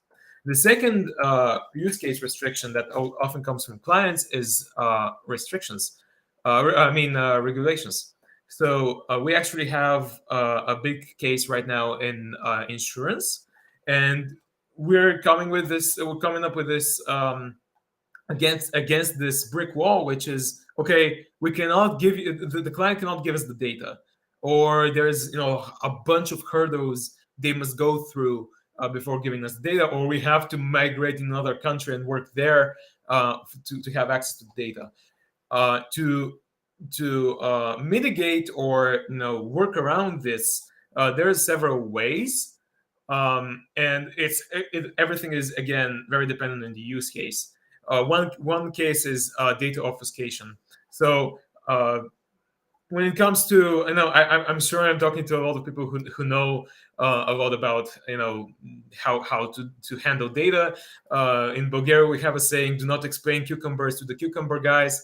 But just for maybe the people who are not that invested in data obfuscation is basically hiding the critical parts of the data while preserving the structure of the data. So in this case, we have illustrated here. You have this database of people's names and social security numbers, and it turns out you cannot give your testing team or your subcontractors the social security numbers of your clients. That turns out to be a problem. So in that case, data obfuscation would be giving the social security numbers and having them be consistent. So for the same person is the same fake social security number, but it is fake. So it has no real world meaning, but it is connected to the person, which means that the AI can actually extract the meaningful information. The AI doesn't really care what it's seeing. It actually cares about the connections between what it's seeing. So if it's seeing John Smith and seeing a fake 1 2 3 4 5 6 7 8 9, the number you're the fake number that your Dave gave you, everything like that, as long as it's consistent with that person, you can actually use that, and the AI can use that as valuable information. And that's data obfuscation. The other way to deal with this is do feature engineering on a completely black box data set. This is a lot more useful when you have data scientists on the client's team as well, because it would actually mean that they would actually have to go in and turn the faucets on for the model. And what you do is you work with the metadata for the model and you try to black box build it. Obviously, it's not going to be as perfect, and there's going to be communication issues between your team and your data scientist team. But that way, you're actually you're not even working with obfuscated data that can be actually, it's a tricky thing, obfuscated data, because in some cases it can be deciphered. You're hiding, for example, in insurance, you're hiding town names. An accident happened to Michael Jordan on New York, and you would actually want to say in the obfuscated data set, it actually says it happened to John Smith in New Orleans, but then you say it happened right next to the Statue of Liberty. And then, okay, we didn't obfuscate that, so the people can actually go in and see the data and say, okay, I think this is New York. So every time we see New Jersey, it's actually going to be New York. And it's not very likely that stuff like that will actually happen, but it can happen. So the best protective way to deal with data is to actually completely shelter it from the data science team and work directly with the metadata. So you tune the hyperparameters, for example, and you build the model, but then the model trains on your client's servers with their data, and you actually never see the data itself. You can ask them, additional information about the data, but the data is actually never actually shared. Yeah. So this is about regulations. And then finally, actually, that's not completely finally, but hardware is another big consideration. Obviously, if you can do stuff in the cloud, that can actually save a lot of cost, but sometimes it's actually, if you have idle servers, the client might want to use their idle servers instead of paying for a cloud solution. And obviously, you have on the edge solutions, you have browser solutions as well, and you have to be very, very careful when you communicate that kind of stuff, so that you don't miss the client expectations. We recently worked on a case where the client wanted everything to happen in the browser. That means, okay, stuff is going to have to. They don't want to install anything on their client, on their on their workstations. They actually just want to have a server, and everything that happens on the workstation needs to happen in the browser, which means that everything needs to be compiled into WebAssembly, which is it's an issue. It's not great, but it can happen. And you have IoT solutions as well, where you actually have very limited capacity on that device, and you have to either scale down the model or communicate all the time with the server-side solution, which might also not be perfect because of stuff like latency. So machine learning solutions are obviously, because you have a model that's in memory, they're a bit more RAM consuming, but traditional computation models can actually be very computationally consuming. So you have to sort of see which works best. So if if your internet connection is not the issue, and you can send all the images of the stream of the images, for example, from the camera to the server, maybe it's a great idea to do everything on the server. If you don't, then you have to work on the workstation itself, and then do they want to install stuff? Do they not want to install stuff? What are the specifications of the workstation itself, etc. And that actually comes to my final point, which is having to either work with a framework that the client chooses, or having to select a framework based on those prior restrictions. So we had the case where we wanted to do everything in the browser, so everything had to be compiled to WebAssembly. They wanted to work with OpenCV.js, which we actually built both solutions. We built the server-side solutions, and we started building web solutions. We tested everything, all the algorithms in the backside, and then we plugged them in on the web to see if they're actually working well. It turns out that the OpenCV.js compilation and the project itself is several years, I think, behind the OpenCV, the traditional OpenCV that's in Python, for example. So we actually got worse results for the same code in JavaScript. So we had to come back, discuss accuracy again.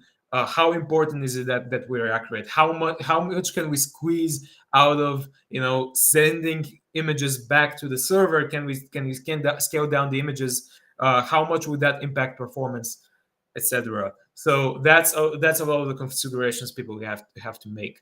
Obviously, you have stuff like Azure machine learning and TensorFlow Lite that are a lot more capable of making IoT solutions also for the edge devices.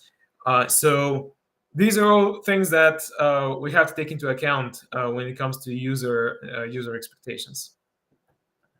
And I would actually very much like to thank first Matthew for presenting the first half of this presentation. I found it very interesting, and also I would very much like to thank Michael for inviting us here.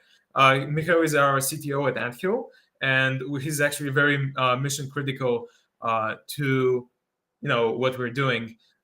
So we're very happy to be here, and we're very happy to be talking to you guys. I'm very it's very unfortunate that I can't see you the way you can see me, but I would actually be very happy to answer any questions about anything, either Matthew's side or mine.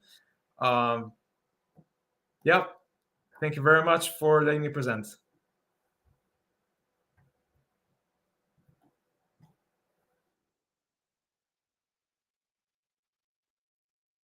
And if there are any questions, you can just write them here to me,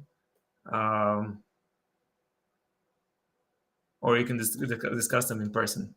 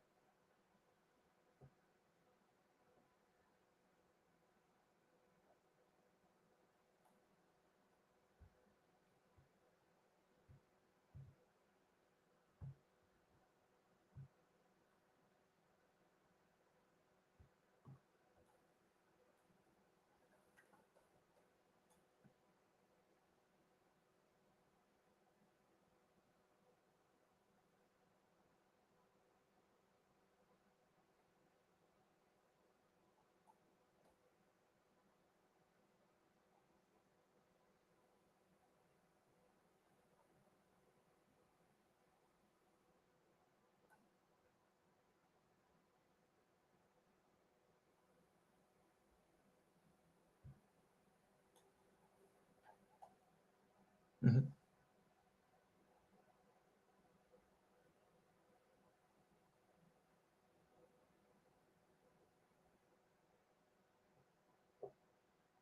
Yeah, great. That's a great question. Value wrote me the question, so I'm going to repeat it. The question is, for some frameworks, why would we get worse results? And the reason for that is the maintainers of the framework itself. In our case, for OpenCV.js, it's a, let's say, it's a project that's the JS implementation is a project that's a separate branch from the original implementation.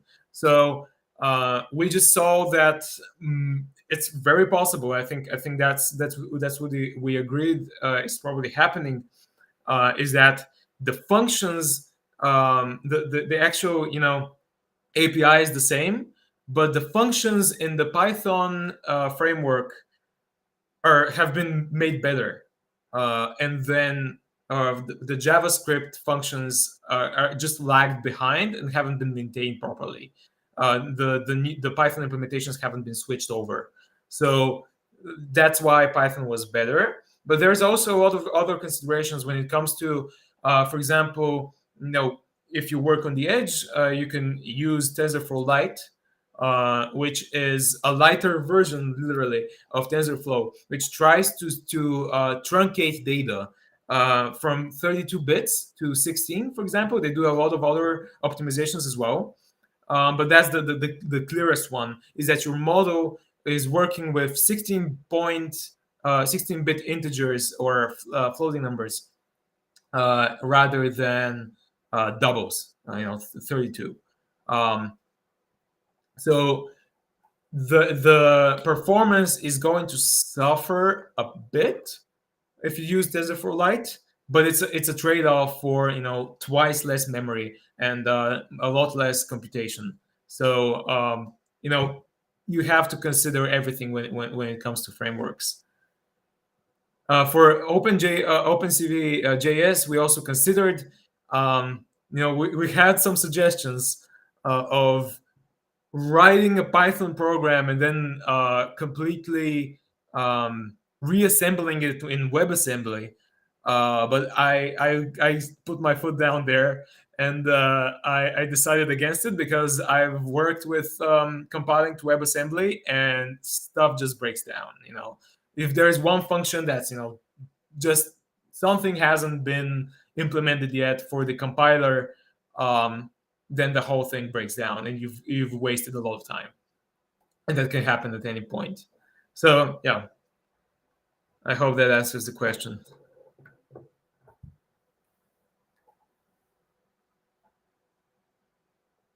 Yep. Thank you. Thank you for the question.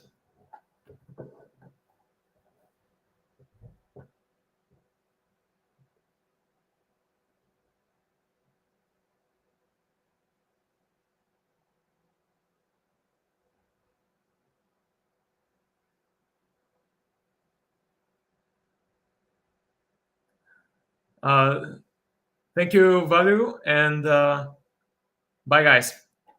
Thank you for having me.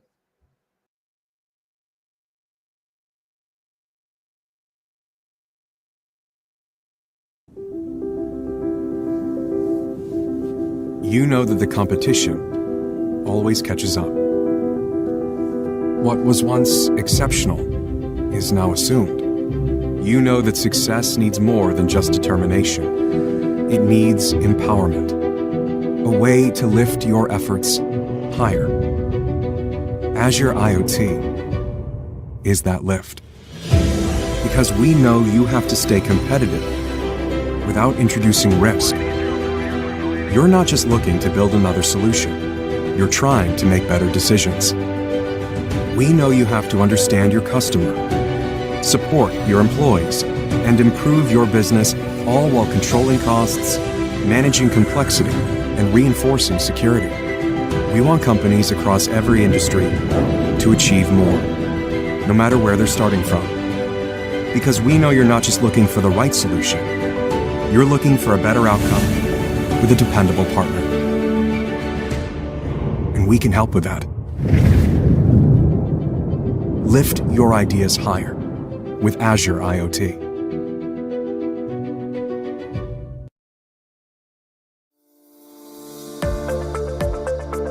Bosch.io in Bulgaria is powered by more than 20 years of experience in the area of Internet of Things. We turn great business ideas into excellent products. Our digital solutions serve thousands of businesses and millions of customers across the globe. Over 5 million smart homes are connected by solutions built entirely in Bulgaria, improving quality of life, bringing safety, security, and comfort to families around the world. Over 10 million vehicles receive regular software updates through our products, increasing safety on the road and delighting drivers with new features. Our teams in Bulgaria lead open source communities, which brings customers, partners, and competitors on the same table. We shape the future of software-defined vehicles based on one open platform. We make buildings smarter by connecting sensors, inspecting anomalies, optimizing usage, and preventing incidents. We deliver real-time manufacturing solutions for hundreds of factories, reducing breaks in the supply chain, optimizing logistics, and increasing production efficiency. Our mission in Bulgaria is to innovate and bring new ideas to the world, and our technology is invented for life.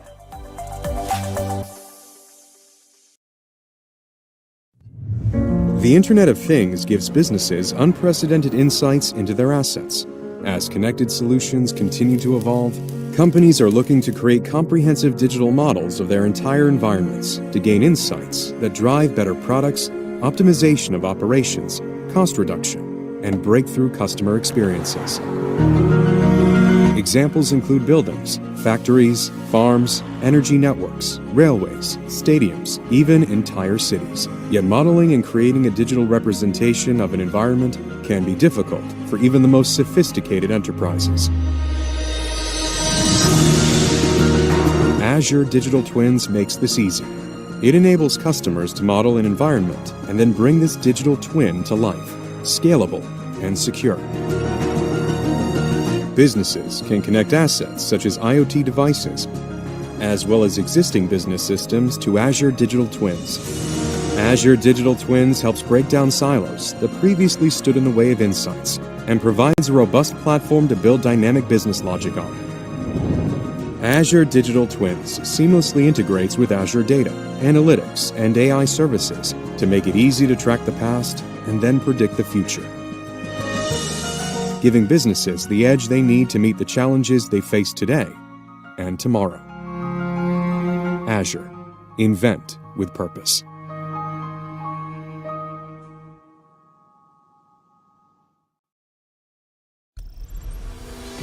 Wherever we do business, Coca-Cola's future growth strategies rely on information technology. Coca-Cola IT is transforming our approach to information technology, setting the stage for digital leadership that delivers beverages for life to consumers around the world. Every employee and every partner of Coca-Cola is experiencing the difference. A big shift is happening toward powerful standardized platforms, integrated and simplified, so information flows smoothly and business operations don't miss a beat. We're migrating our systems from data centers to the cloud, leveraging the innovation investment of big technology companies. Simplification and automation will allow technology upgrades to occur with less disruption and make new features available more quickly. Also, we are investing in our analytical tools and capabilities, which enable insights that lead to high-impact actions all across the system. Artificial intelligence and machine learning will make these tools even more potent over time. Security is paramount, of course. By simplifying the entire IT infrastructure and employing smart new tools, we can better detect and deal with threats, which protects information as well as privacy. All digital capabilities are becoming mobile, which users prefer because it simplifies access and collaboration. Voice technology will soon be standard as well. Freestyle. No problem. Tools and solutions are increasingly intuitive, and work processes are simplified through automated workflows and Find Me, Know Me intelligence. Plus, users can count on a single source of truth for all types of information. These are crucial advances for our people at Coca-Cola. Consumers will experience our products and brands with fresh intensity through digital engagement. The immediacy, enjoyment, and value are unprecedented, personalized and customized like never before. Digital capabilities vastly expand our consumer connections and touchpoints. It's the interaction of digital and physical worlds that create great experiences with our brands. Our system and partners also feel the benefits as we strengthen and streamline connections with bottlers, customers, agencies, and key vendors. As our digital capabilities set the pace for consumer and customer intimacy, Coca-Cola's competitive advantage grows. It's all part of becoming the best, truly global consumer insights company in the digital world. Coca-Cola IT is in constant motion to sustain and increase Coca-Cola's digital leadership. That's how we'll keep growing the business, building preference with consumers, adding value for customers, and being a desirable workplace that elevates peak performance.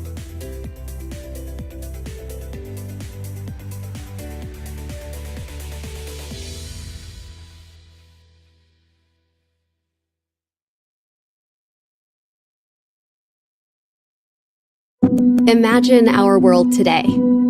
People, vehicles, businesses, buildings, hospitals, factories, entire cities, and the billions of devices that connect us to this world and to each other.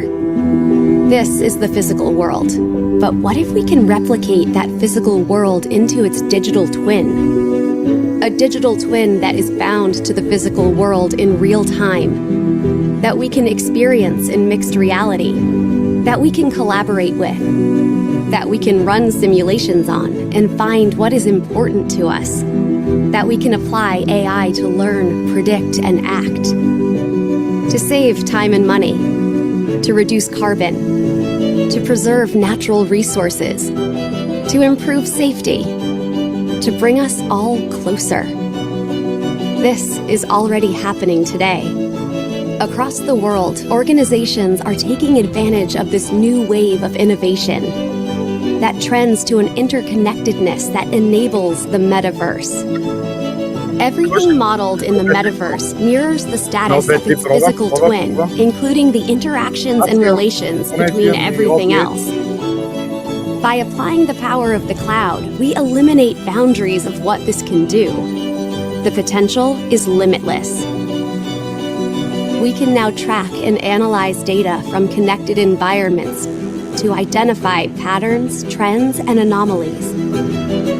We can now simulate any possibility, evaluate outcomes, determine the impact of any change or condition. We can now harness AI to perceive the physical world, to improve and automate tasks, to give superpowers to your frontline workers.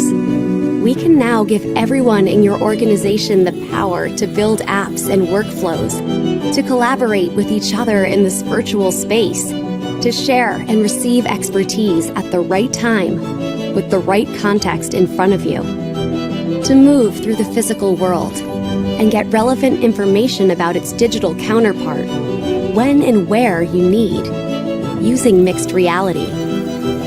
The Microsoft Cloud brings these capabilities together with the limitless computing power of the cloud and intelligent devices at the edge, and creates this framework for building immersive and impactful digital twin, mixed reality, and metaverse solutions.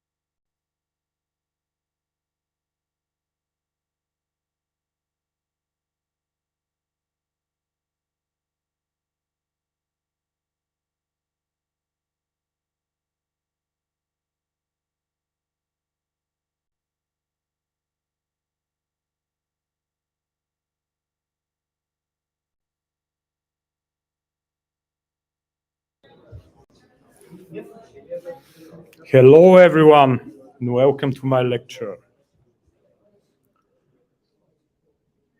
Today, we'll speak about the last mile IoT. Are someone is know what's meaning last mile IoT?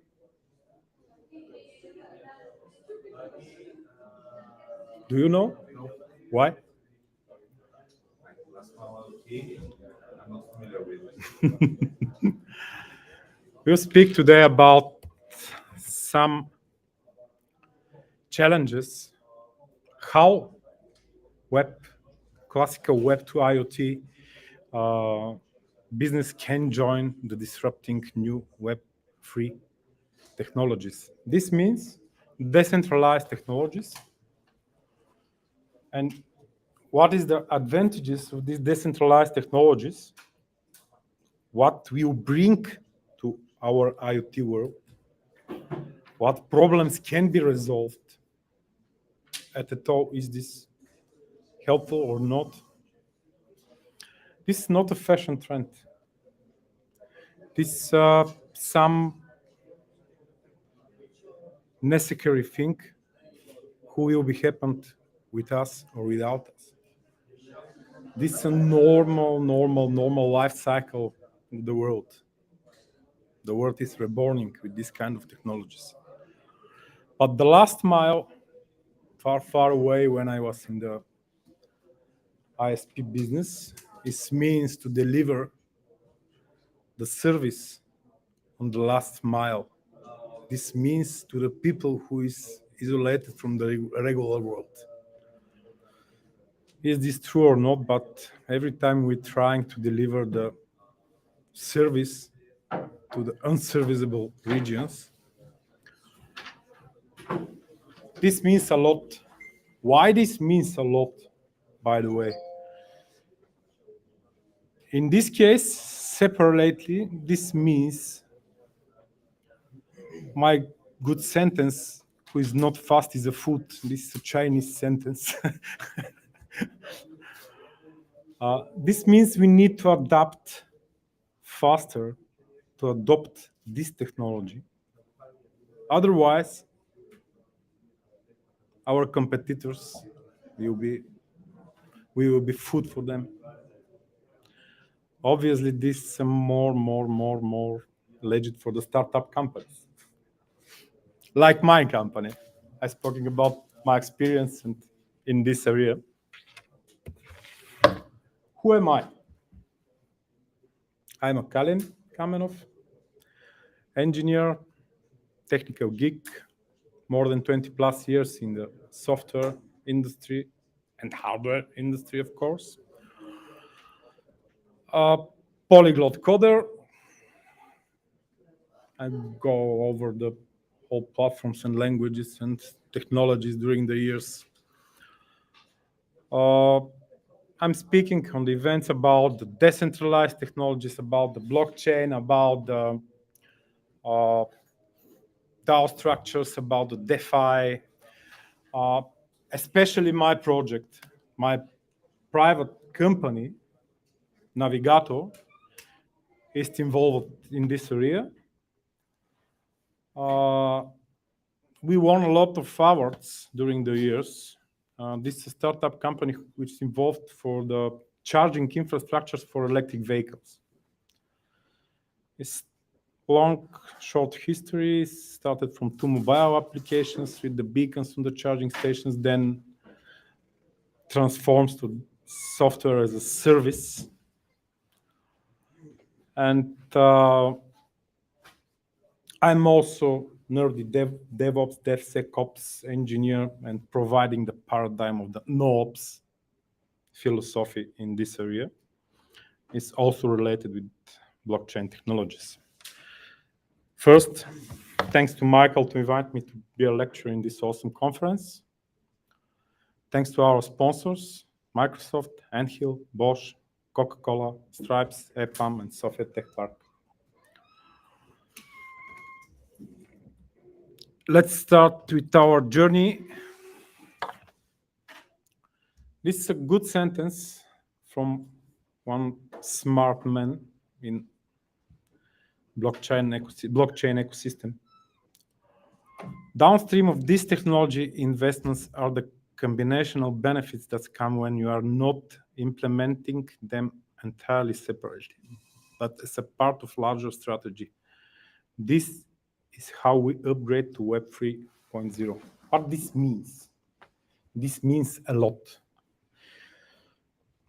This means we cannot expect when we start to use to migrate our traditional Web 2.0 IoT solution to Web 3.0, we cannot expect immediately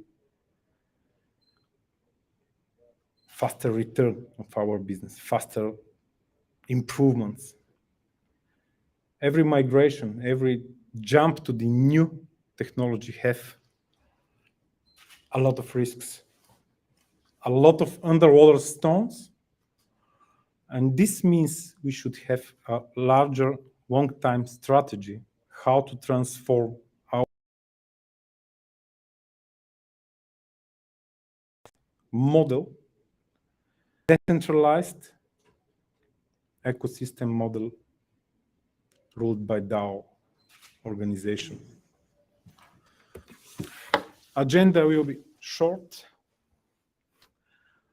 Who we are and what we're doing, especially Navigato company. I will put 4 steps how to migrate from traditional web centralized 2.0 approach to decentralized web 3.0. I will give a few short examples about how NFT can be used in the automotive and how they now is on the test phase and using now the larger company like BMW, like Daimler-Benz. And at the end of the presentation, we explain what we achieved as a company and how this solution works and how we won this prize in Malta blockchain and IoT AI exhibition in 2019. Navigato is a company, startup weekend winner. We won startup weekend mobile 2015 here in Sofia. After that, we achieved a lot of prizes, but it's not good to mention of all about prizes. It's a long history. 2017, we started using blockchain. Especially, I'm a part of IOTA Evangelist Network or IOTA Admission and IOTA Admission Board for this part of Europe continent. Personally, Dominic Shainer was attend my stand in the Paris in 2017 on autonomy exhibition. I had a lot of meetings working head-to-head with Alex and Jorrance brothers, and that's the only beginning for our journey. And this related with our first solution on the Web 3.0 ecosystem. Now,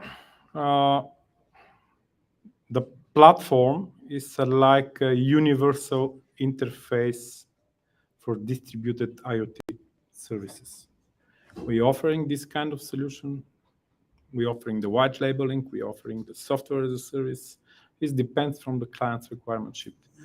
Also, we are like a consulting agency. We're doing a lot of consultants for the companies which decided to move into decentralized space, and some small parts of their businesses, small, big parts, and etc. What is the challenge? The use of Internet of Things devices in businesses is huge. It's growing extremely. To the end of 2025, here is expecting more than 27 billion connections. This is an insane volume and growing. I also have some forecast for 2030, but I'm scared about this and decide to don't present now. It's for myself personally, this is hypothetical because I have a predictions from the last 2 years is not much the current picture. And for that reason, I prefer to be not so like a predictional agent for this kind of forecasts. Where is the main problem? Where is the main problem? How that kind of Web 2 platforms, I mean industrial IoT, the trivial IoT platforms, they are the centralized system. They are managed by a big organization. That means what that means? You pay for the device, you pay for the connection, you pay to use this kind of services, but at the end you don't own your own data. As David said, one of the IOTA founders, data is a new oil before 5 years ago. And this is true. If I be honest, IOTA is go a little bit outside from the initial idea, but this is a normal. They now have a different targeting. But from the beginning, they plan to be the big tank for the data, decentralized tank.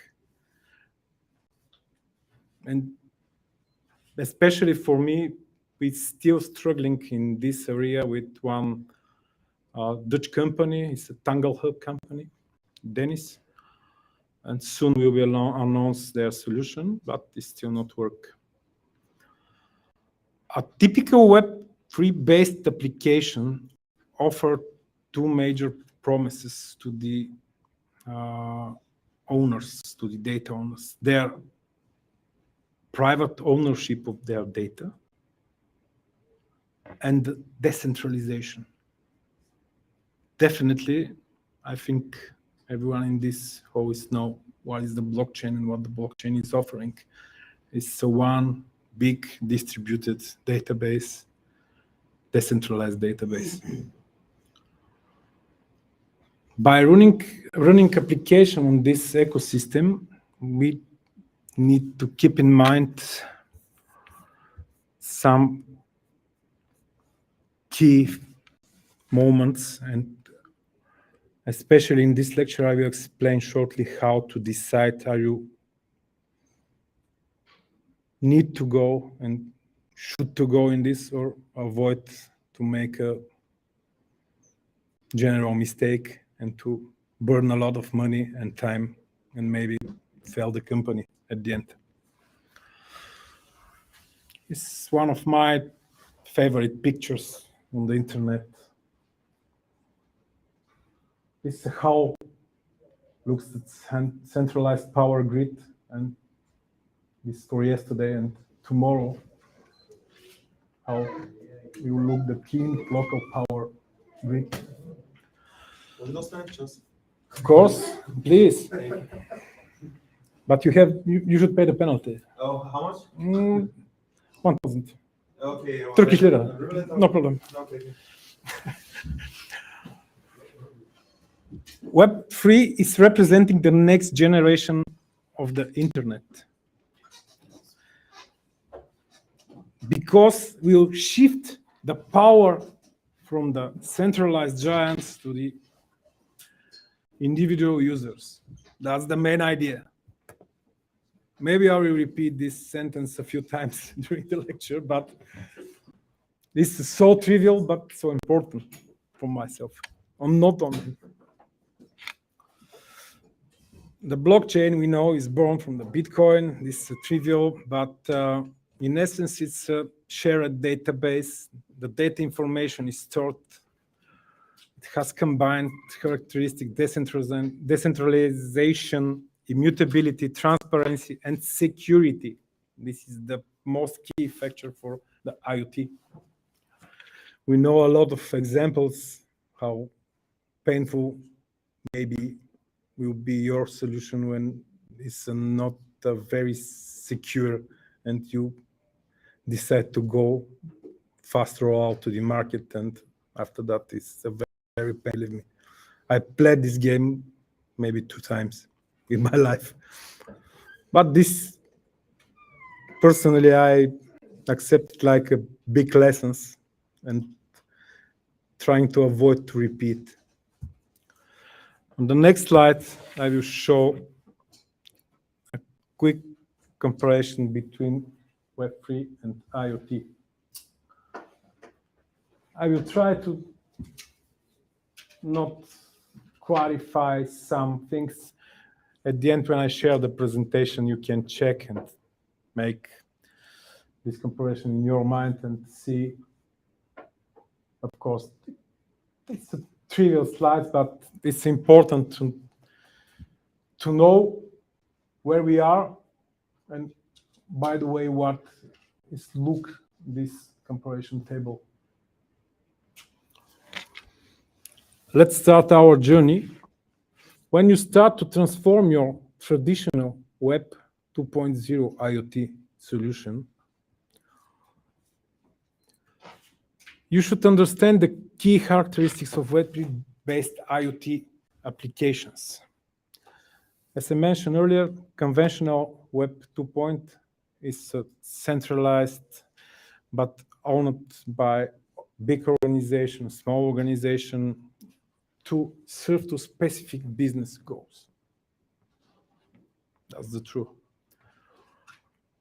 Organizations have a full control of these IoT platforms and solutions.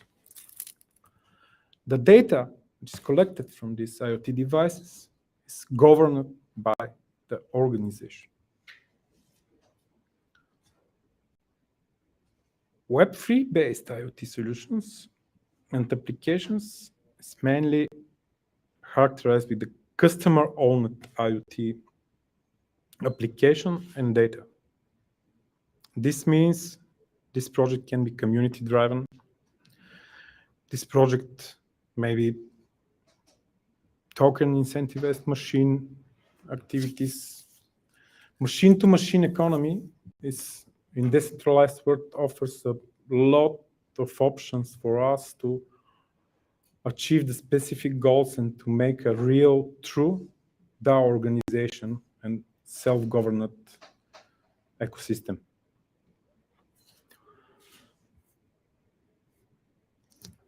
In the Web3, each smart device, each participant in the network will have their own wallet, for example. Maybe sometimes, depends on the purposes, on node of the blockchain ecosystem. I will explain later what I mean node.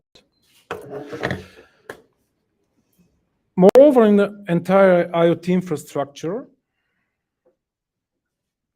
it's operated by community members in a decentralized manner, which stakeholder will be compensated for the providing utilities such as connectivity, storage, such as computation, such as some kind of different offerings. This also can be tokenized and incentivized. And you should define at the beginning your tokenomics model and what you want to achieve with this transformation.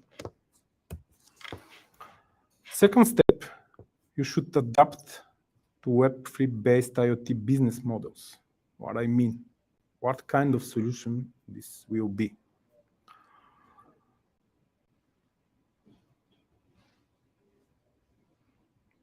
Most Web2-based IoT businesses attract the customers by building the smart devices, services, smart features and functionalities, as well as conducting the marketing campaigns, maybe some different kind of other services. Emerging Web3 technologies such as DeFi, such as NFT, such as DAO, provide additional powerful resources for developing new IoT business models.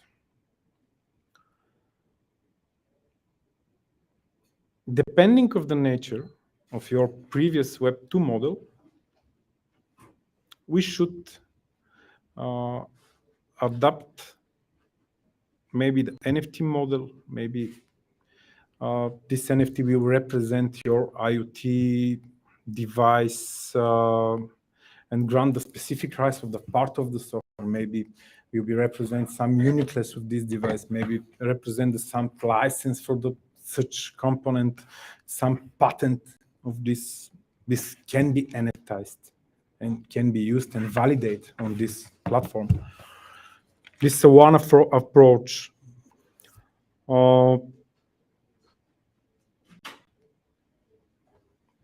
Last but not least, the organization could allow customers to form the DAO, to owning a machine and deciding shall be used on consensus-based governance model. What this means? Your organization should allow your users to make their own DAO governance. This is a key point. Machine-to-machine economy model can be very different for each node, for each part of your organization.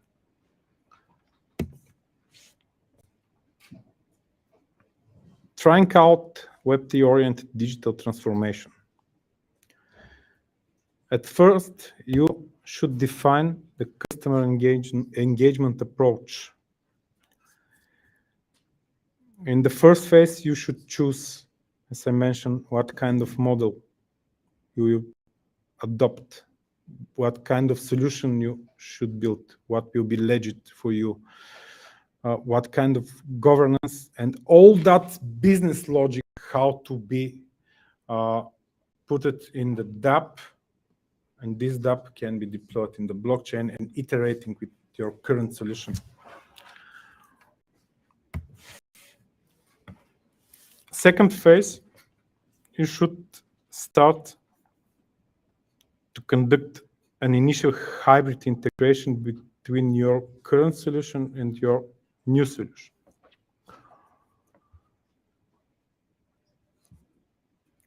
After a successful integration, you should evaluate the new business model of your platform. If this model works, where is the weak points? Where is the gaps? What you should improve for the future? What features is unnecessary? What new features you can integrate? This sometimes like a blue-green deployments in the software lifecycle. For the separate user groups, from my practice, you can provide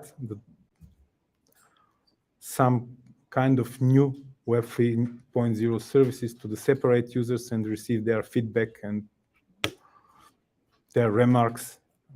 It's very important. And at the end is the most crucial point of your journey to decide, is this have a sense or not?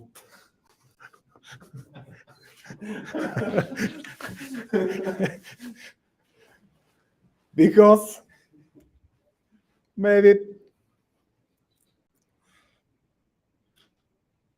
if you have, for example, $500,000 to broke and to try to iterate with the new technologies and to play the game and to spend this money, to burn this money, okay.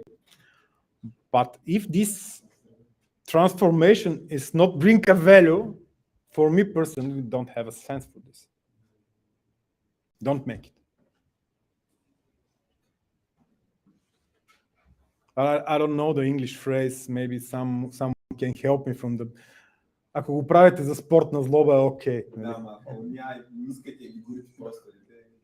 Ако искате да си изгорите парите. Yeah. At the end, Web 3.0 have a great potential to reshape the IoT business. By enabling the people to own their own data, to decide how to use this data, to make a money, to make a profit, to make a self-governed models, and what you want. Your data is your data, it's not their data. Because now what happens? Instagram, for example, sells your data. Apple sells your data. So you're basically saying every time that we're taking selfie, they are selling everything. That's their camera. It's a business. Selling. So actually, by clicking by few non-paid clicks, you're giving them money. From where you know this is an unpaid click? No. It's paid from others, but not from us. Mm-hmm. We're paying because we're paying bills. You have to charge it. You have to pay the connection. Of course, electricity. Yeah, electricity. Internet connectivity. Yeah, I'm saying that the same things. New phone, new device. Of course, in Web 3.0 model, you will pay for the connectivity, for the electricity, but the main asset in this case is your own data. This is the private data. And you should decide to whom this data give it. Maybe for free, maybe for money. It depends on the model. So I can understand how a piece of code can be persistent through your. I can understand kind of how a piece of art or a personal information or picture or something can be persistent in Web 3.0. But stream data, is it efficient enough? How it can be consumed? If it has to be persistent in a blockchain, like the traditional way, It's not the traditional way. A lot of machine power to compute the next block.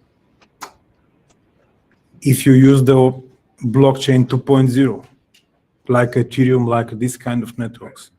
But especially I'm speaking about the IoT blockchains.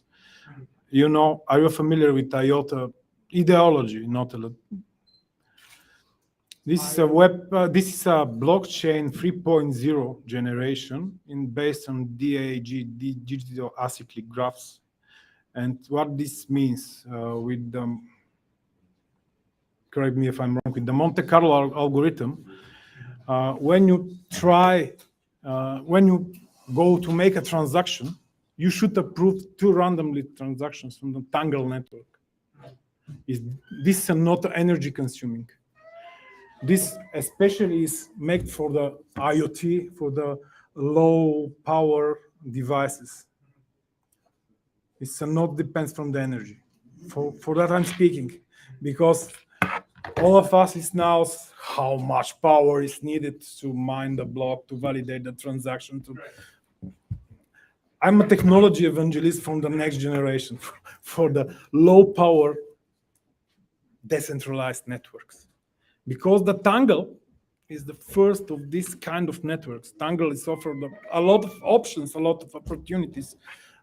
At the end, I will explain how this device works and how Navigato makes the offline transactions, decentralized transactions, especially on Tangle.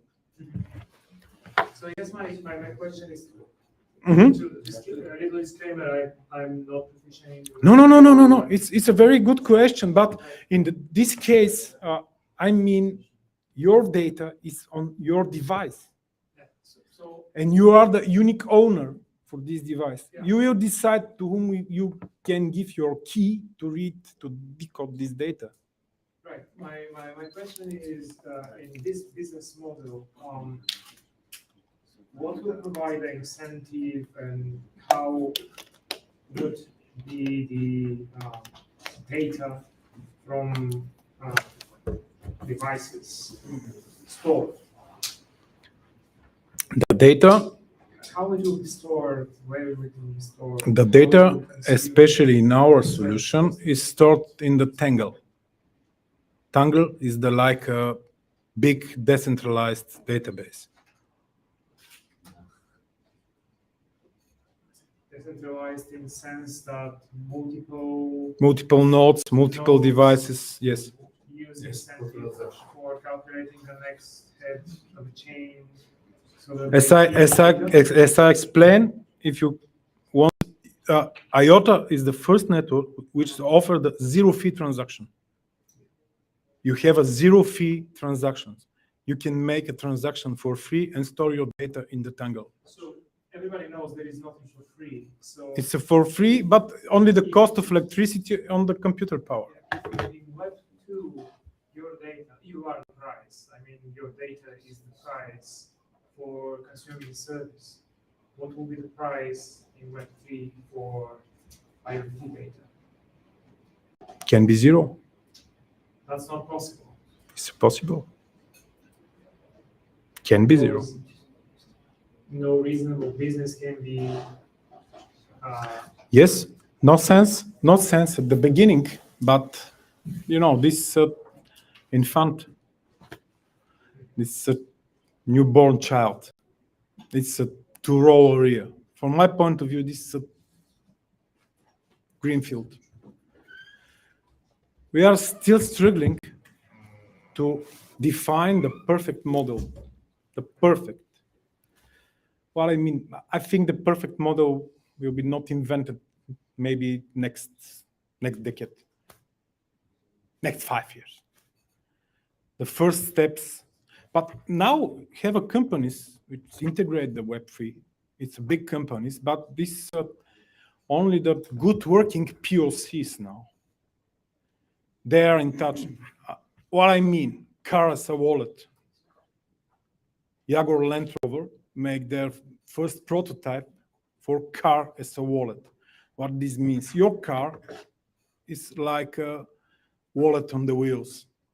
The new cars is a laptop on the wheels, like a Tesla, like a Mercedes-Benz EQS, like a whole, not electric, hybrid cars. Now the problem is when you go to charge, why you need to use, for example, your digital wallet? Why you need to use RFID card?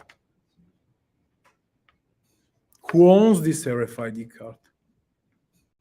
Maybe this card will be his.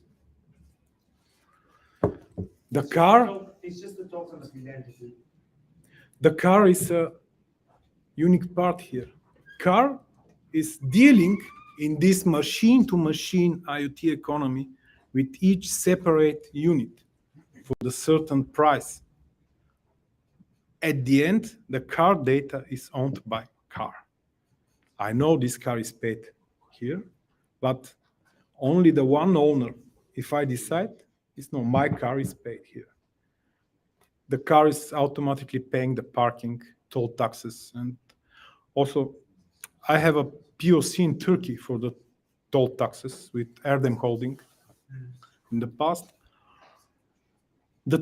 This means Web 3.0, machine-to-machine economy. Especially, this is the beginning from my point of view. Because I'm struggling the last 5 years to dig in these peep sheets and see where is this have a sense or not. But I'm a nerd, especially, and this is my second passion.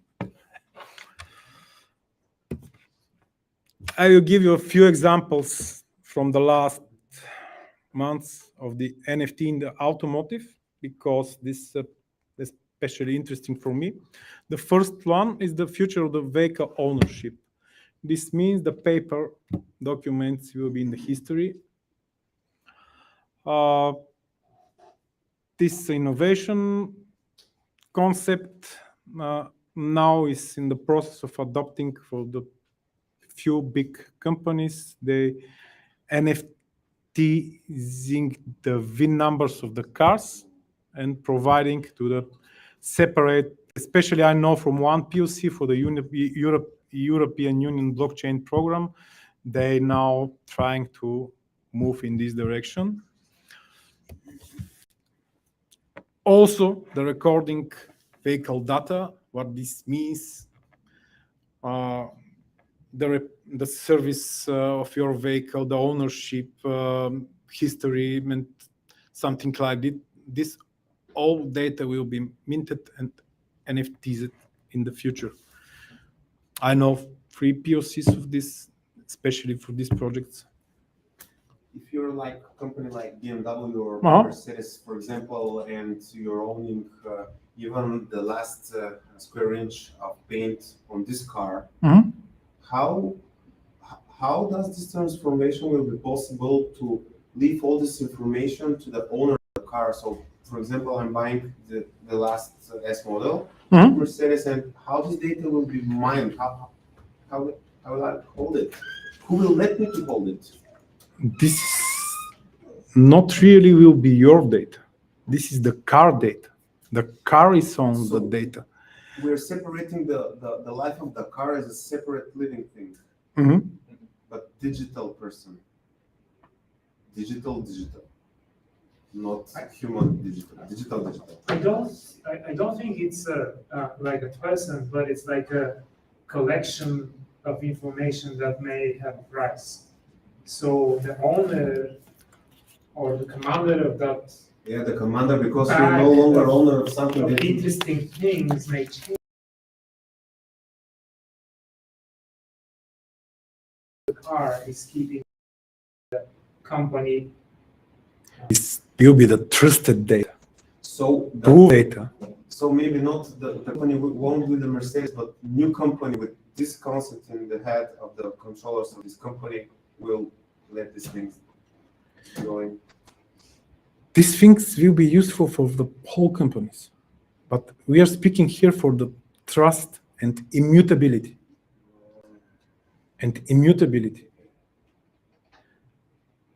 Every time when this record is pre-mined and updated, this cannot be changed Anymore. So no, cannot be changed. The history, backward history. So never changing the kilometers of the vehicle. Of course. Changing the brake systems. If you have some accidents, for example, some crashes, which kind of data will you change? This all that will be digitalized with the NFT way and cannot be reverted. Does this mean that new kind of really secure memories on the market will appear? For example, chips and disks. Yes, but do you know about the traditional NFT, for example, the painting? I don't understand anything from blockchain world. I'm here to learn things. Maybe for you especially, I'm speaking in like Hindi language. Yeah, it sounds a little bit Urdu. Okay. After the lecture, I will explain more detail for you, especially because you are my big friend. And okay. Thank you. Well. What if in the history there is a mistake? Somehow there is a mistake. For example, with a car, something happened and the kilometers are not real. Not real. Yeah. What will happen? So you mean someone is decide to put the fake data? Corrupted data inside. Maybe it's a faulty sensor. Yeah, or something. I think this can be corrected and trusted from the trusted person who can check and validate this.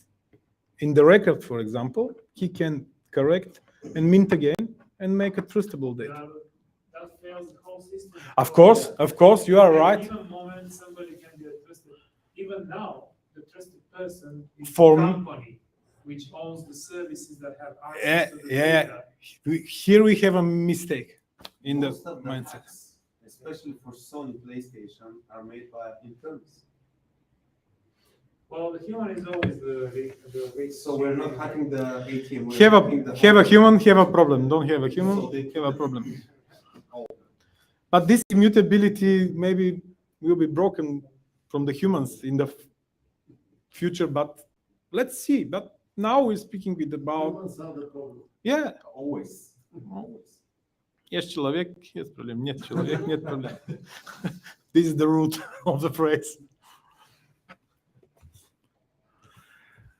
And at the end, the best funny way for brand promoting in the metaverse, this most fashionable world, luxury metaverse, luxury brand, Alfa Romeo, Lamborghini, Lambo to the moon, and all that companies is generated their own minted NFTs, but it's a unique and proven because they especially minted like in their centralized mindset and selling to the people. But this is a funny part. What we did in the past, from our ISP mindset to deliver the service on the last mile, especially we have a few cases in the Navigator history when the people want to charge their vehicles in the separate, in our case, mountain objects. They have enough electricity to put a station, but they don't have internet, they don't have a phone coverage, they don't have an option to make a payment except the old traditional RFID way. This is a POC project, but working POC. I apologize, but last night after the iOS 16 update, I cannot compile the version of the wallet to demonstrate the controller how it's iterating with the wallet. But I have enough videos on the YouTube how our system works. And before a few years, we decided to make this try to build the offline blockchain wallet based on IOTA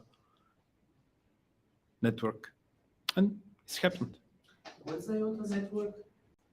What is the IOTA network? Tangle. IOTA network? IOTA. Yeah, what is it? 3.0 generation blockchain DAG-based ecosystem. Okay. Crypto. Crypto. Okay. If we speak about blockchain, the first generation is provided to be a Bitcoin because it's the first. Bitcoin don't have a smart contracts. Bitcoin don't have a enough like a distributed computing. The second generation is Ethereum-based systems. You have a miners, you have a electricity, you have a smart contracts. You can build your own DAO system. You can make tokens. You can make coins. That's Web3, right? That's all. That is from the second generation. From Ethereum is the Web3. Yeah, but the blockchain is born from 1.0 Bitcoin. Yeah, like technology. And the third generation is the IOTA because it's the powerless. You don't need a miners. You don't have a bottleneck to make a transaction. What this means, if you increase the number of transactions, you increase the power of the network. Because as I explained to you, when you start to make a transaction on the Tangle, you should validate 2 random transactions on the network. This is the cost. And the first network, which allows the zero fee transaction on the Tangle, on their blockchain. Here we combine few software tricks and we run, of course, the node of this device, offline node. And another game is in the mobile application. And that's happened. For that reason, we won the IoT of the year 2019, blockchain and AI on Malta in 2019 year. So how do you consolidate the conflicts, if there are any? Have approach, but this long discussion. if you are interested, I can explain the whole technology. It's not a secret. It's not a secret know-how, but it's a time-consuming, maybe around 1.5 to 2 hours to explain how we're making. Also, I can demonstrate live how this works. I guess because it's a physical object somewhere, Mhm. there is no conflict, right? All the data generated and Yes, have a attached to tricks, this physical object have a and tricks with the nodes, with the validators. even if it's offline. I mean, Yeah. It's a, I will give you a hint, it's not only only one approach. It's have some kind of free approaches to make these offline transactions to be happen. And this is possible. And now it's not only for IOTA, it have a lot of newborn IoT blockchain offerings. Yeah, this is in the past, it's a history. But you know, this dynamic ecosystem is growing extremely fast. And these are my takeaways. My website is, of course, a little bit outdated, but at the end of this month will be updated. My Twitter profile, LinkedIn, Telegram, email, and GitHub profile. Upcoming events, GS Talks, October 8th. Oh, this is a data set today. Sorry, Michael. Sorry. It's so small. And November 11 to 12 is the GS Talks. Also, upcoming event from our neighbors, Istanbul Blockchain Week, will be very good event. We will attend and hope to have a slot to explain for our new NFT project. It's an so 50% IoT related, but we are invited and I hope to have a slot to explain. And again, thanks to our sponsors, Microsoft, Handheld, Bosch, Coca-Cola, Stripe, Sepam, and Sofia Tech Park. Thank you. If you have additional questions, I'm open to answer.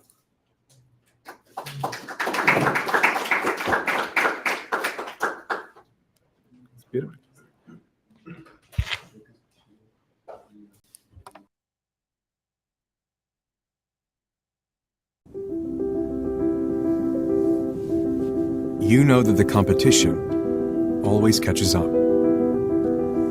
What was once exceptional is now assumed. You know that success needs more than just determination. It needs empowerment, a way to lift your efforts higher. Azure IoT is that lift. Because we know you have to stay competitive without introducing risk. You're not just looking to build another solution. You're trying to make better decisions. We know you have to understand your customer, support your employees, and improve your business, all while controlling costs, managing complexity, and reinforcing security. We want companies across every industry to achieve more, no matter where they're starting from. Because we know you're not just looking for the right solution. You're looking for a better outcome with a dependable partner. And we can help with that. Lift your ideas higher with Azure IoT.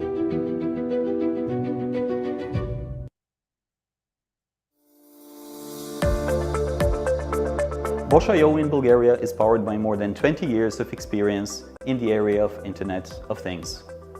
We turn great business ideas into excellent products. Our digital solutions serve thousands of businesses and millions of customers across the globe. Over 5 million smart homes are connected by solutions built entirely in Bulgaria, improving quality of life, bringing safety, security, and comfort to families around the world. Over 10 million vehicles receive regular software updates through our products, increasing safety on the road and delighting drivers with new features. Our teams in Bulgaria lead open source communities, which brings customers, partners, and competitors on the same table. We shape the future of software-defined vehicles based on one open platform. We make buildings smarter by connecting sensors, inspecting anomalies, optimizing usage, and preventing incidents.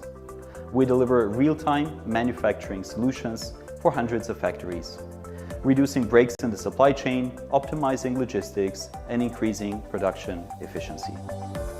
Our mission in Bulgaria is to innovate and bring new ideas to the world, and our technology is invented for life.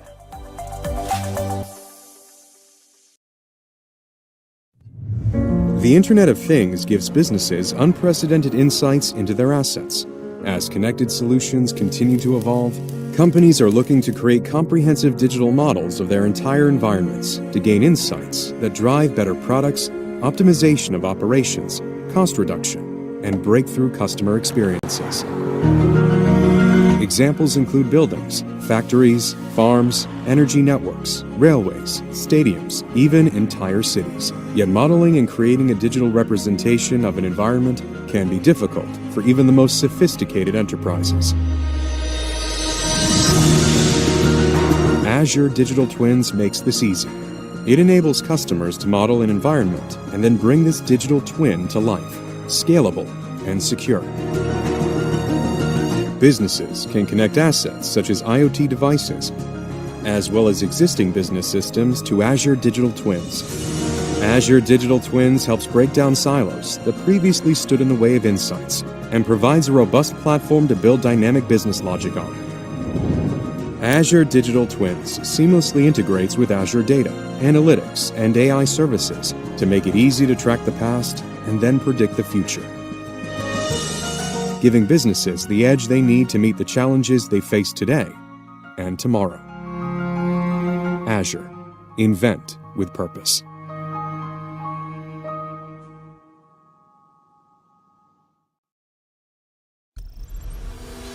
Wherever we do business, Coca-Cola's future growth strategies rely on information technology. Coca-Cola IT is transforming our approach to information technology, setting the stage for digital leadership that delivers beverages for life to consumers around the world. Every employee and every partner of Coca-Cola is experiencing the difference. A big shift is happening toward powerful standardized platforms, integrated and simplified, so information flows smoothly and business operations don't miss a beat. We're migrating our systems from data centers to the cloud, leveraging the innovation investment of big technology companies. Simplification and automation will allow technology upgrades to occur with less disruption and make new features available more quickly. Also, we are investing in our analytical tools and capabilities, which enable insights that lead to high-impact actions all across the system. Artificial intelligence and machine learning will make these tools even more potent over time. Security is paramount, of course. By simplifying the entire IT infrastructure and employing smart new tools, we can better detect and deal with threats, which protects information as well as privacy. All digital capabilities are becoming mobile, which users prefer because it simplifies access and collaboration. Voice technology will soon be standard as well. Freestyle. No problem. Tools and solutions are increasingly intuitive, and work processes are simplified through automated workflows and Find Me, Know Me intelligence. Plus, users can count on a single source of truth for all types of information. These are crucial advances for our people at Coca-Cola. Consumers will experience our products and brands with fresh intensity through digital engagement. The immediacy, enjoyment, and value are unprecedented, personalized and customized like never before. Digital capabilities vastly expand our consumer connections and touchpoints. It's the interaction of digital and physical worlds that create great experiences with our brands. Our system and partners also feel the benefits as we strengthen and streamline connections with bottlers, customers, agencies, and key vendors. As our digital capabilities set the pace for consumer and customer intimacy, Coca-Cola's competitive advantage grows. It's all part of becoming the best, truly global consumer insights company in the digital world. Coca-Cola IT is in constant motion to sustain and increase Coca-Cola's digital leadership. That's how we'll keep growing the business, building preference with consumers, adding value for customers, and being a desirable workplace that elevates peak performance.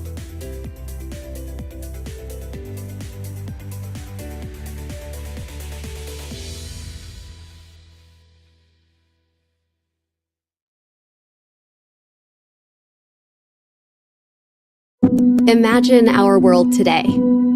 People, vehicles, businesses, buildings, hospitals, factories, entire cities, and the billions of devices that connect us to this world and to each other. This is the physical world. But what if we can replicate that physical world into its digital twin? A digital twin that is bound to the physical world in real time, that we can experience in mixed reality, that we can collaborate with, that we can run simulations on and find what is important to us, that we can apply AI to learn, predict, and act, to save time and money, to reduce carbon, to preserve natural resources, to improve safety, to bring us all closer. This is already happening today. Across the world, organizations are taking advantage of this new wave of innovation that trends to an interconnectedness that enables the metaverse. Everything modeled in the metaverse mirrors the status of its physical twin, including the interactions and relations between everything else. By applying the power of the cloud, we eliminate boundaries of what this can do. The potential is limitless. We can now track and analyze data from connected environments to identify patterns, trends, and anomalies.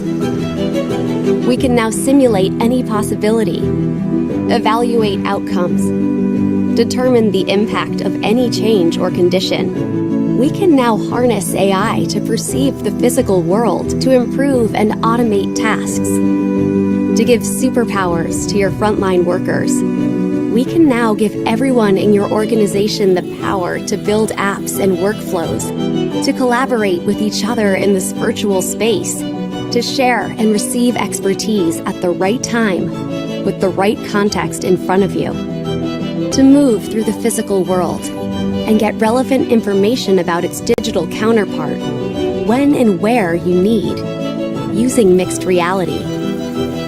The Microsoft Cloud brings these capabilities together with the limitless computing power of the cloud and intelligent devices at the edge, and creates this framework for building immersive and impactful digital twin, mixed reality, and metaverse solutions.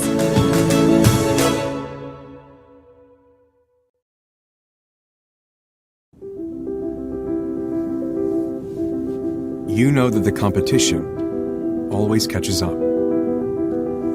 What was once exceptional is now assumed. You know that success needs more than just determination. It needs empowerment, a way to lift your efforts higher. Azure IoT is that lift. Because we know you have to stay competitive without introducing risk. You're not just looking to build another solution. You're trying to make better decisions. We know you have to understand your customer, support your employees, and improve your business, all while controlling costs, managing complexity, and reinforcing security. We want companies across every industry to achieve more, no matter where they're starting from. Because we know you're not just looking for the right solution, you're looking for a better outcome with a dependable partner. And we can help with that. Lift your ideas higher with Azure IoT.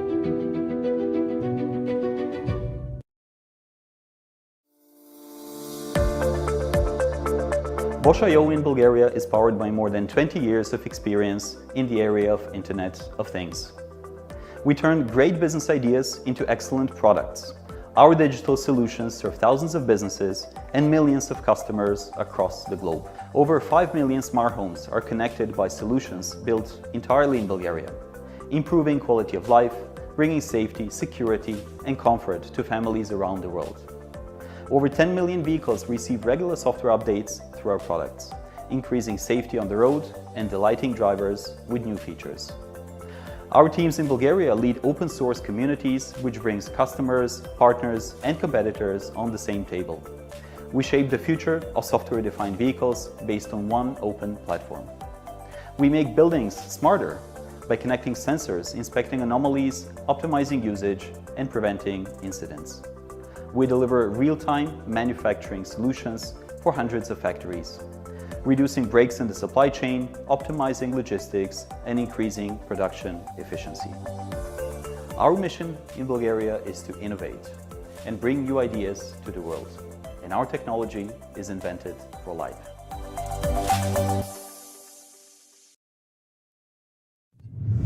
The Internet of Things gives businesses unprecedented insights into their assets. As connected solutions continue to evolve, companies are looking to create comprehensive digital models of their entire environments to gain insights that drive better products, optimization of operations, cost reduction, and breakthrough customer experiences. Examples include buildings, factories, farms, energy networks, railways, stadiums, even entire cities. Yet modeling and creating a digital representation of an environment can be difficult for even the most sophisticated enterprises. Azure Digital Twins makes this easy. It enables customers to model an environment and then bring this digital twin to life, scalable and secure. Businesses can connect assets such as IoT devices, as well as existing business systems to Azure Digital Twins. Azure Digital Twins helps break down silos that previously stood in the way of insights and provides a robust platform to build dynamic business logic on. Azure Digital Twins seamlessly integrates with Azure Data, Analytics, and AI services to make it easy to track the past and then predict the future, giving businesses the edge they need to meet the challenges they face today and tomorrow. Azure. Invent with purpose.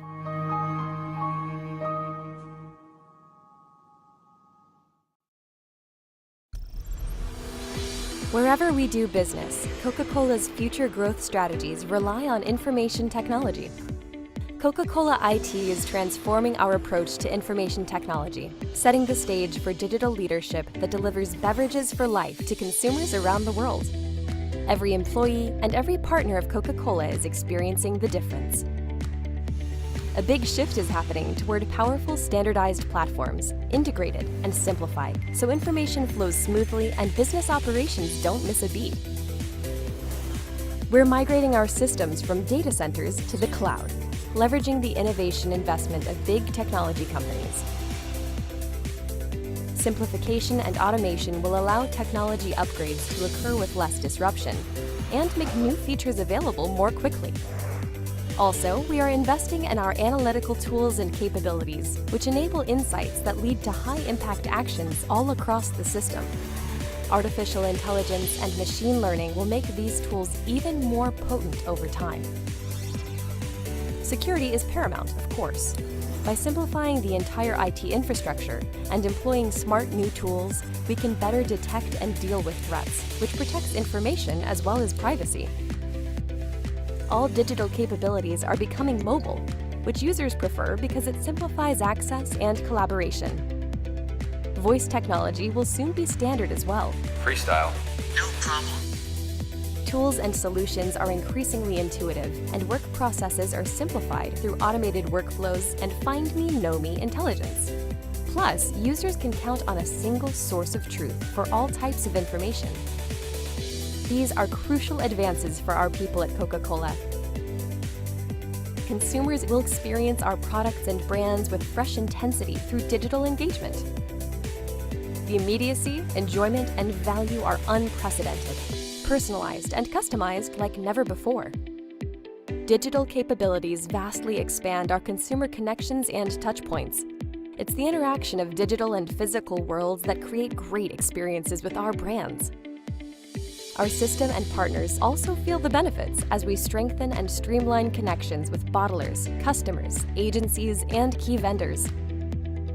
As our digital capabilities set the pace for consumer and customer intimacy, Coca-Cola's competitive advantage grows.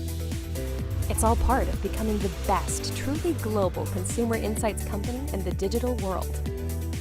Coca-Cola IT is in constant motion to sustain and increase Coca-Cola's digital leadership. That's how we'll keep growing the business, building preference with consumers, adding value for customers, and being a desirable workplace that elevates peak performance.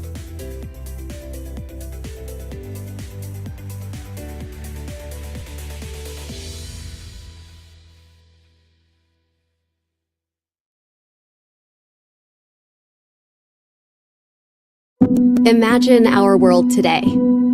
People, vehicles, businesses, buildings, hospitals, factories, entire cities, and the billions of devices that connect us to this world and to each other. This is the physical world. But what if we can replicate that physical world into its digital twin? A digital twin that is bound to the physical world in real time, that we can experience in mixed reality, that we can collaborate with, that we can run simulations on and find what is important to us, that we can apply AI to learn, predict, and act, to save time and money, to reduce carbon, to preserve natural resources, to improve safety, to bring us all closer. This is already happening today. Across the world, organizations are taking advantage of this new wave of innovation that trends to an interconnectedness that enables the metaverse. Everything modeled in the metaverse mirrors the status of its physical twin, including the interactions and relations between everything else. By applying the power of the cloud, we eliminate boundaries of what this can do. The potential is limitless. We can now track and analyze data from connected environments to identify patterns, trends, and anomalies. We can now simulate any possibility, evaluate outcomes, determine the impact of any change or condition. We can now harness AI to perceive the physical world to improve and automate tasks, to give superpowers to your frontline workers. We can now give everyone in your organization the power to build apps and workflows, to collaborate with each other in this virtual space, to share and receive expertise at the right time with the right context in front of you, to move through the physical world and get relevant information about its digital counterpart when and where you need, using mixed reality.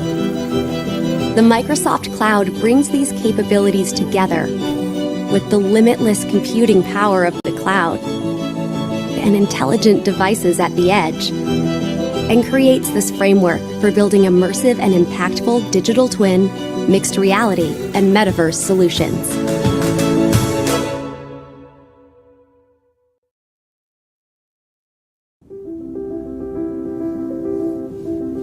You know that the competition always catches up. What was once exceptional is now assumed. You know that success needs more than just determination. It needs empowerment, a way to lift your efforts higher. Azure IoT is that lift. Because we know you have to stay competitive without introducing risk. You're not just looking to build another solution. You're trying to make better decisions. We know you have to understand your customer, support your employees, and improve your business, all while controlling costs, managing complexity, and reinforcing security. We want companies across every industry to achieve more, no matter where they're starting from. Because we know you're not just looking for the right solution, you're looking for a better outcome with a dependable partner. And we can help with that. Lift your ideas higher with Azure IoT. IoT Bulgaria is powered by more than 20 years of experience in the area of Internet of Things. We turn great business ideas into excellent products. Our digital solutions serve thousands of businesses and millions of customers across the globe. Over 5 million smart homes are connected by solutions built entirely in Bulgaria, improving quality of life, bringing safety, security, and comfort to families around the world. Over 10 million vehicles receive regular software updates through our products, increasing safety on the road and delighting drivers with new features. Our teams in Bulgaria lead open source communities, which brings customers, partners, and competitors on the same table. We shape the future of software-defined vehicles based on one open platform. We make buildings smarter by connecting sensors, inspecting anomalies, optimizing usage, and preventing incidents. We deliver real-time manufacturing solutions for hundreds of factories, reducing breaks in the supply chain, optimizing logistics, and increasing production efficiency. Our mission. Hello, everyone. I'm very happy that you are at this session. We will talk about IoT Edge and intelligent edge solutions based on Microsoft Azure IoT Edge platform. What exactly means this? We will clarify and we can have discussion, because it is not just IoT component. It is not just part of IoT stack. It is stack for edge computing. And now I will try to explain a little more details about what exactly we will discuss. We will discuss the main specifics and general architecture of Azure IoT Edge platform. We will see how to implement in depth some solutions. That means there are some specifics related to how to develop models, what is important, where are more specific moments in deployment, and what is mandatory to know. And we will have some use cases, and hopefully we will have also some demos. So I will not spend much time about myself, but I can say that I work on IoT solutions nearly 10 years. Actually, I like this domain, mostly on Microsoft Azure, but not only. And I'm quite interested in any technology. I appreciate any kind of stack, but here the focus is Azure. Just I have experience with Microsoft Azure from the beginning, probably 2008 or 2009, and at least hope there will be interesting to share some experience related to my work, my projects, and my research. Special thanks to our partners. We have these partners to support our event, especially Microsoft, Coca-Cola Company, Bosch, Iron Hill, Stripes, and EPAM, and of course, the team of Sofia Tech Park. Sofia Tech Park also support our event, and we are really happy to work together. Let's see about some general things. You know that now everything which is kind of device and it is connected can be considered like IoT. How much is IoT and what exactly is IoT? It is slightly different topic. We will not go exactly in this topic, but nowadays we need to have more than 70 billion connected devices. Business domains where we have connected devices covers almost everything, from standard solutions which you can imagine, like manufacturing and automotive, to areas where probably most of people even do not consider that we can use IoT. I can provide examples. For example, insurance and fintech stay one of also biggest domains. Almost all insurance companies now consider to use different devices and collect information to manage the risk of clients regarding to casualties and some potential cost when there are accidents. So it is something which is applicable for almost everything related to human behavior, machines behavior, automotive industry, aerospace, and similar things. What is exactly IoT Edge? How you understand IoT Edge? It is a quite general schema, so I will not go so much into details, but IoT Edge is related to edge functionalities around IoT, but on site where we have devices.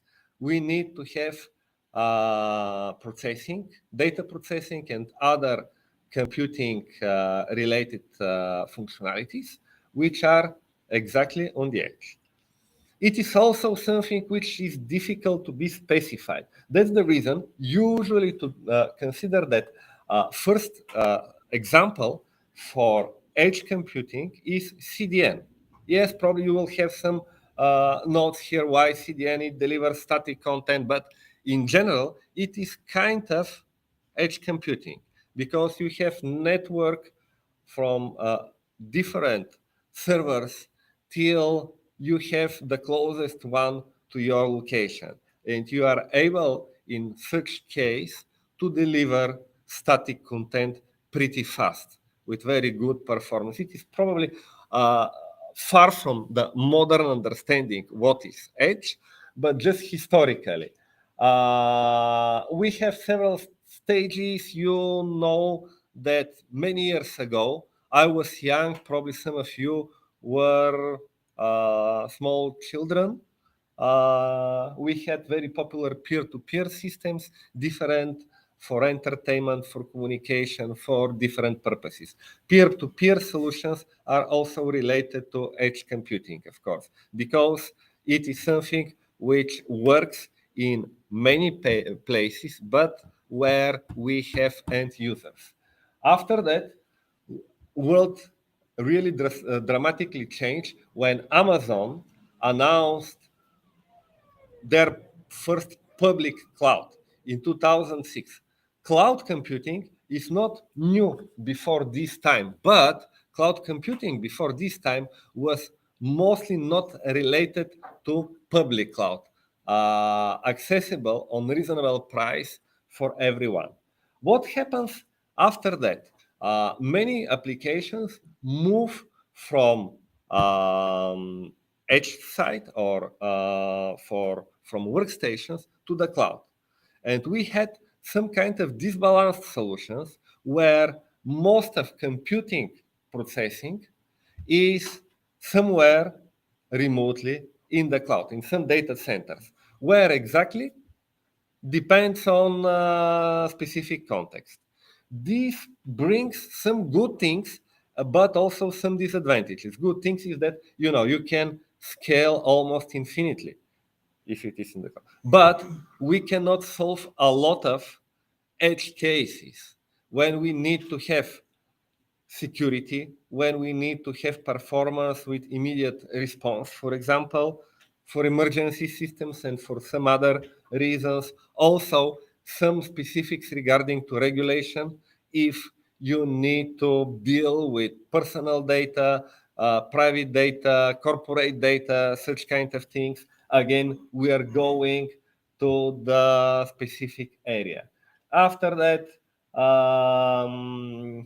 there was a time when kind of cloudlets were developed, where we have cloud, we have something in the middle, like cloudlet, and we have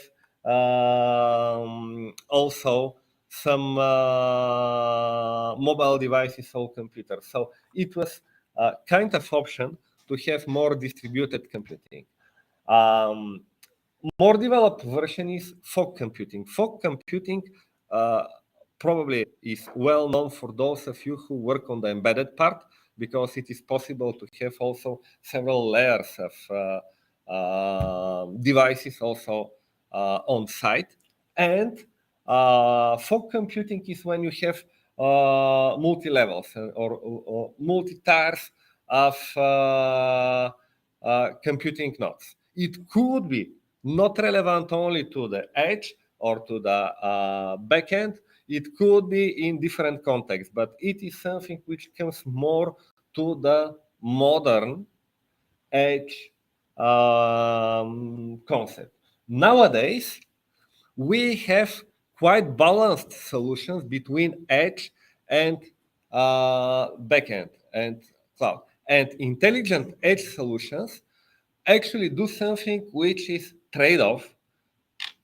Very often it is good.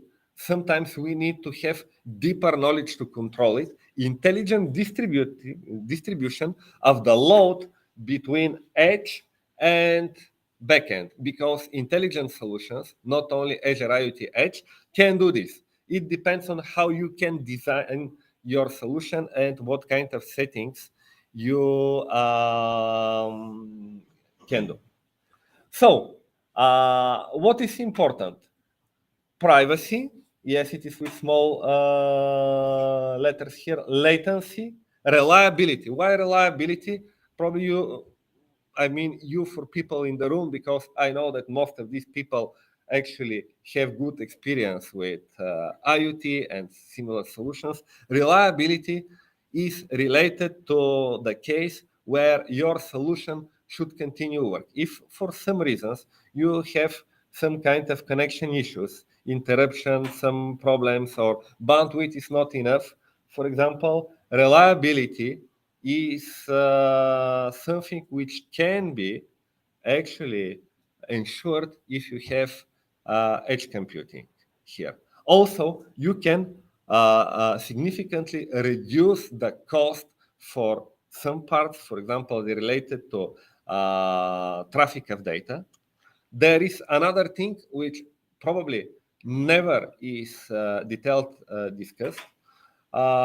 Based on some official and anonymous survey, is possible to find this result. It is possible to find these results in several public databases. You can see how much of data which is collected is really used after that. And it seems that less than 1/3 of data which is collected, telemetry data and any kind of AI IoT solutions, is really useful for analysis after that. That means most of data which you collect, you need for short timeline, for specific purposes. Sometimes this is secondary data which is needed for some cases, or to have some additional precising of what is actually calculated on the backend, but you never need it long term. Why you need to transport all this data somewhere in different location and analyze it there? Even some research share information that probably it is not 2/3, but probably even up to 80% of data. This is data which we never need really to transport somewhere. And we can have significant improvements. In general, edge computing is the concept which brings all these additional options to solve potential gaps and disadvantages related to traditional IoT solutions, and of course to decrease the cost of your IoT solutions. When we have traditional IoT solution, we have some sensors, some managed objects in general. Let's put it in this way, because it could be different devices, and we need somehow to connect data to the backend. It is a pretty high-level schema. Why not to put in different levels here computing power to be possible to solve different tasks? And for edge analysis, let's even go a little bit further. It is possible to start with pretty simple cases. For example, if you have home automation, most of your data really is never needed from the backend. For example, again, it is high level. You have some kind of board, you have some kind of computing resource, and you have, for example, sensors related to light sensors, sensors for doors, cameras. Usually you have very typical scenarios. For example, if you need to have an intelligent door where you want your face to be recognized or something like this, it is something which is related to typical computer vision. Yeah. We're not transporting the whole video stream of the camera to the cloud to detect that this is face. We're detecting it into the camera and we're sending to the cloud, okay, I have a face of this person. Even it is not needed to send to the cloud in most of cases anything. The logic can be on the board here, the schematic, and it will decide to open or not open. Absolutely. I will show after that several next schema. I have several conceptual schemas, and after that we will go deep into the IoT Edge framework. Usually, if you have systems in scale, that means if you have IoT solutions where you have many sensors integrated for complexes for homes, you have no any reason to go to the cloud. If you use ready for independent use, lights or some kind of devices, this is different concept because you are just getting piece which is not considered to be connected to the local infrastructure, and there are different business cases. We are talking about solutions where we can consider that we can have this functionality in scale. And what is the most important in edge solution? Decision. Edge computing can make a decision. What I mean about decision, where to analyze data, to analyze it on the edge or to analyze it somewhere remote in the cloud. Why? Because this is exactly the main case, how to optimize our solution, how to make it more optimal for different load, how to decrease the cost, how to improve some parameters. So we need to have decision making here, not just to process data technically, but also based on what kind of data, amount of data, cases to have additional business logic. So,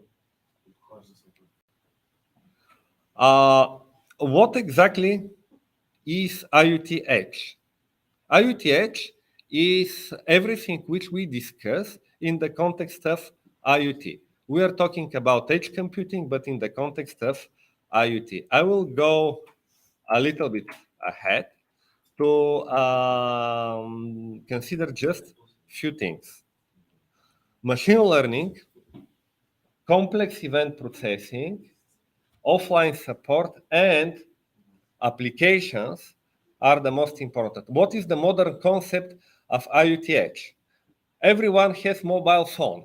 And when you have mobile phone, you know very good mobile applications. For mobile applications, you have applications. Here, you install new applications. Some applications now less often than in the past, but some applications can work absolutely independently local, but most of applications work with some backend, with some servers. It is the same in modern IoT Edge. You have containerized applications which you can deploy to devices, and you have options, these applications, to communicate with backend models where we have different concepts. Microsoft offer preferably to have common communication channel to be possible to have common security, to have control, but of course you can make it for specific cases with separate channels. We can discuss such kind of solutions. When we have such kind of concept, again, for me, most important is that we have near real-time response for emergency solutions and where is needed for specific cases, deployment, which we will discuss, security, offline support, and any additional functionalities related to artificial intelligence. When we have Azure IoT Edge solution, what is the specific? Because we have many edge solutions. Why we are talking about Azure IoT Edge? We are talking about such kind of solutions because the concept here is to have the same application, part of Azure IoT stack, also on the edge, and to have the same developer experience. That means if you have stream processing, if you have database, if you have storage, if you have function, serverless functions, you to have the same developer experience. So you need to educate one developer for such kind of solutions to understand how work one framework for the cloud, and it is 99% the same with some limitations if it is used on the edge. So one framework, two different parts of the solution. The benefit is that you can learn it easier, faster. You can work on both sides. You have no need to work with absolutely different frameworks and different services. Of course, you will have not limitations, but gaps that you need to work on a little bit. How I think it is something which is important in specific cases. There are some things which are trend, and part of these things are challenged, other are not. Low power security, low power connectivity, sorry. This is the main challenge for edge computing. Why? Because computing means power. To have two totally different KPI is difficult. It is not easy to have low power devices and to have powerful edge devices. In this direction, I cannot say that modern edge frameworks make something which is perfect. They're trying to optimize, including Microsoft. We will discuss also about other competitors, but this is probably the main disadvantage. If you have a powerful edge solution, it needs electricity. You need somehow to get this power. For analytics on the edge and increase security, we have, of course, what is needed. For security, the most important is that for encryption algorithms, in the past, the main weakness was that devices were not enough powerful to decrypt pretty stronger encryption algorithms, and that's the reason to make some compromises. Based on this, usually we try to protect first devices. Now again, we try to protect it, but now everything works a little bit easier. There are a lot of different edge analytics platforms. Microsoft Edge Analytics platform for Azure is Microsoft Azure IoT Edge because they started with IoT, but it is not purely IoT. IoT is just one of applicable areas, but name is still IoT. It is Edge Analytics platform, and you can run everything. You have use it for non-IoT scenarios also. You have quite popular solutions from AWS in the context of IoT.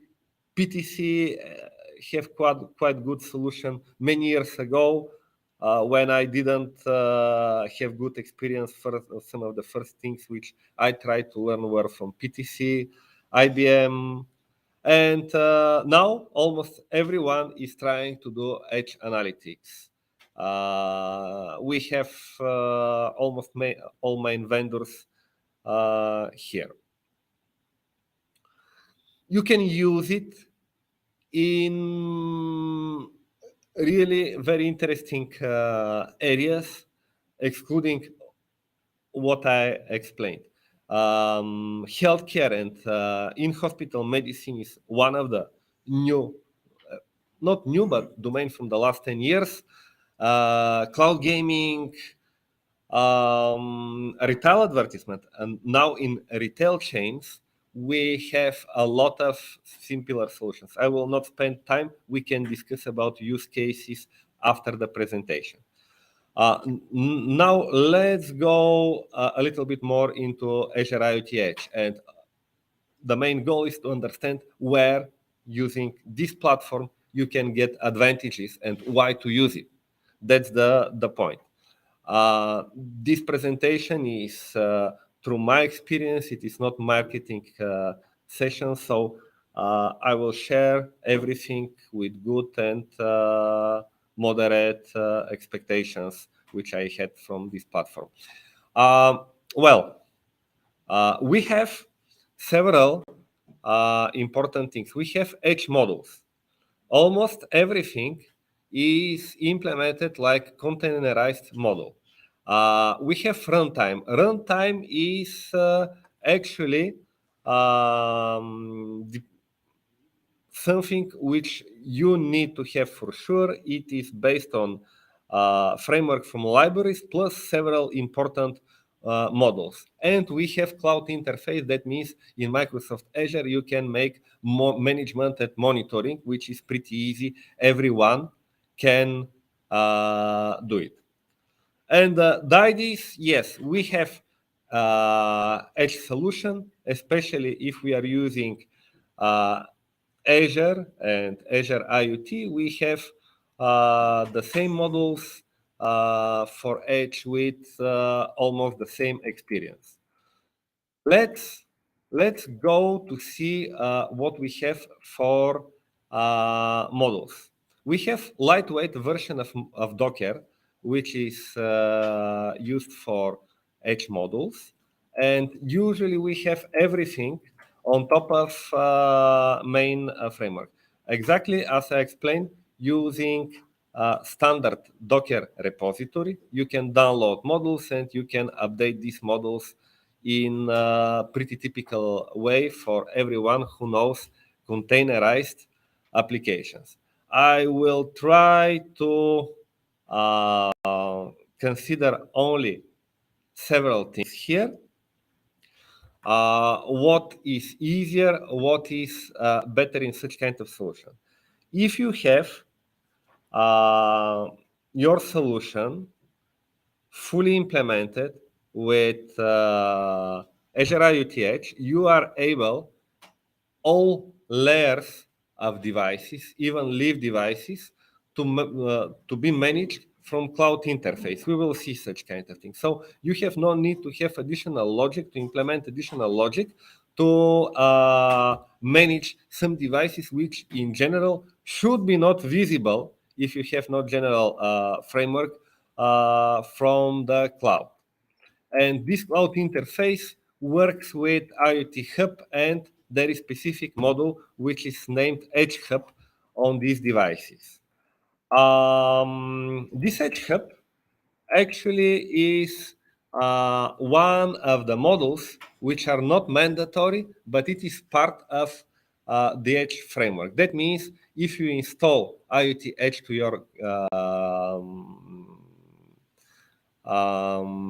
devices, you need to have installed also module for IoT Edge Hub. If it is running or not, it depends on your use cases. When you have IoT Hub, Edge IoT Hub, it is actually version with the same developer experience like Azure IoT Hub. I think that most of you know, but I will try to clarify again. Azure IoT Hub is actually the gateway service from Microsoft for IoT devices, which supports out of the box several functionalities, which in general, if you have custom solution, you need to implement by yourself. The main advantage, if you are using Azure IoT Edge, is when you have, of course, Edge Hub with IoT Hub, because otherwise you need to put additional effort to establish communication with IoT Hub in different way. If you put these two models, actually it is already implemented. With some configuration, these models can work. HTTP is not supported for Edge Hub, but I think that even from security and productivity point of view, it is not a problem. In general, it is expected to use more modern protocols for IoT. And if we need to have also complex structure of connected devices, then we need to go to MQP. If we need just performance, MQTT. Let's go to check several things from the platform. For most of components, as I mentioned, we have also edge analogs. Stream analytics. Stream analytics, you know, it is for data streaming. It works in very similar way like open source solutions. We can deploy it on the edge, and especially stream analytics intelligently can balance load between what is processed on the edge and what is processed on the backend. Yes, let's go a little back. Storage. We have simulation of storage. We have functions. We have SQL database. We can have Azure machine learning models. Let's see now how it works. I already mentioned that RTX is based on Mobi. Do you have experience with Mobi? It is just subset of Docker, lightweight version, because you have no need of all functionalities. Containers which you can use need to be Docker compatible. So the usage of Mobi not means that you have some limitation in the context of containers, just the framework is not full framework which Docker offers. It is limited versions. And usually we have such kind of solution. We have Edge Hub, which is mandatory for connected devices with the backend. For other devices, it depends. Edge Hub is enough to work with live devices. It is not needed always to have on each device Edge Hub. Again, it depends on architecture. And Edge Agent is to make monitoring and to take care on execution of other models. So you need to have mandatory Edge Agent running. These models, Edge Hub, Edge Agent, and the whole base runtime is installed always when you have the main, not the main, the first installation of IoT framework. IoT framework can be installed on both Windows and Linux devices, but it is optimized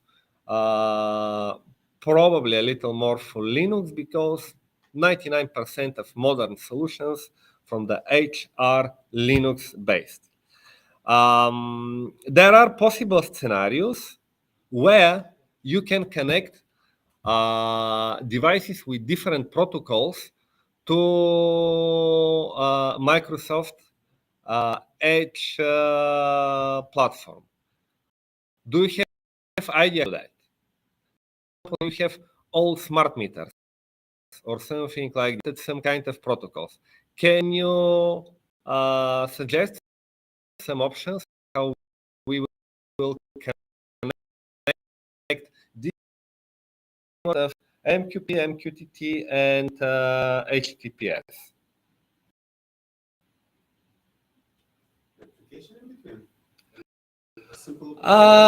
In general, this is the main context, and you can do it having home named Cloud Gateway.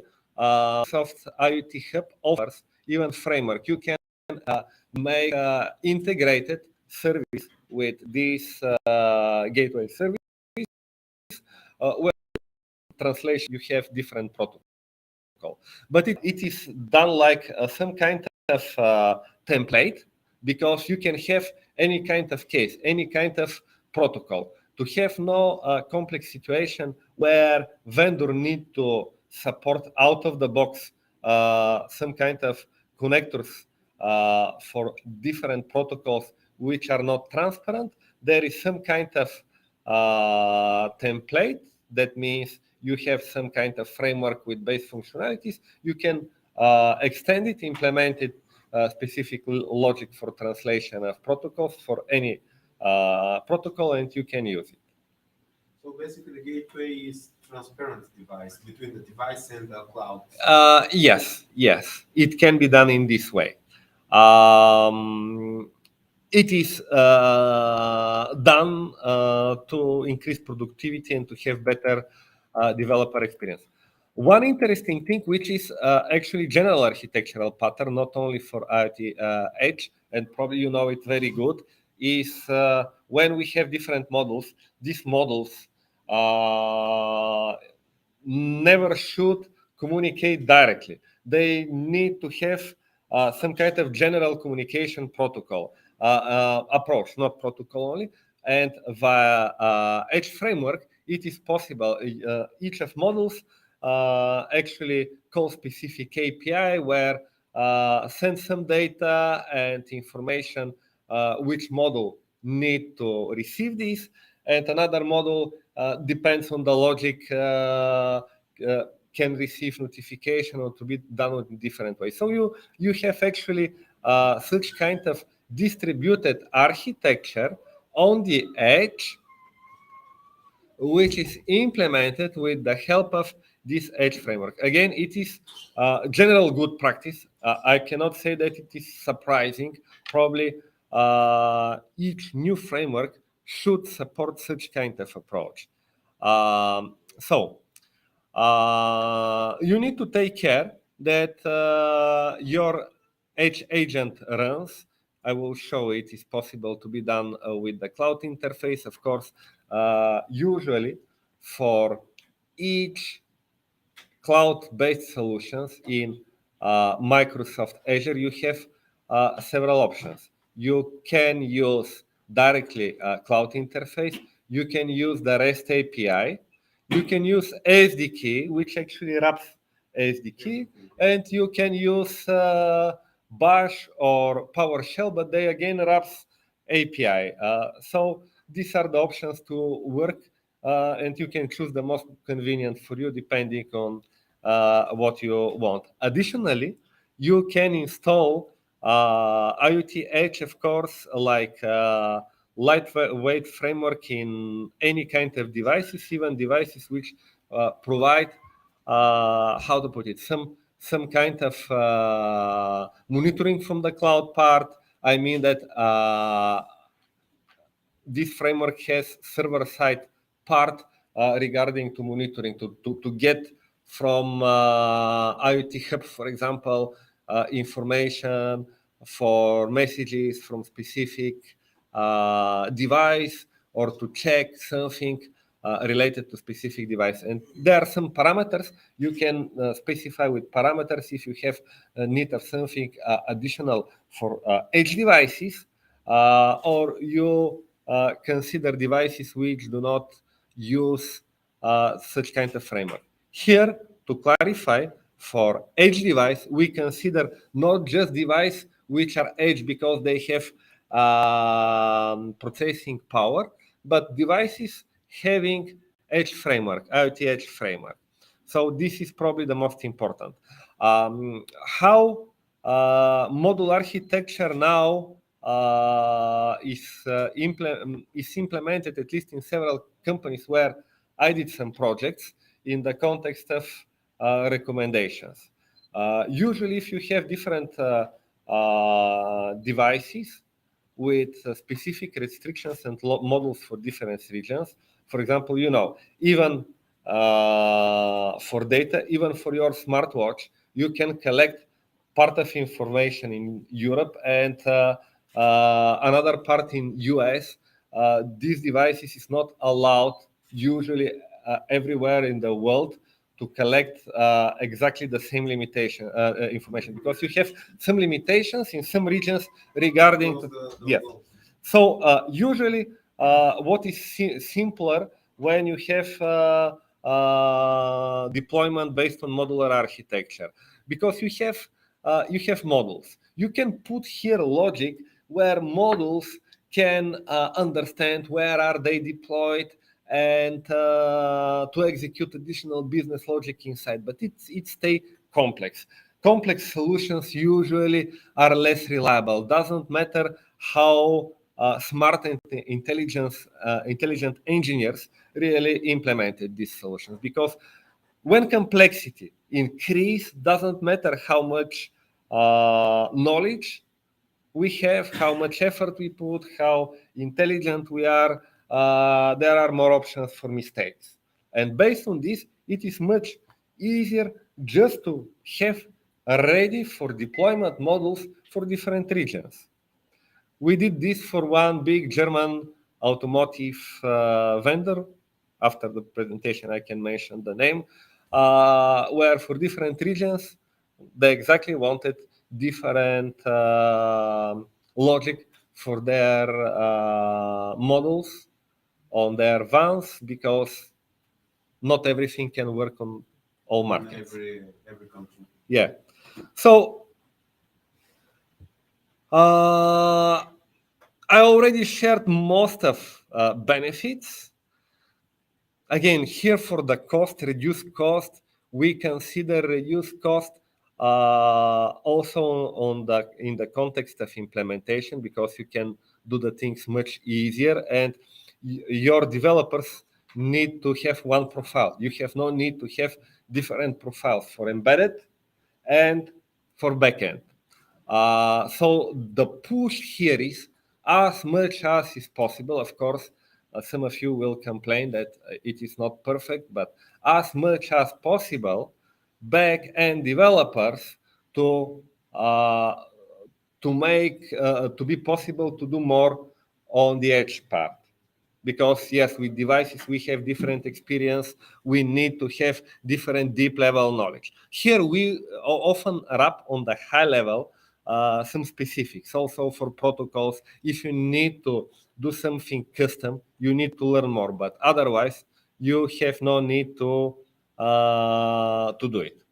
And of course, based on this, you can make with these components pretty fast such kind of solutions. Because we have not much time, I will go a little bit ahead with some use cases and also some samples.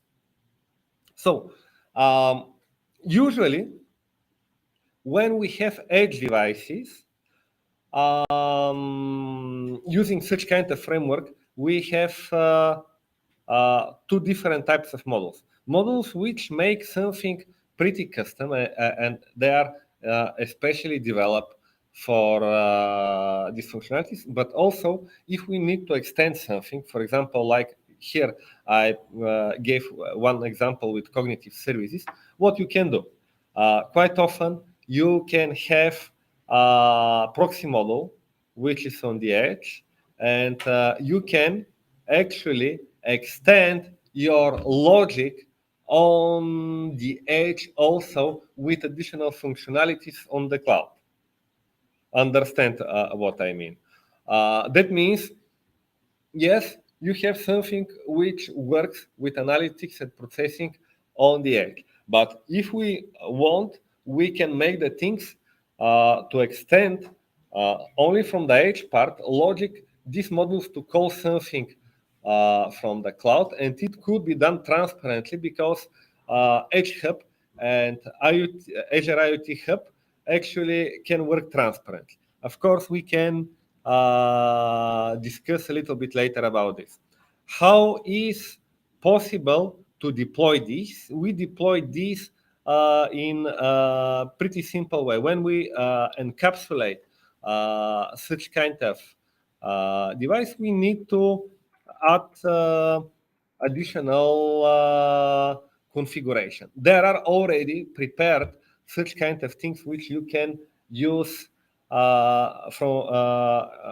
ready for samples and for some even production needs. For example, for cognitive services, you can get for free from marketplace also proxies, but you can build this for everything which is custom. That's the reason to try to explain the concept from the beginning, not to tell you just you are downloading from here something and you need to add several models. Usually container, which is a Docker container, has a YAML configuration file, and you can work in such way.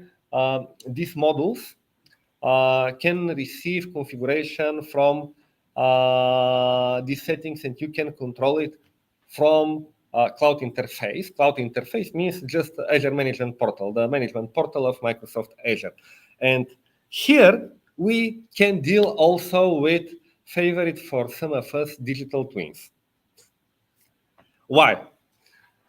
You know that digital twins actually cover a lot of things. They have simplified solution, more complex implementation. For IoT devices, you know, we have for both AWS IoT Core and for Azure IoT, pretty similar implementation for simplified digital twins models, which are related to configuration. Device twins for Azure and device shadows for AWS IoT. What is interesting when we have such kind of models? We have the same concept for models. You have model twins. Each model has model twins, so you can control model update in the same way. You can enforce models. You can put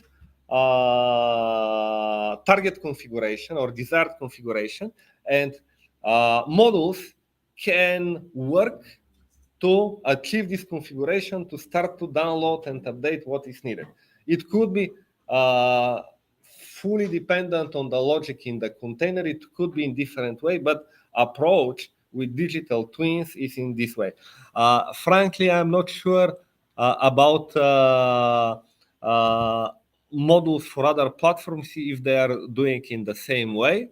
So I cannot say a comparison to model twins how competitors work. Actually, they are, because you have a market and you have to be compatible with others. So they look slightly different way, but I will show you after a few seconds. And yes, if we have, for example, machine learning model, it is slightly different. I mean that you can have machine learning model published in container, and it can work 100% on the device. Of course, you can have also some more complex logic where you have something. Yes. But you can have for such kind of cases also fully edge dependent logic. It is up to you, your solution.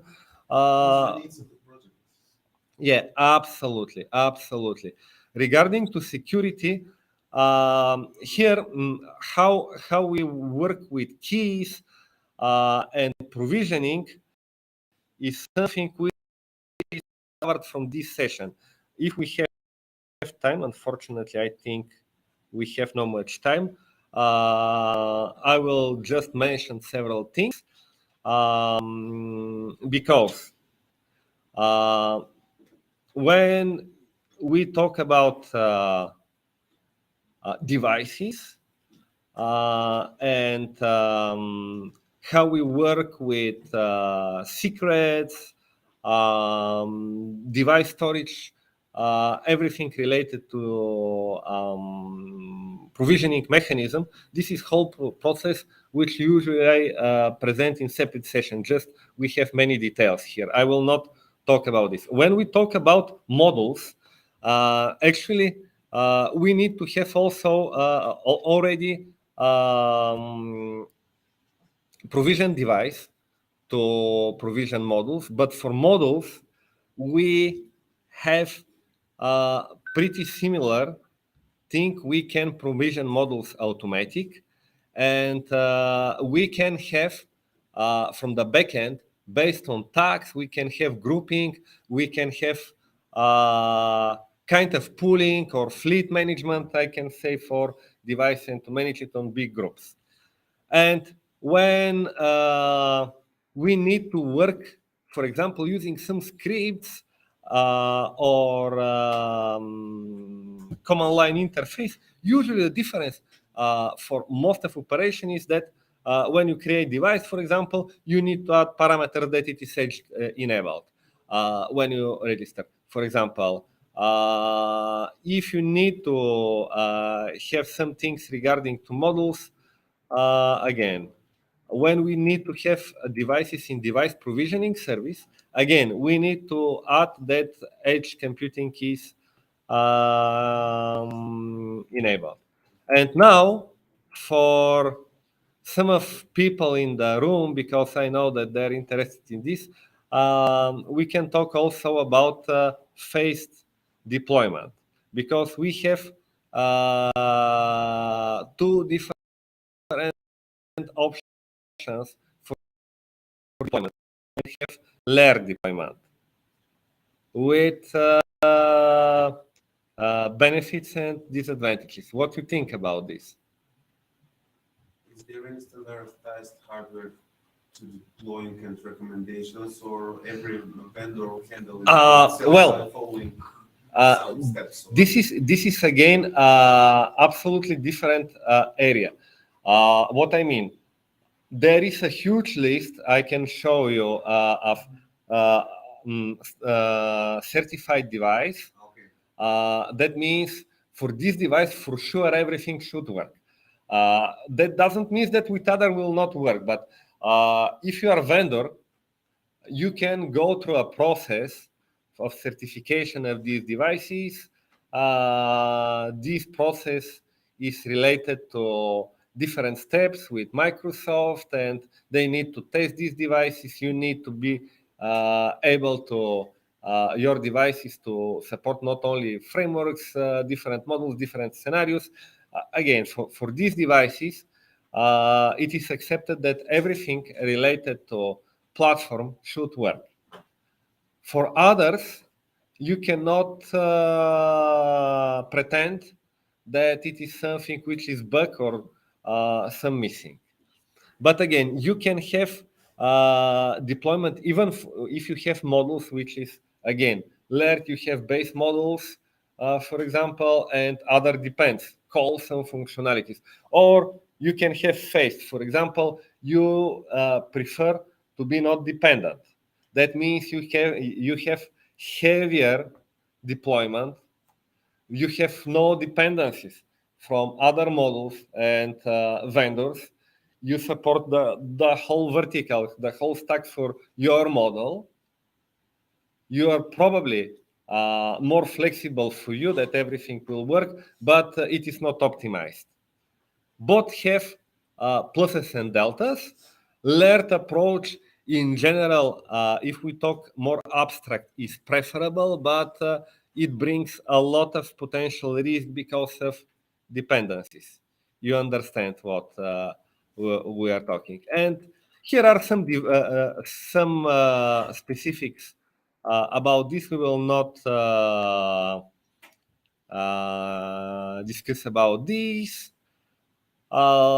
Usually, yes, there is specific procedure for rollbacking of devices because separate buffer for the settings. Yes, yes. The stable version, the new version. Usually it is done in simplified way for people who implement this and work the solution using Edge framework. I mean, this is the main reason to have one framework, to simplify the work and to have better developer experience. But again, you need to know that behind the stage, you have these things and checklist. Yes, you need always to know that you need to take care on configuration, deployment details, container management with all details which you know about Docker is actually applicable.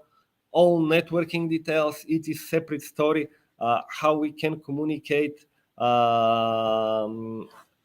between different devices, how we can see live devices. I will not go into details. And yes, we can have serverless and event-based. Before to go to Q&A, I will try, if it is possible, I will check now if we need to share again screen, probably. But let's first open my solution, my Azure Management Portal. I will try to just mention several things. Probably we'll have no time for deep demos, but after this session, we'll have another interesting session. So we will be more focused for this session. Okay,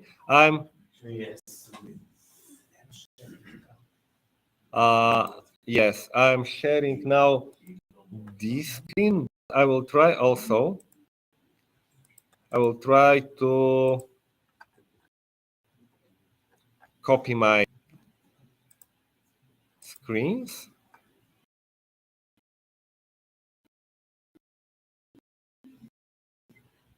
To be possible, yes, it will be needed to check again for settings.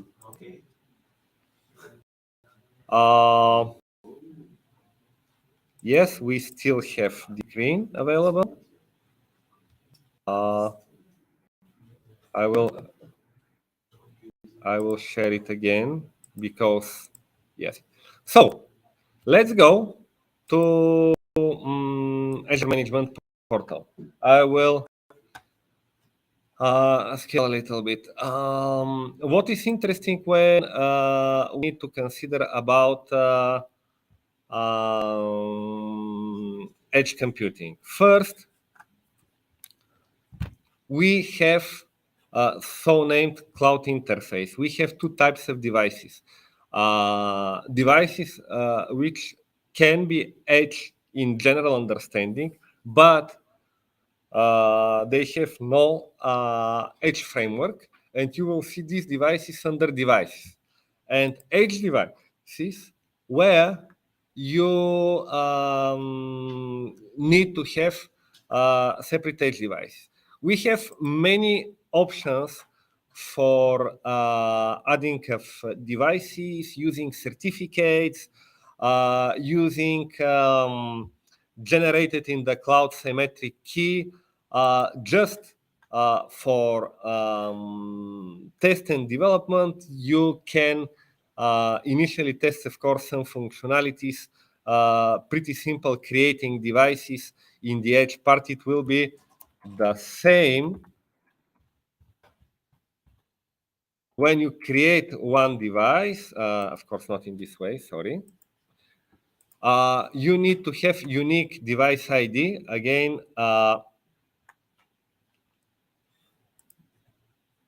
after we have the device, we need to provide already additional functionality. Adding a device is one story. It will take probably some time. Let's check. Let's try to switch and going back.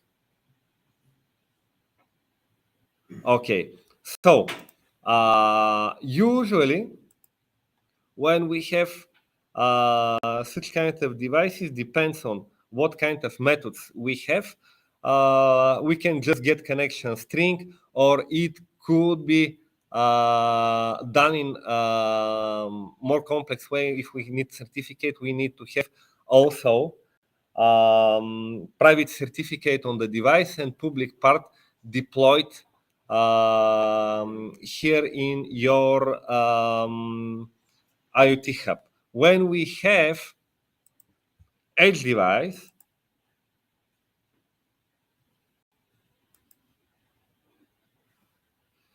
things are pretty similar, but you can have set models. Again, at this moment, I need to provision one device from the client side to establish connection to demonstrate you how model work. We need to have deep dive session related to how to have hands-on managing of these things. But I will show at least the main things. We cannot different models which can be get from images, from random repository, if of course security allows.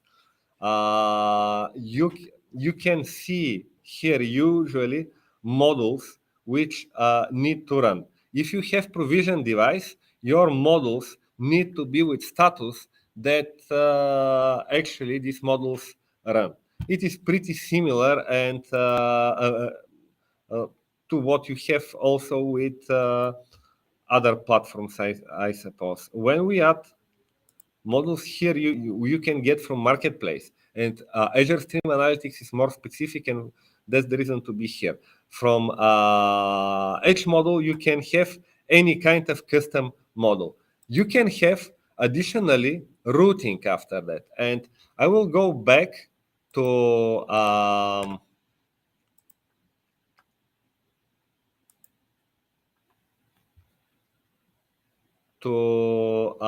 one already created solution to see if we have here some devices. Yes, to show you.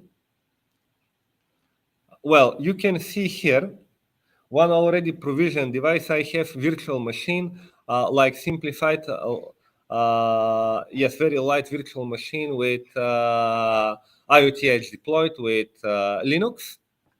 And you see here some already established running models. When you go to specific models, you can see that we have models twin. Model twin is, as we discussed, the same like device twin and device shadow. It can run in, it can be used for configurations in a similar way. We can manage child devices. If your child devices also have Edge framework, it is possible to establish connection pretty easy. We have no time, and we have very interesting next sessions. So what I wanted to show you is, in general, what you can have as advantage if you go using platform like Azure IoT Edge in general for edge computing, because it is a platform for containerized applications, even more considered in the context of general analytics and AI cases, not only IoT. If you're interested, we can have really deep sessions with specifics, how to optimize models, how to deploy some things, but it will be at some of the next event. Thank you for attendance, and now we will continue with the next session about IoT for buildings. In Bulgaria is to innovate and bring new ideas to the world. And our technology is invented for life.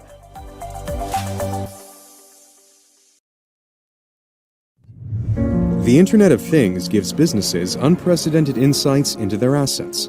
As connected solutions continue to evolve, companies are looking to create comprehensive digital models of their entire environments to gain insights that drive better products, optimization of operations, cost reduction, and breakthrough customer experiences. Examples include buildings, factories, farms, energy networks, railways, stadiums, even entire cities. Yet modeling and creating a digital representation of an environment can be difficult for even the most sophisticated enterprises. Azure Digital Twins makes this easy. It enables customers to model an environment and then bring this digital twin to life, scalable and secure. Businesses can connect assets such as IoT devices, as well as existing business systems to Azure Digital Twins. Azure Digital Twins helps break down silos that previously stood in the way of insights and provides a robust platform to build dynamic business logic on.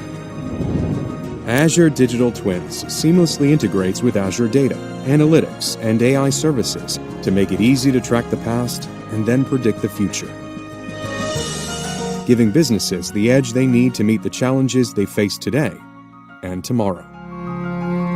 Azure. Invent with purpose.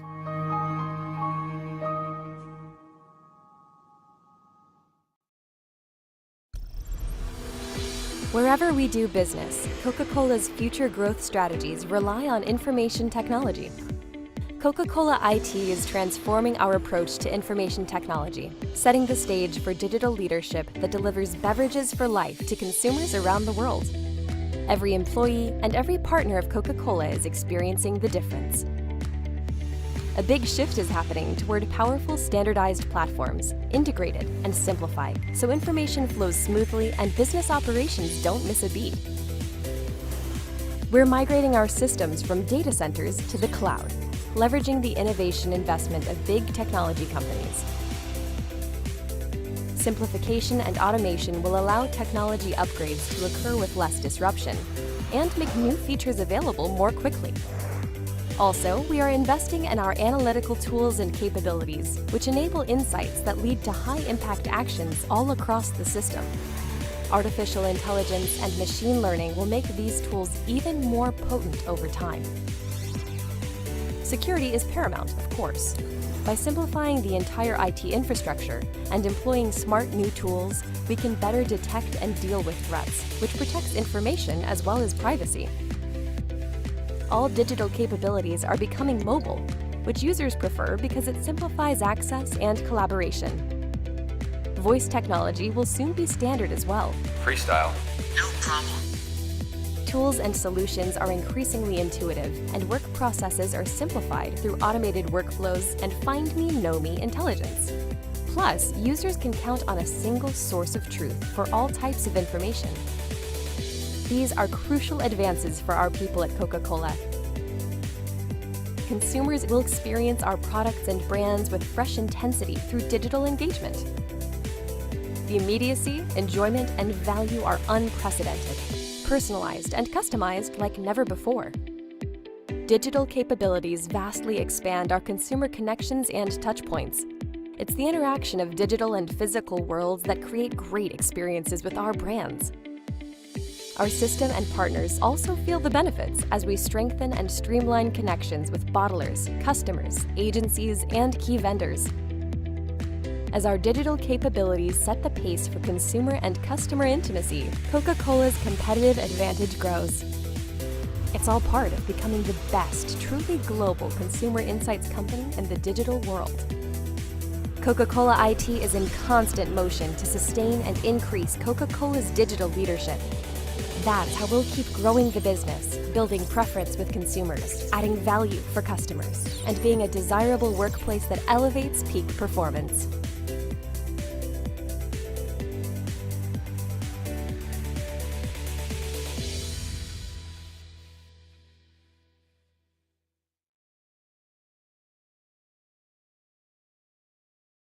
Imagine our world today. People, vehicles, businesses, buildings, hospitals, factories, entire cities, and the billions of devices that connect us to this world and to each other. This is the physical world. But what if we can replicate that physical world into its digital twin? A digital twin that is bound to the physical world in real time. that we can experience in mixed reality, that we can collaborate with, that we can run simulations on and find what is important to us, that we can apply AI to learn, predict, and act, to save time and money, to reduce carbon, to preserve natural resources, to improve safety, to bring us all closer. This is already happening today. Across the world, organizations are taking advantage of this new wave of innovation that trends to an interconnectedness that enables the metaverse. Everything modeled in the metaverse mirrors the status of its physical twin, including the interactions and relations between everything else. By applying the power of the cloud, we eliminate boundaries of what this can do. The potential is limitless. We can now track and analyze data from connected environments to identify patterns, trends, and anomalies. We can now simulate any possibility, evaluate outcomes, determine the impact of any change or condition. We can now harness AI to perceive the physical world to improve and automate tasks, to give superpowers to your frontline workers. We can now give everyone in your organization the power to build apps and workflows, to collaborate with each other in this virtual space, to share and receive expertise at the right time with the right context in front of you, to move through the physical world and get relevant information about its digital counterpart when and where you need, using mixed reality.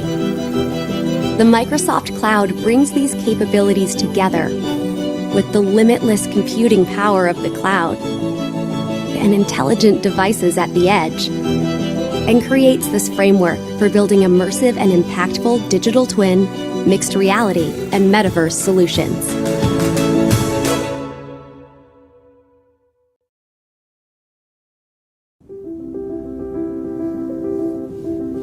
You know that the competition always catches up. What was once exceptional is now assumed. You know that success needs more than just determination. It needs empowerment, a way to lift your efforts higher. Azure IoT is that lift. Because we know you have to stay competitive without introducing risk. You're not just looking to build another solution. You're trying to make better decisions. We know you have to understand your customer, support your employees, and improve your business, all while controlling costs, managing complexity, and reinforcing security. We want companies across every industry to achieve more, no matter where they're starting from. Because we know you're not just looking for the right solution, you're looking for a better outcome with a dependable partner. And we can help with that. Lift your ideas higher with Azure IoT.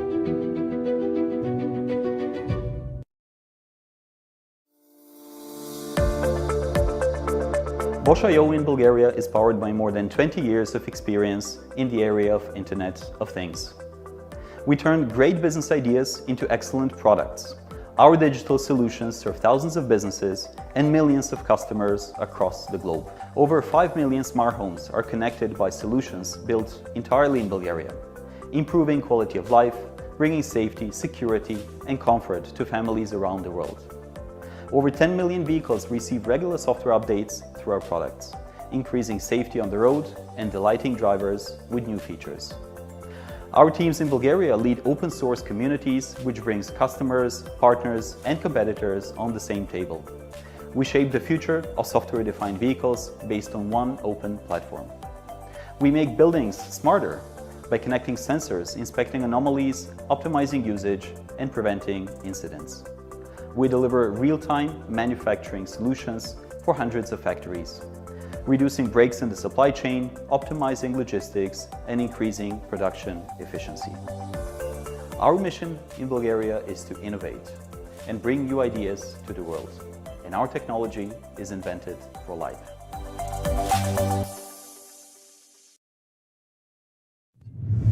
The Internet of Things gives businesses unprecedented insights into their assets. As connected solutions continue to evolve, companies are looking to create comprehensive digital models of their entire environments to gain insights that drive better products, optimization of operations, cost reduction, and breakthrough customer experiences. Examples include buildings, factories, farms, energy networks, railways, stadiums, even entire cities. Yet modeling and creating a digital representation of an environment can be difficult for even the most sophisticated enterprises. Azure Digital Twins makes this easy. It enables customers to model an environment and then bring this digital twin to life, scalable and secure. Businesses can connect assets such as IoT devices, as well as existing business systems to Azure Digital Twins. Azure Digital Twins helps break down silos that previously stood in the way of insights and provides a robust platform to build dynamic business logic on. Azure Digital Twins seamlessly integrates with Azure Data, Analytics, and AI services to make it easy to track the past and then predict the future, giving businesses the edge they need to meet the challenges they face today and tomorrow. Azure. Invent with purpose.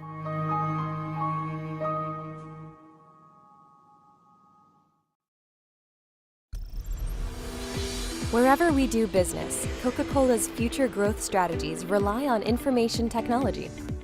Coca-Cola IT is transforming our approach to information technology, setting the stage for digital leadership that delivers beverages for life to consumers around the world. Every employee and every partner of Coca-Cola is experiencing the difference. A big shift is happening toward powerful standardized platforms, integrated and simplified, so information flows smoothly and business operations don't miss a beat. We're migrating our systems from data centers to the cloud, leveraging the innovation investment of big technology companies. Simplification and automation will allow technology upgrades to occur with less disruption and make new features available more quickly. Also, we are investing in our analytical tools and capabilities, which enable insights that lead to high-impact actions all across the system. Artificial intelligence and machine learning will make these tools even more potent over time. Security is paramount, of course. By simplifying the entire IT infrastructure and employing smart new tools, we can better detect and deal with threats, which protects information as well as privacy. All digital capabilities are becoming mobile, which users prefer because it simplifies access and collaboration. Voice technology will soon be standard as well. Freestyle. No problem. Tools and solutions are increasingly intuitive, and work processes are simplified through automated workflows and Find Me, Know Me intelligence. Plus, users can count on a single source of truth for all types of information. These are crucial advances for our people at Coca-Cola. Consumers will experience our products and brands with fresh intensity through digital engagement. The immediacy, enjoyment, and value are unprecedented, personalized and customized like never before. Digital capabilities vastly expand our consumer connections and touchpoints.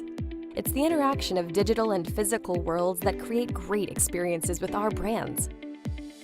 Our system and partners also feel the benefits as we strengthen and streamline connections with bottlers, customers, agencies, and key vendors. As our digital capabilities set the pace for consumer and customer intimacy, Coca-Cola's competitive advantage grows. It's all part of becoming the best, truly global consumer insights company in the digital world. Coca-Cola IT is in constant motion to sustain and increase Coca-Cola's digital leadership. That's how we'll keep growing the business, building preference with consumers, adding value for customers, and being a desirable workplace that elevates peak performance.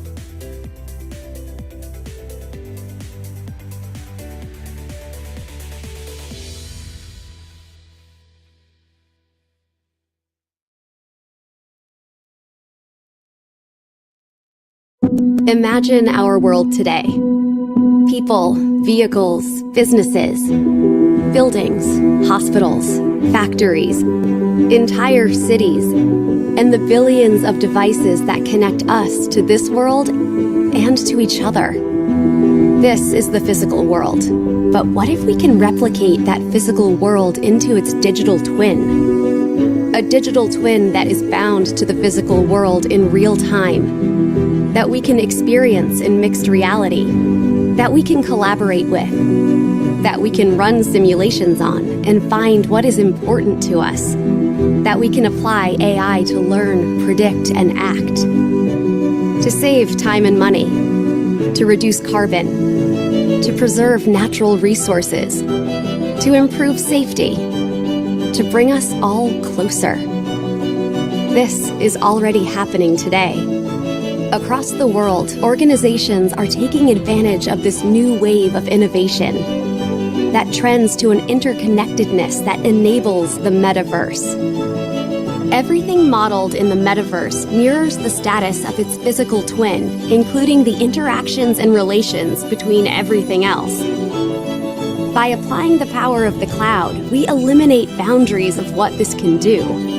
The potential is limitless. We can now track and analyze data from connected environments to identify patterns, trends, and anomalies. We can now simulate any possibility, evaluate outcomes, determine the impact of any change or condition. We can now harness AI to perceive the physical world, to improve and automate tasks, to give superpowers to your frontline workers. We can now give everyone in your organization the power to build apps and workflows, to collaborate with each other in this virtual space, to share and receive expertise at the right time with the right context in front of you, to move through the physical world and get relevant information about its digital counterpart when and where you need, using mixed reality. The Microsoft Cloud brings these capabilities together with the limitless computing power of the cloud and intelligent devices at the edge, and creates this framework for building immersive and impactful digital twin, mixed reality, and metaverse solutions.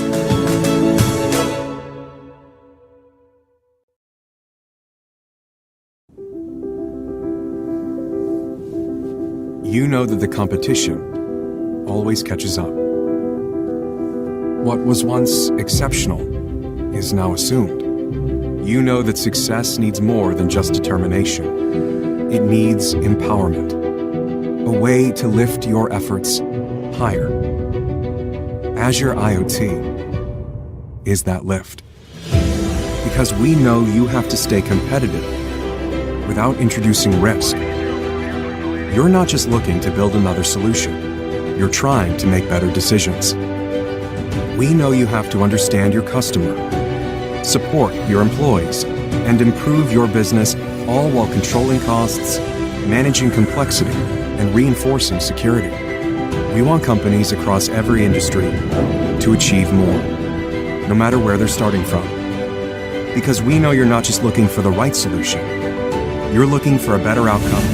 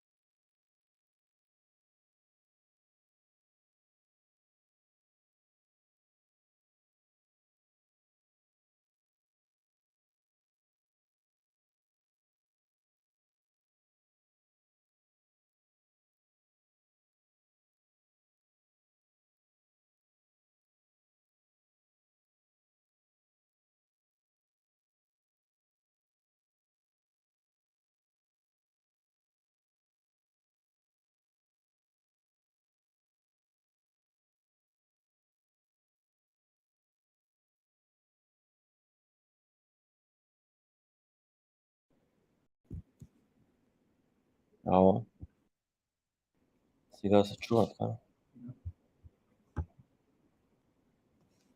Can you hear me now? Okay, so today our topic of talk is IoT in residential buildings. your presenters are myself. My name is Martin. I work in Bosch Automotive as a build integrator in the DevOps team. I've had experience with smart home and IoT since 4 years ago when I started tinkering with this stuff more closely and more broadly. Urlin,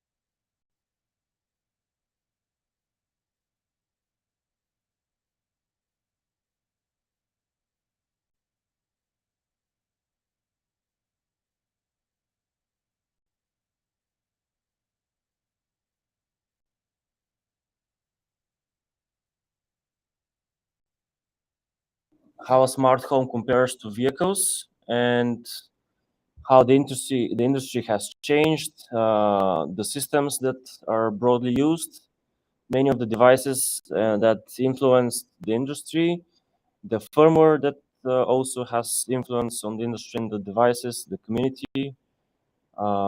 Next up, why you should care about any of that. And then we're gonna wrap it up with the demo, if we can pull it off. If something went wrong, Yeah, if everything's in flames, so it's live. We continue. and it's not tested, so it's gonna be tested live. So It's tested this morning at 5 a.m. So if it's enough for you, then it will work. yeah, it's not certain for now. Yeah, yeah. But yeah, that's the IT world. Everything is done in the last minute. So starting up with vehicles. Why vehicles? Because many of you know, most of you have a vehicle, I guess, and a vehicle itself is a pretty substantial IoT network, because a vehicle, as you know, it has all the sensors for the brakes, for the wipers, for rain, for everything. It checks if your lights are okay, sends different signals. Depending on all these, it does calculations to give you warnings for certain things, be it something on the road, some issue with your car, be it light to change, oil change, lack of oil, and whatever. And all of these systems, depending on the need of the system, they are wired in a different way. So if you have a system that is critical to the operation of the vehicle, it means it's critical to the health of the person operating the vehicle. So these systems have a very high level of redundancy, and they are never in any wireless communication protocol, because these stuff need to be wired and concrete. You need to be sure that they work when they need to work. And when they don't, that the system knows that they don't work and does something appropriately. And why I'm speaking about vehicles in a lecture for smart home is because, as I said, a vehicle itself is a smart home in a way. As a smart home can have media center, media streaming services, video streaming for CCTV. The same thing is. The new Teslas have security cameras around the vehicle, and from the mobile app, you can actually see what's going on around the vehicle. And if something went wrong, there is a megaphone. I don't know, most of you. You can talk to your phone, and the stream is went to the car, and the car is actually talking. It's really strange, but yes, it is there and it's working.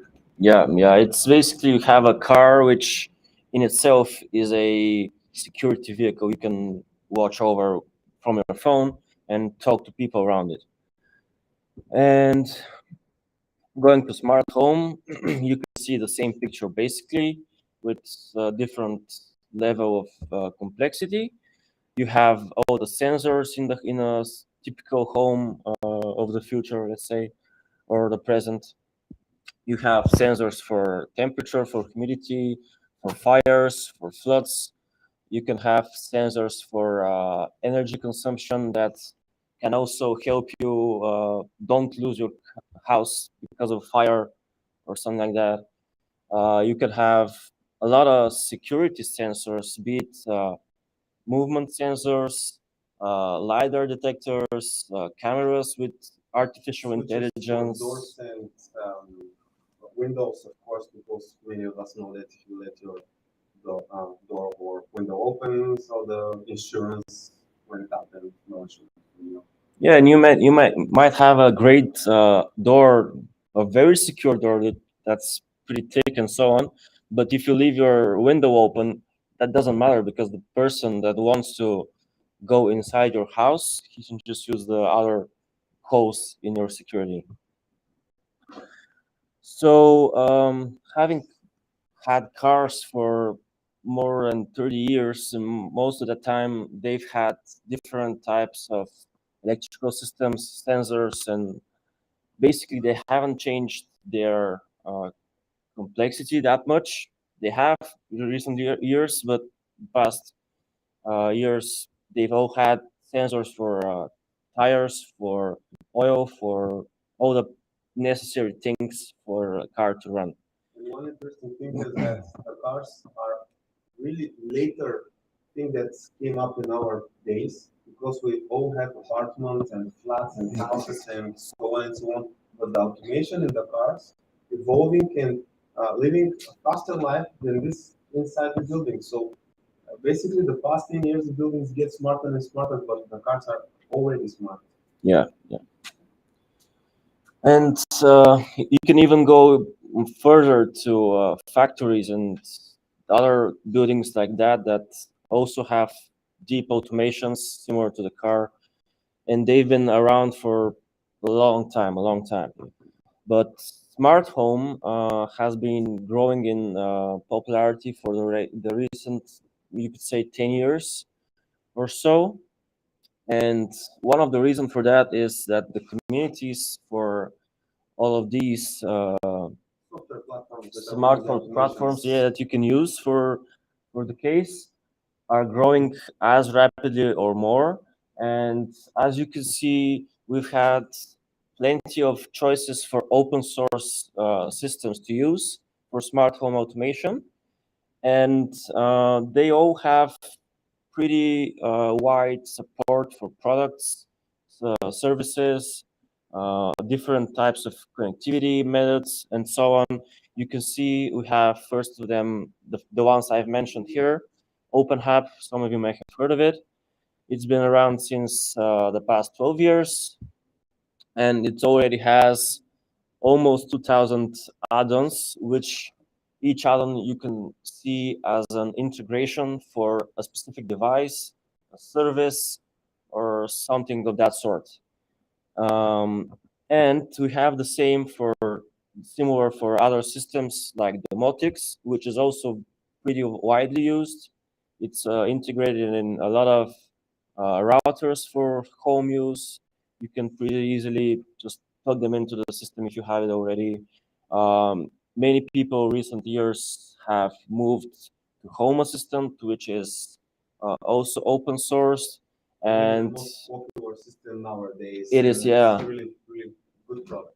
It's the most popular recently, yeah. And that shows by the many automations, not automations, but add-ons and integrations that it's got available. And thing is that we already said about the cars, and they've been around for more than 20 years. So why just now having all these open source systems?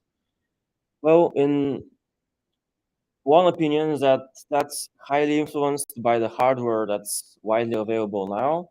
And the thing is that now it's really affordable to buy a chip that can do all of the stuff that you needed to do to have it controllable from a system whatever type the system is.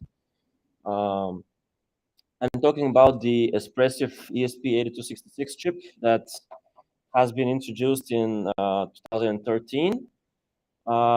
Expressive is a Chinese company that manufactures chips and SoCs for system on chips. The main goal of the chip is to control some peripherals and to connect via different standards interfaces. Yeah, be it Wi-Fi, Bluetooth, Ethernet, or whatever. And you can see the wide usage of this chip, and basically this chip is game changer because you have a 200 megahertz core that can do stuff, and the same chip you have a Wi-Fi connectivity where basically nowadays are everywhere. So you can connect it wherever you want, even inside the building. And this game changer, actually, miniaturization of the technology helps many different companies across the world to use expressive product to create other marketplace where you can buy or pull and do stuff with it and create other whole brand series. And in our presentation later on, we will show you from our sponsor one kind of the series based on two of the chips of the expressive. Yeah, you can see on the screen, just briefly mentioning them. There's robot cleaners, there's air fryers using the same chip. There is also dev boards, relays for all types of scenarios. On the left corner, you can see a Sherry device. That's a Bulgarian company manufacturing many devices using the ESP chips.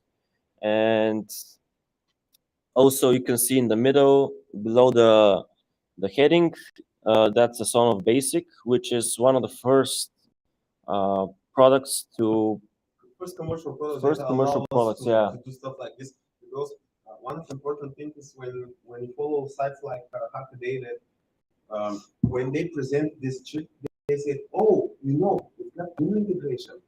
So this means that every guy, even in the university, can buy things for $20 and create such a device. And if you create a hackathon, after 20 hackathons, maybe there is a chance to have a team that can create a product that can be worldwide sold. And this is what happened here. Yeah, basically the Son of Basic is released in 2015, and after that it started widely being adopted in enthusiast smart homes and houses, and that led to certain software to be written. It's called Tasmoda. But the first name of this firmware was Sonoff MQTOTA, because the Sonoff device that you saw on the previous slide, when you buy this one, it's got the ESP8266 chip in it, and this chip is pretty well documented on the internet. But the bad thing when you get this device is that you get their cloud, so you're immediately dependent or on some Chinese cloud for everything that you want to do with this device, be it turn it off or on from a mobile phone, have some kind of automations, or whatever else it is. So imagine that you're in the restroom and relaxing, and someone cutting the lights because you're not paying your bill. So this is not acceptable. That's why people created this model. If we should make some relations in the end of the day, because we're the last lecture today, the SMOTA is basically firmware for the endpoint device, but because of growing integrations inside the hardware that a lot of brands producing device with the same chip, so again, we have the same chip and separate devices. The SMOTA supporting all of these kind of devices because they're with the same chip. And from endpoint software, it's basically turned into edge device software, because when you connect a few sensors and devices, bigger models of this one or the other brand, you have logic that you can add between the devices inside the controller before actually to go outside the world outside the world communicate with the Home Assistant, and Home Assistant to decide to communicate with the cloud. So basically, we have 4 stages of translating information, and most of the things can be stopped here inside this small audio. Yeah, well said. And speaking of that, the Shelly has been introduced a few years after the Sonoff, and they released the smallest IoT device in their category, so that made them the leader in the industry in a way. And this was a game changer as well, because you can see the Sonoff, it's about this big. So having this big of a device means that you can't It's inside the wall. yeah, you can't put it back behind the switch of the light, for example, or behind the wall socket. And the Shelly accomplishes this, and being the smallest device in the industry gave them a huge head start. And nowadays, other companies are trying to follow. So what's happening actually? Martin said that we are enthusiasts because we all here are enthusiasts. That's why on Saturday we're here because we like what we do.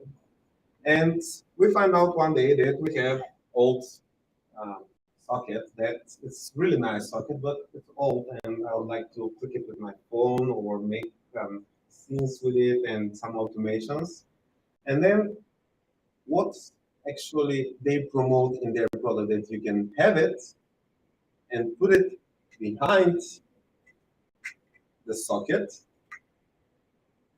and then put the socket on top, and without any changes of your home, you have a smart home, which was great.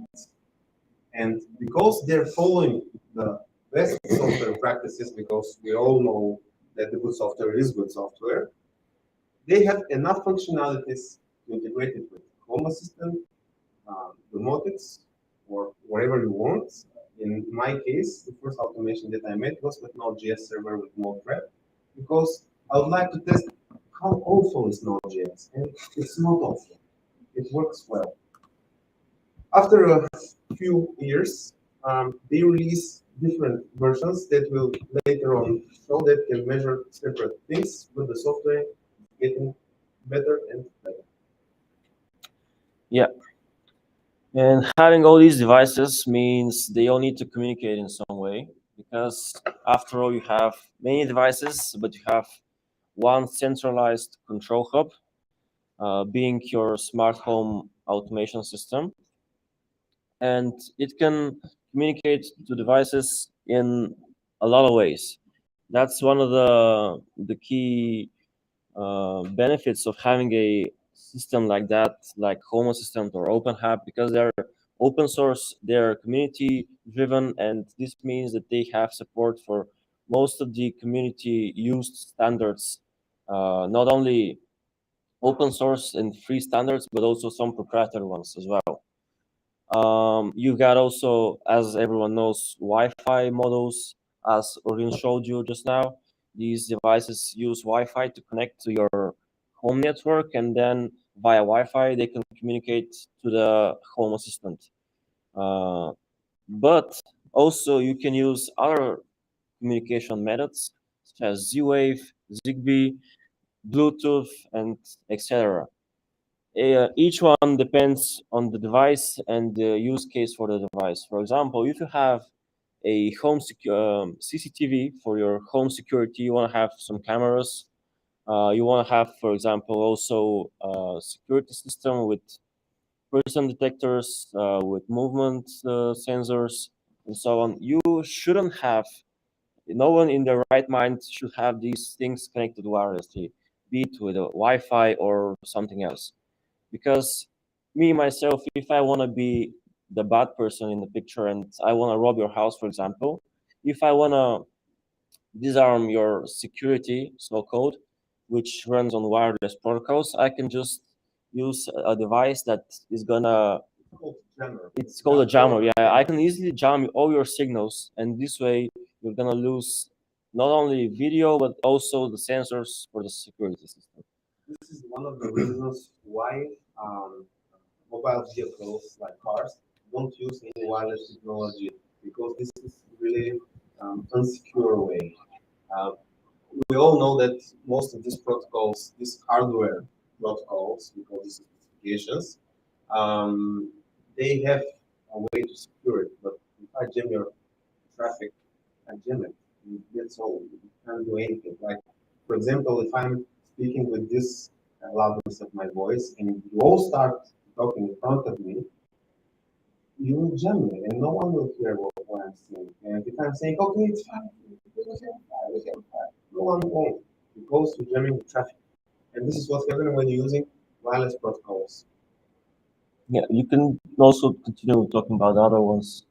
I'm not very familiar with Matter because I'm specialized mostly in industrial, so I will ask Martin to help me with Matter, and I will continue with the others.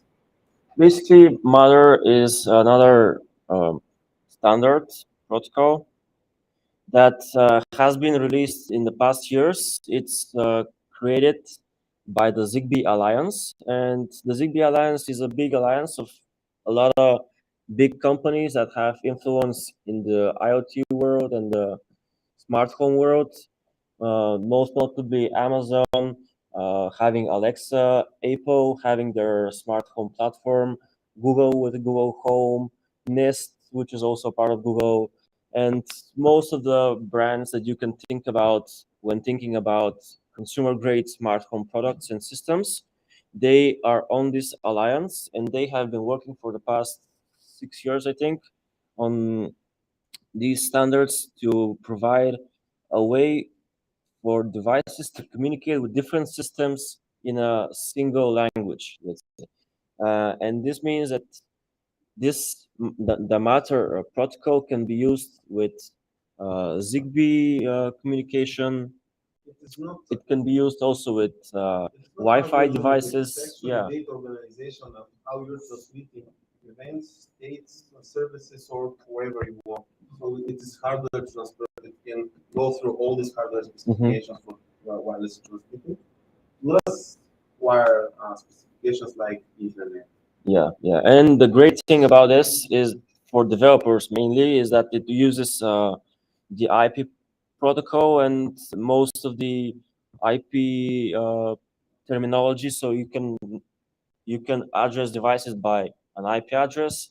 And if you're familiar with using networks in computing, it's going to be somewhat familiar to you. And this compares to the other more professional use cases that Orin is going to explain a bit more about.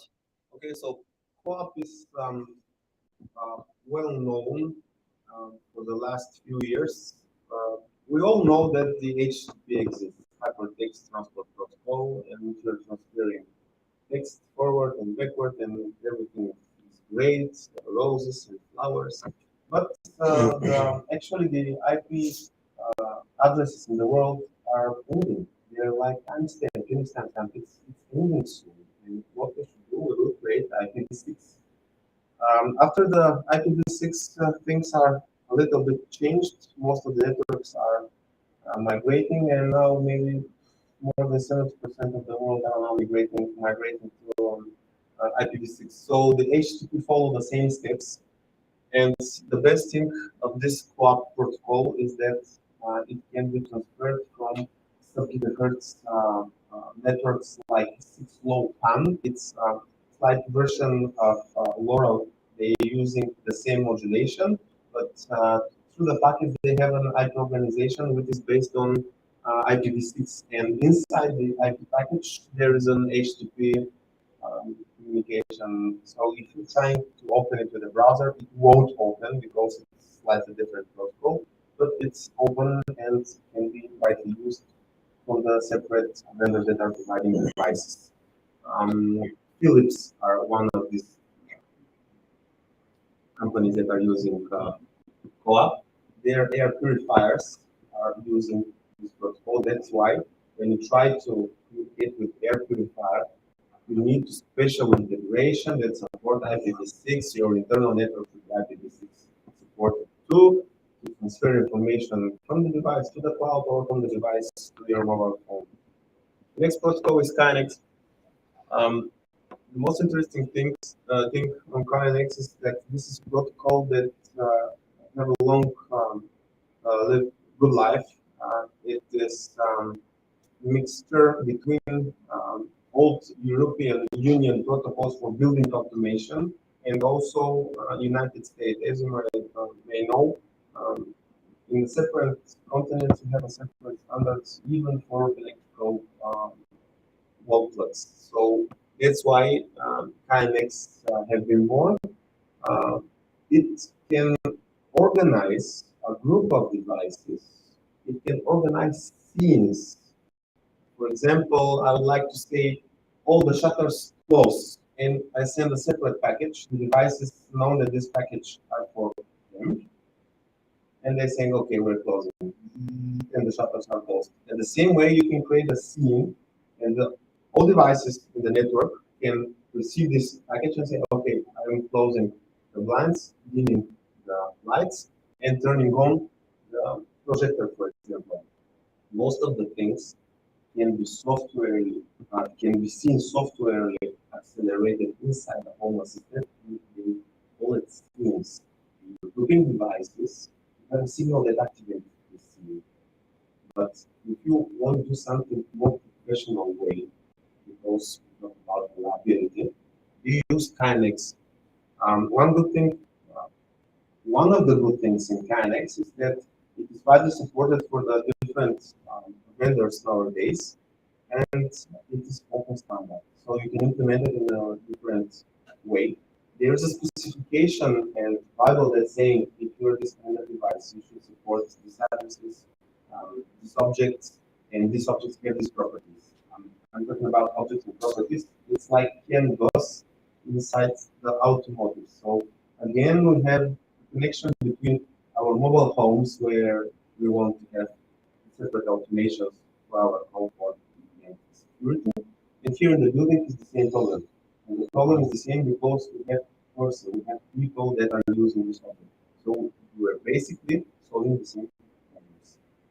So this is the KNX. It doesn't have any complex things. It has three separate modes where the devices can be automatically attached or manually, or system mode where you are configuring each device and the master. They can exchange messages in between. So, for example, I can make automation. If I click the switch, I can walk it through. So I don't need a standard device to create all this stuff. Most of the solutions nowadays, when we're using Home Assistant, the Home Assistant is like a star center, and it's communicating with all the devices and creating all kinds of goodies for our living.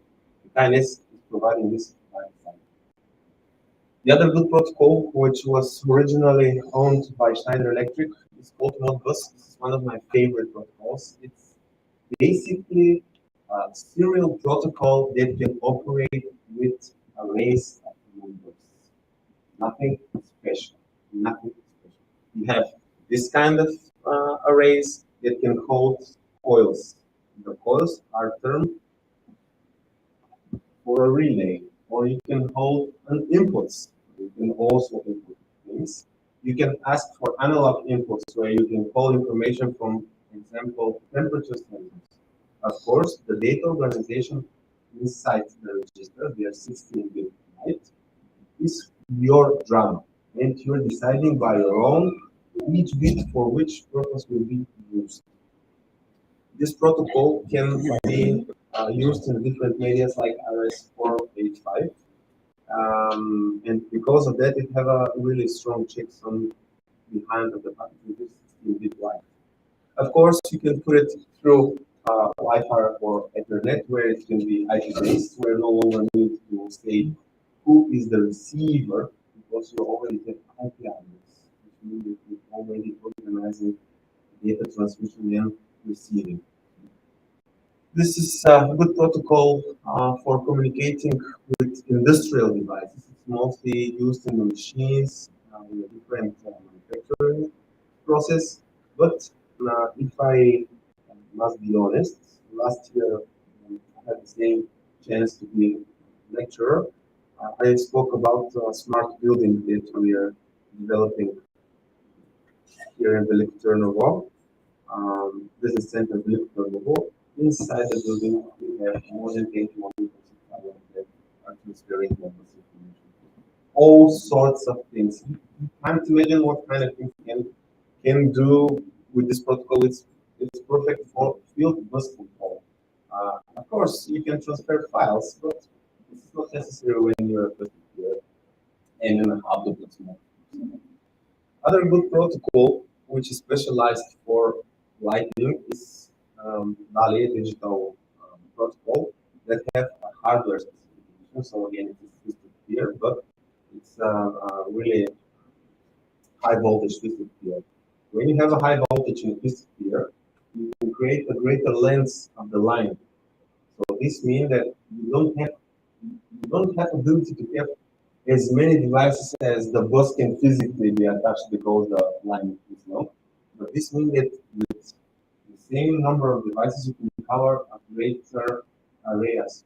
For example, if you have a warehouse, big warehouse with DALI interface, you can even control lights. And nowadays, we're talking about green energy and saving energy. You know that we're in a great energy crisis basing. So with this interface, you can switch on separate lights where the worker is doing something in the warehouse. It's not necessarily all the lights to do at home because more energy will be consumed. We won't talk anymore about the protocols. We will continue. And Martin, what's next? Yeah, and just to mention that most of these, except DALI, I think, are supported by Home Assistant and yes, so all of them are supported by Home Assistant, OpenHub, and I think Domotics. So this means that even if you start up with Home Assistant with basic integrations using Wi-Fi and devices like that, afterwards, if you want to have a more professional installation or some part of it, you can easily integrate further stuff into your system. Or if you already have something like that built at your home or premise, you can easily integrate it into Home Assistant and afterwards build on top of it with other peripherals. But all in all, why should you bother? I mean, if you have a house or apartment, you can easily go to big supermarkets, get a bunch of smart home devices, connect them to the wall socket, download the application, and you can afterwards have like 10 applications doing the same thing at your house. So, like having to control your TV, you need to open your phone and try to guess which application was for this device that controls your TV. And then you want to control your heat, for example. You want to turn on your radiators or whatever. You need to find the specific app for that afterwards. And then if you want to manage some kind of scenes between them or link them up in some way, sometimes you aren't allowed in any way to talk between different services and different clouds and apps. And they go through internet and they say, "Oh, we have internet devices. We're supporting mobile applications, and so we're this big." And how big you are? Yeah, and you have a smartphone for this presentation, and there's more. And you can see that's the first page. There is a second page after that. Yeah. So most probably there's more in a typical smartphone. It's IoT, but it's ridiculous. And imagine that you have a smart bulb in some of your rooms. You go in the room, you toggle the switch, you cut the power of the smart bulb, and then you cannot turn it on by your phone just because it's got no power. You gotta turn it on from the switch first, and then open the app, find the app that you need first, open the app, turn on the switch, and have some light in the room. But that's like one of the cases. It's worse if you have no internet connection at home. For example, I'm at home, I have a smart bulb. I also bought the same brand button, for example, so I can have a button for my smart bulb and I can press the button to toggle it on and off. But imagine I have no internet. Tagging is nothing. When I click the button, basically what happens is I send a request to the cloud of the provider of the device. Then it does some automation stuff that I've configured on their cloud and application. It then tries to send a request to the device, to the smart bulb, and telling it to turn off. But imagine we have no internet connection. This goes nowhere. So neither the cloud knows that I want to turn on my lights, and the light doesn't get any signals because it has no way to communicate. And this is critical for most cases in the smart home because having reliability to the internet can be frustrating, and also it can lead to other issues. For example, like cases where companies all of a sudden decide that they want to charge you for using their devices that you already bought. Like that, you can all of a sudden have to pay $5 a month to use a light. So you're quitting $5, and you're quitting other lights, and another $5, and you're quitting all the lights because you're nervous, and then another more than $5. Where's this? It's not acceptable. And those are just a few of the reasons why you should care and why you should want a locally managed smart home or Local service provider for home automation and video. basically you should always have the hub that hosts the automations and the stuff that you want to be working. You should want to have it locally, on premise, and unreliable of other stuff. And that's why we have these systems. And the demo, of course, that we have prepared is over there. It's all local. It has no internet connection, unfortunately. We can't get gateway, so our system don't have internet connection, and you won't be able to see the screen. Or maybe you can. So we can switch this HDMI cable to this laptop, and you'll see our screen. Unfortunately, not the screen. Our friends that are watching online will see only Martin's laptop, but we can use this beautiful camera to see what's going on inside the room and what's going on with our automation. Yeah. I'm not responsible that they don't pay their bills and they don't get internet. You could complain on the reception downstairs, I guess. Yeah.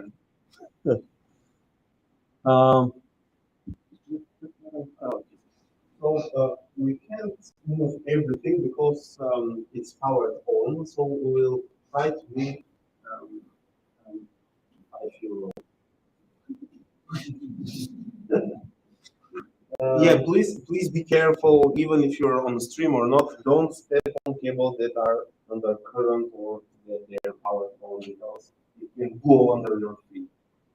Yeah, just mention. This over here is Raspberry Pi. It's a Model 3 Plus. It's currently running Home Assistant in a Docker container, and as well as some other services, including MQTT or messaging between devices. So you can basically have devices communicating with your smart home via HTTP or other types of communication over the local network. MQTT in this case is have one beauty that can asynchronously transmit messages between the devices that want to exchange information now. HTTP is great protocol, but if it's slow and it's like TCP, you're sending thing and you're waiting for a response, and if you don't receive anything, then it won't work properly, and all sorts of not good things will come up. So, Martin, where we should start? What is this thing? So what you see on the screen right now is the dashboard that I've built this morning. Yes, he did it for you, friends. So here you can see all of these devices on the ground are mapped as switches. We have a few lights over there. We have a bunch of sensors. So the idea was to have some automations, but we haven't written them yet. So we're gonna explain how it should work, and you can try to imagine it's working. And take $5 and So imagine that this lives in your bathroom. So you're like this having, morning. yeah. So you're having a shower, and you can see 26 degrees is written over here. So this sensor is communicating currently via Bluetooth to where is the Raspberry? To the Raspberry over there, which also has Bluetooth connectivity, and it's communicating over Bluetooth low energy to the home assistant. It decodes the signals and maps them beautifully over here, and we get the humidity and the temperature. And imagine this is your bath. We should see pretty quickly the humidity rising up. BLE protocol is known that it's not constantly floating with messages. It's transmitting when changes came up inside the sensor. So that's why it's changing not so fast. So Because the currently, sensor is not so fast. this device has been flashed with a custom firmware thing around, and we've configured it to update the screen every 2.5 seconds and 4 times this time, meaning about 2 times every second. It transmits data over Bluetooth low energy, and this data then has to be picked up from someone. And the someone is the Raspberry Pi because it's subscribed to the service that the BLE device is broadcasting around. yeah, and an example automation that we wanted to show you today is having this sensor and that much of humidity. So 92% humidity should be pretty high.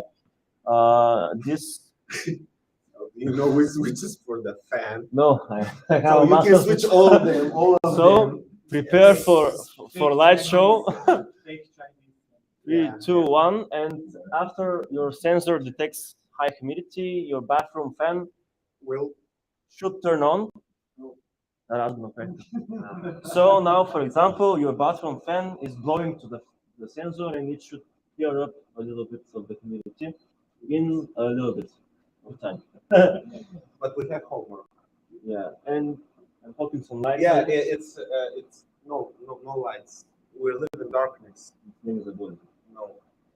No, we are. So it's going down slowly. Pretty rapidly, yeah. But that's when the update rate is pretty slow, as you already said, with Bluetooth. But the thing is that with such things, such as humidity, you can't usually get rid of humidity that fast anyways, so you don't need that much of a speed for transfer. And in such cases, this is ideal. So you can have this sensor anywhere you want at your home. What else we can show you? We can Everything. also. I will show everything. Turn on the light, please. Of course, you're traditional. You're living with traditional persons around you, like myself. I'm living with my grandma, and I'm doing all from my cell phone. And she's saying, "Oh, you're talking again with this girl." I said, "Grandma, I no girl here. I'm with my cell phone, but you're speaking with some woman. Who is she?" And this is my Google Assistant. Yeah, and actually we're three of us, our AI, my grandma, and me. And because she don't understand really what's going on inside my home, that's why. Oh, that's why.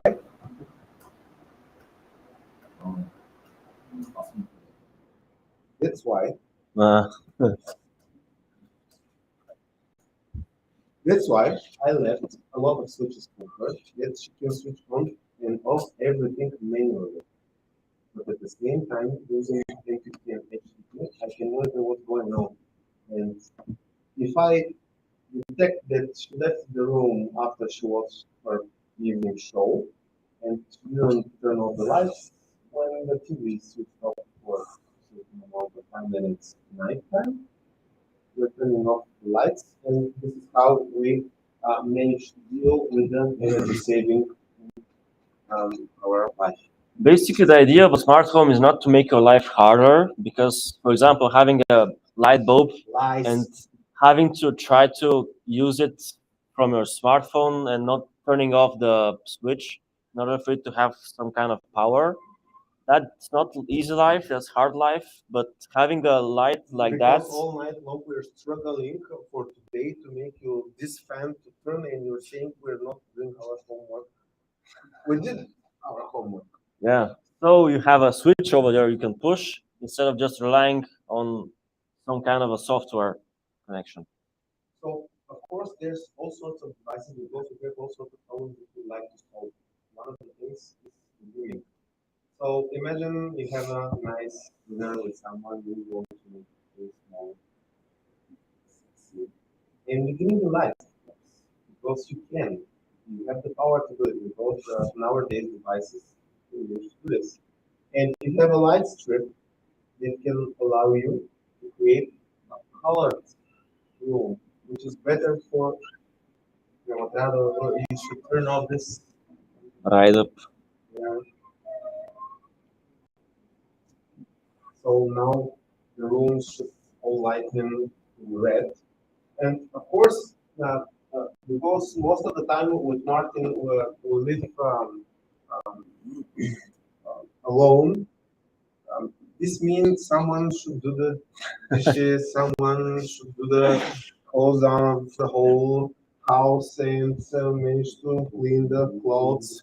And what we did with Martin, because we want to have an easy life.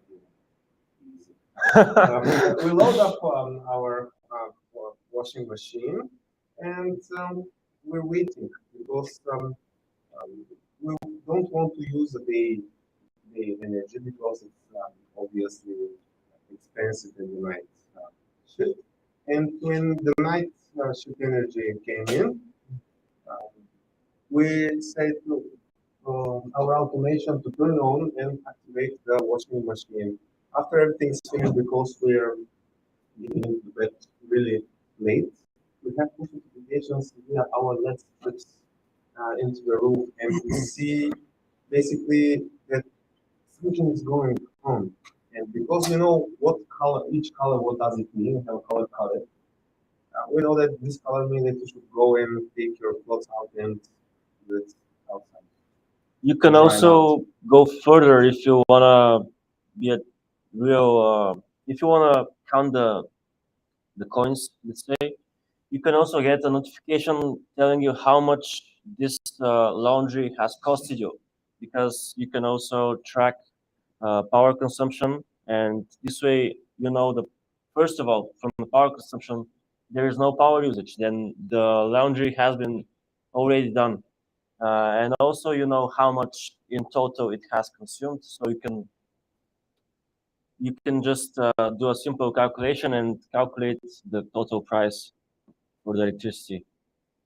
And these are pretty widely adaptable things that if, for example, you have roommates and you want to charge them for the laundry that they're doing, you can put some kind of a flat fee on top of their usage, then you can charge them with some kind of stuff. By measuring physical changes in the world, for example, the current that certain devices do from the network, you can create really smart formulas that can calculate what is the cost of your life. And if someone tells you that, oh, it's too expensive, I can't afford it now, probably it's not that.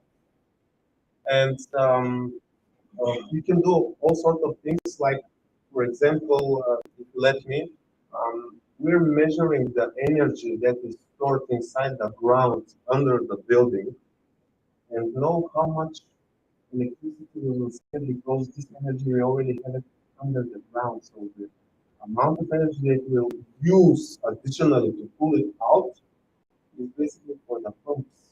but not for the chillers. Because the chillers are devices that consume around 200 kilowatts of two-phase energy. This is a lot of energy. And when you combine all these things and measurements, you can create a really good plan for your uh, money and how you can save it and use it for other smart things because you already did smart action. Yeah, and I can also add up that having all these smart devices around us, smartphone, smartwatch, whatever, you can easily integrate them using be it your Wi-Fi router, and depending on if you're connected to the Wi-Fi, then the home knows you're at home, and depending on that, it can do certain stuff. And when you're not at home, for example, it can remember for you to turn off the heating, lock the door, send you a notification if you've forgotten to turn off the stove, for example, activate security, yeah, and a bunch of things that you shouldn't really think about, and that should be the part that the automation system you built does for you, and that's what makes a home smart. Not just the devices that you have inside of it, but the automations and the way they communicate with each other, and the way that they make your life easier. Of course, there's a dark side. I was at balance. Should I tell you? But I think you should know because you know. Mm, in our groups, I found a man, who installed the home assistant application to his daughter's cell phone. He knows if she's on the school or not. And if something goes wrong, the home assistant knows the path between the school and the home. And if deviations occur, notifications appear on his screen, and he's deciding how much time to give before giving a call to see if everything is fine, which is good and bad. So you have to decide for for your lives what will going on in the future. We all know that these small devices are more powerful than our first computers in our life. Of course, there's another bad things. If you're let's say you're lazy on your automation. This is an open source project. If something goes wrong, everything went wrong. So our friends from Alberco made something really interesting. They enabled in their new devices a JavaScript runtime engine that allows you these automations to be transferred into the devices. So if something went wrong to the central node that is responsible for all the automations, the automation processes are still there, even if the central node is down and not operational. So I believe that this is more than enough for today. It's so maybe we should end up to this fire up everything and let's go home. So Yeah. we would So like to thank you. first of all, if you have any questions, please feel free to now. Yeah, feel free to change the cable. First of all, Yeah. What is a good guy? sometimes. We have a message for you. It goes up. Yeah. Oh, it will. it's gonna go Yeah, to them. it will. It will go.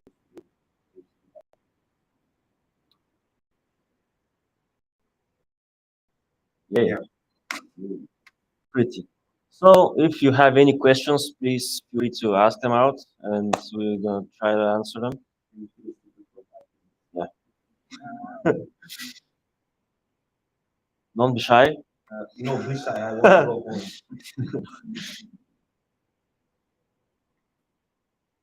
No questions. That means that we've done our job perfectly.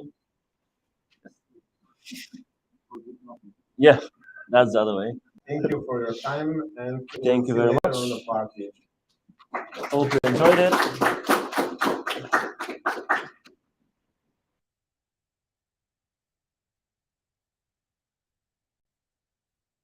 At 8th of October, Organized. there's a Saturday Sofia and JS Talks on November 11th and well this year.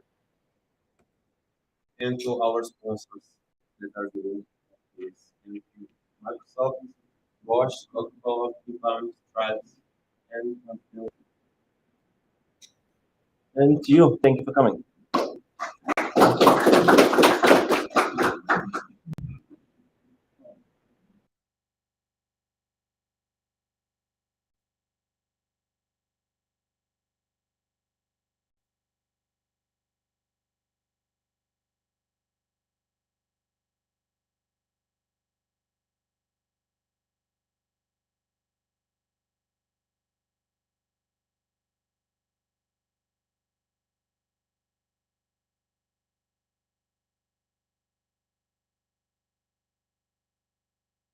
Way. It could be this way. So thanks again to all speakers for awesome presentations. Thanks to all partners and thanks to you for coming, and we will have more IoT events. We have one non-published AI event, which will be at the end of October. I will provide you additional information and hope that it will be interesting for you. So thank you again, and we will meet probably next month again. Thanks.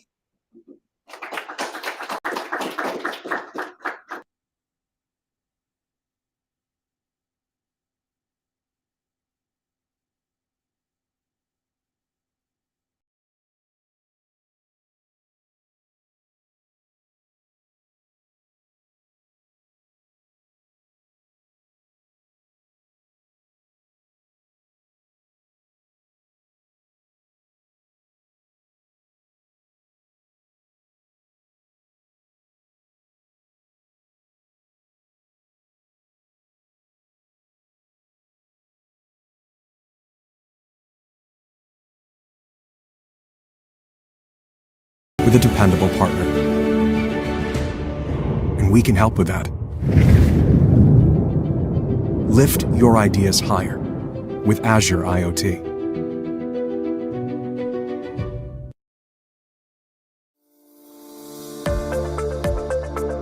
Bosch IO in Bulgaria is powered by more than 20 years of experience in the area of Internet of Things. We turn great business ideas into excellent products. Our digital solutions serve thousands of businesses and millions of customers across the globe. Over 5 million smart homes are connected by solutions built entirely in Bulgaria, improving quality of life, bringing safety, security, and comfort to families around the world. Over 10 million vehicles receive regular software updates through our products, increasing safety on the road and delighting drivers with new features. Our teams in Bulgaria lead open source communities, which brings customers, partners, and competitors on the same table. We shape the future of software-defined vehicles based on one open platform. We make buildings smarter by connecting sensors, inspecting anomalies, optimizing usage, and preventing incidents. We deliver real-time manufacturing solutions for hundreds of factories, reducing breaks in the supply chain, optimizing logistics, and increasing production efficiency. Our mission in Bulgaria is to innovate and bring new ideas to the world, and our technology is invented for life.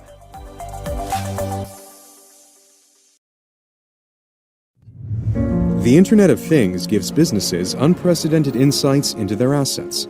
As connected solutions continue to evolve, companies are looking to create comprehensive digital models of their entire environments to gain insights that drive better products, optimization of operations, cost reduction, and breakthrough customer experiences. Examples include buildings, factories, farms, energy networks, railways, stadiums, even entire cities. Yet modeling and creating a digital representation of an environment can be difficult for even the most sophisticated enterprises. Azure Digital Twins makes this easy. It enables customers to model an environment and then bring this digital twin to life, scalable and secure. Businesses can connect assets such as IoT devices, as well as existing business systems to Azure Digital Twins. Azure Digital Twins helps break down silos that previously stood in the way of insights and provides a robust platform to build dynamic business logic on. Azure Digital Twins seamlessly integrates with Azure Data, Analytics, and AI services to make it easy to track the past and then predict the future, giving businesses the edge they need to meet the challenges they face today and tomorrow. Azure.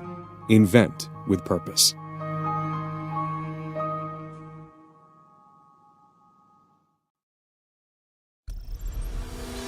Wherever we do business, Coca-Cola's future growth strategies rely on information technology. Coca-Cola IT is transforming our approach to information technology, setting the stage for digital leadership that delivers beverages for life to consumers around the world. Every employee and every partner of Coca-Cola is experiencing the difference. A big shift is happening toward powerful standardized platforms, integrated and simplified, so information flows smoothly and business operations don't miss a beat.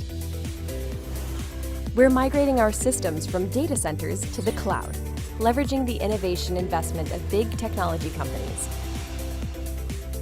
Simplification and automation will allow technology upgrades to occur with less disruption and make new features available more quickly. Also, we are investing in our analytical tools and capabilities, which enable insights that lead to high-impact actions all across the system. Artificial intelligence and machine learning will make these tools even more potent over time. Security is paramount, of course. By simplifying the entire IT infrastructure and employing smart new tools, we can better detect and deal with threats, which protects information as well as privacy. All digital capabilities are becoming mobile, which users prefer because it simplifies access and collaboration. Voice technology will soon be standard as well. Freestyle. No problem. Tools and solutions are increasingly intuitive, and work processes are simplified through automated workflows and Find Me, Know Me intelligence. Plus, users can count on a single source of truth for all types of information. These are crucial advances for our people at Coca-Cola. Consumers will experience our products and brands with fresh intensity through digital engagement. The immediacy, enjoyment, and value are unprecedented, personalized and customized like never before. Digital capabilities vastly expand our consumer connections and touchpoints. It's the interaction of digital and physical worlds that create great experiences with our brands. Our system and partners also feel the benefits as we strengthen and streamline connections with bottlers, customers, agencies, and key vendors. As our digital capabilities set the pace for consumer and customer intimacy, Coca-Cola's competitive advantage grows. It's all part of becoming the best, truly global consumer insights company in the digital world. Coca-Cola IT is in constant motion to sustain and increase Coca-Cola's digital leadership. That's how we'll keep growing the business, building preference with consumers, adding value for customers, and being a desirable workplace that elevates peak performance.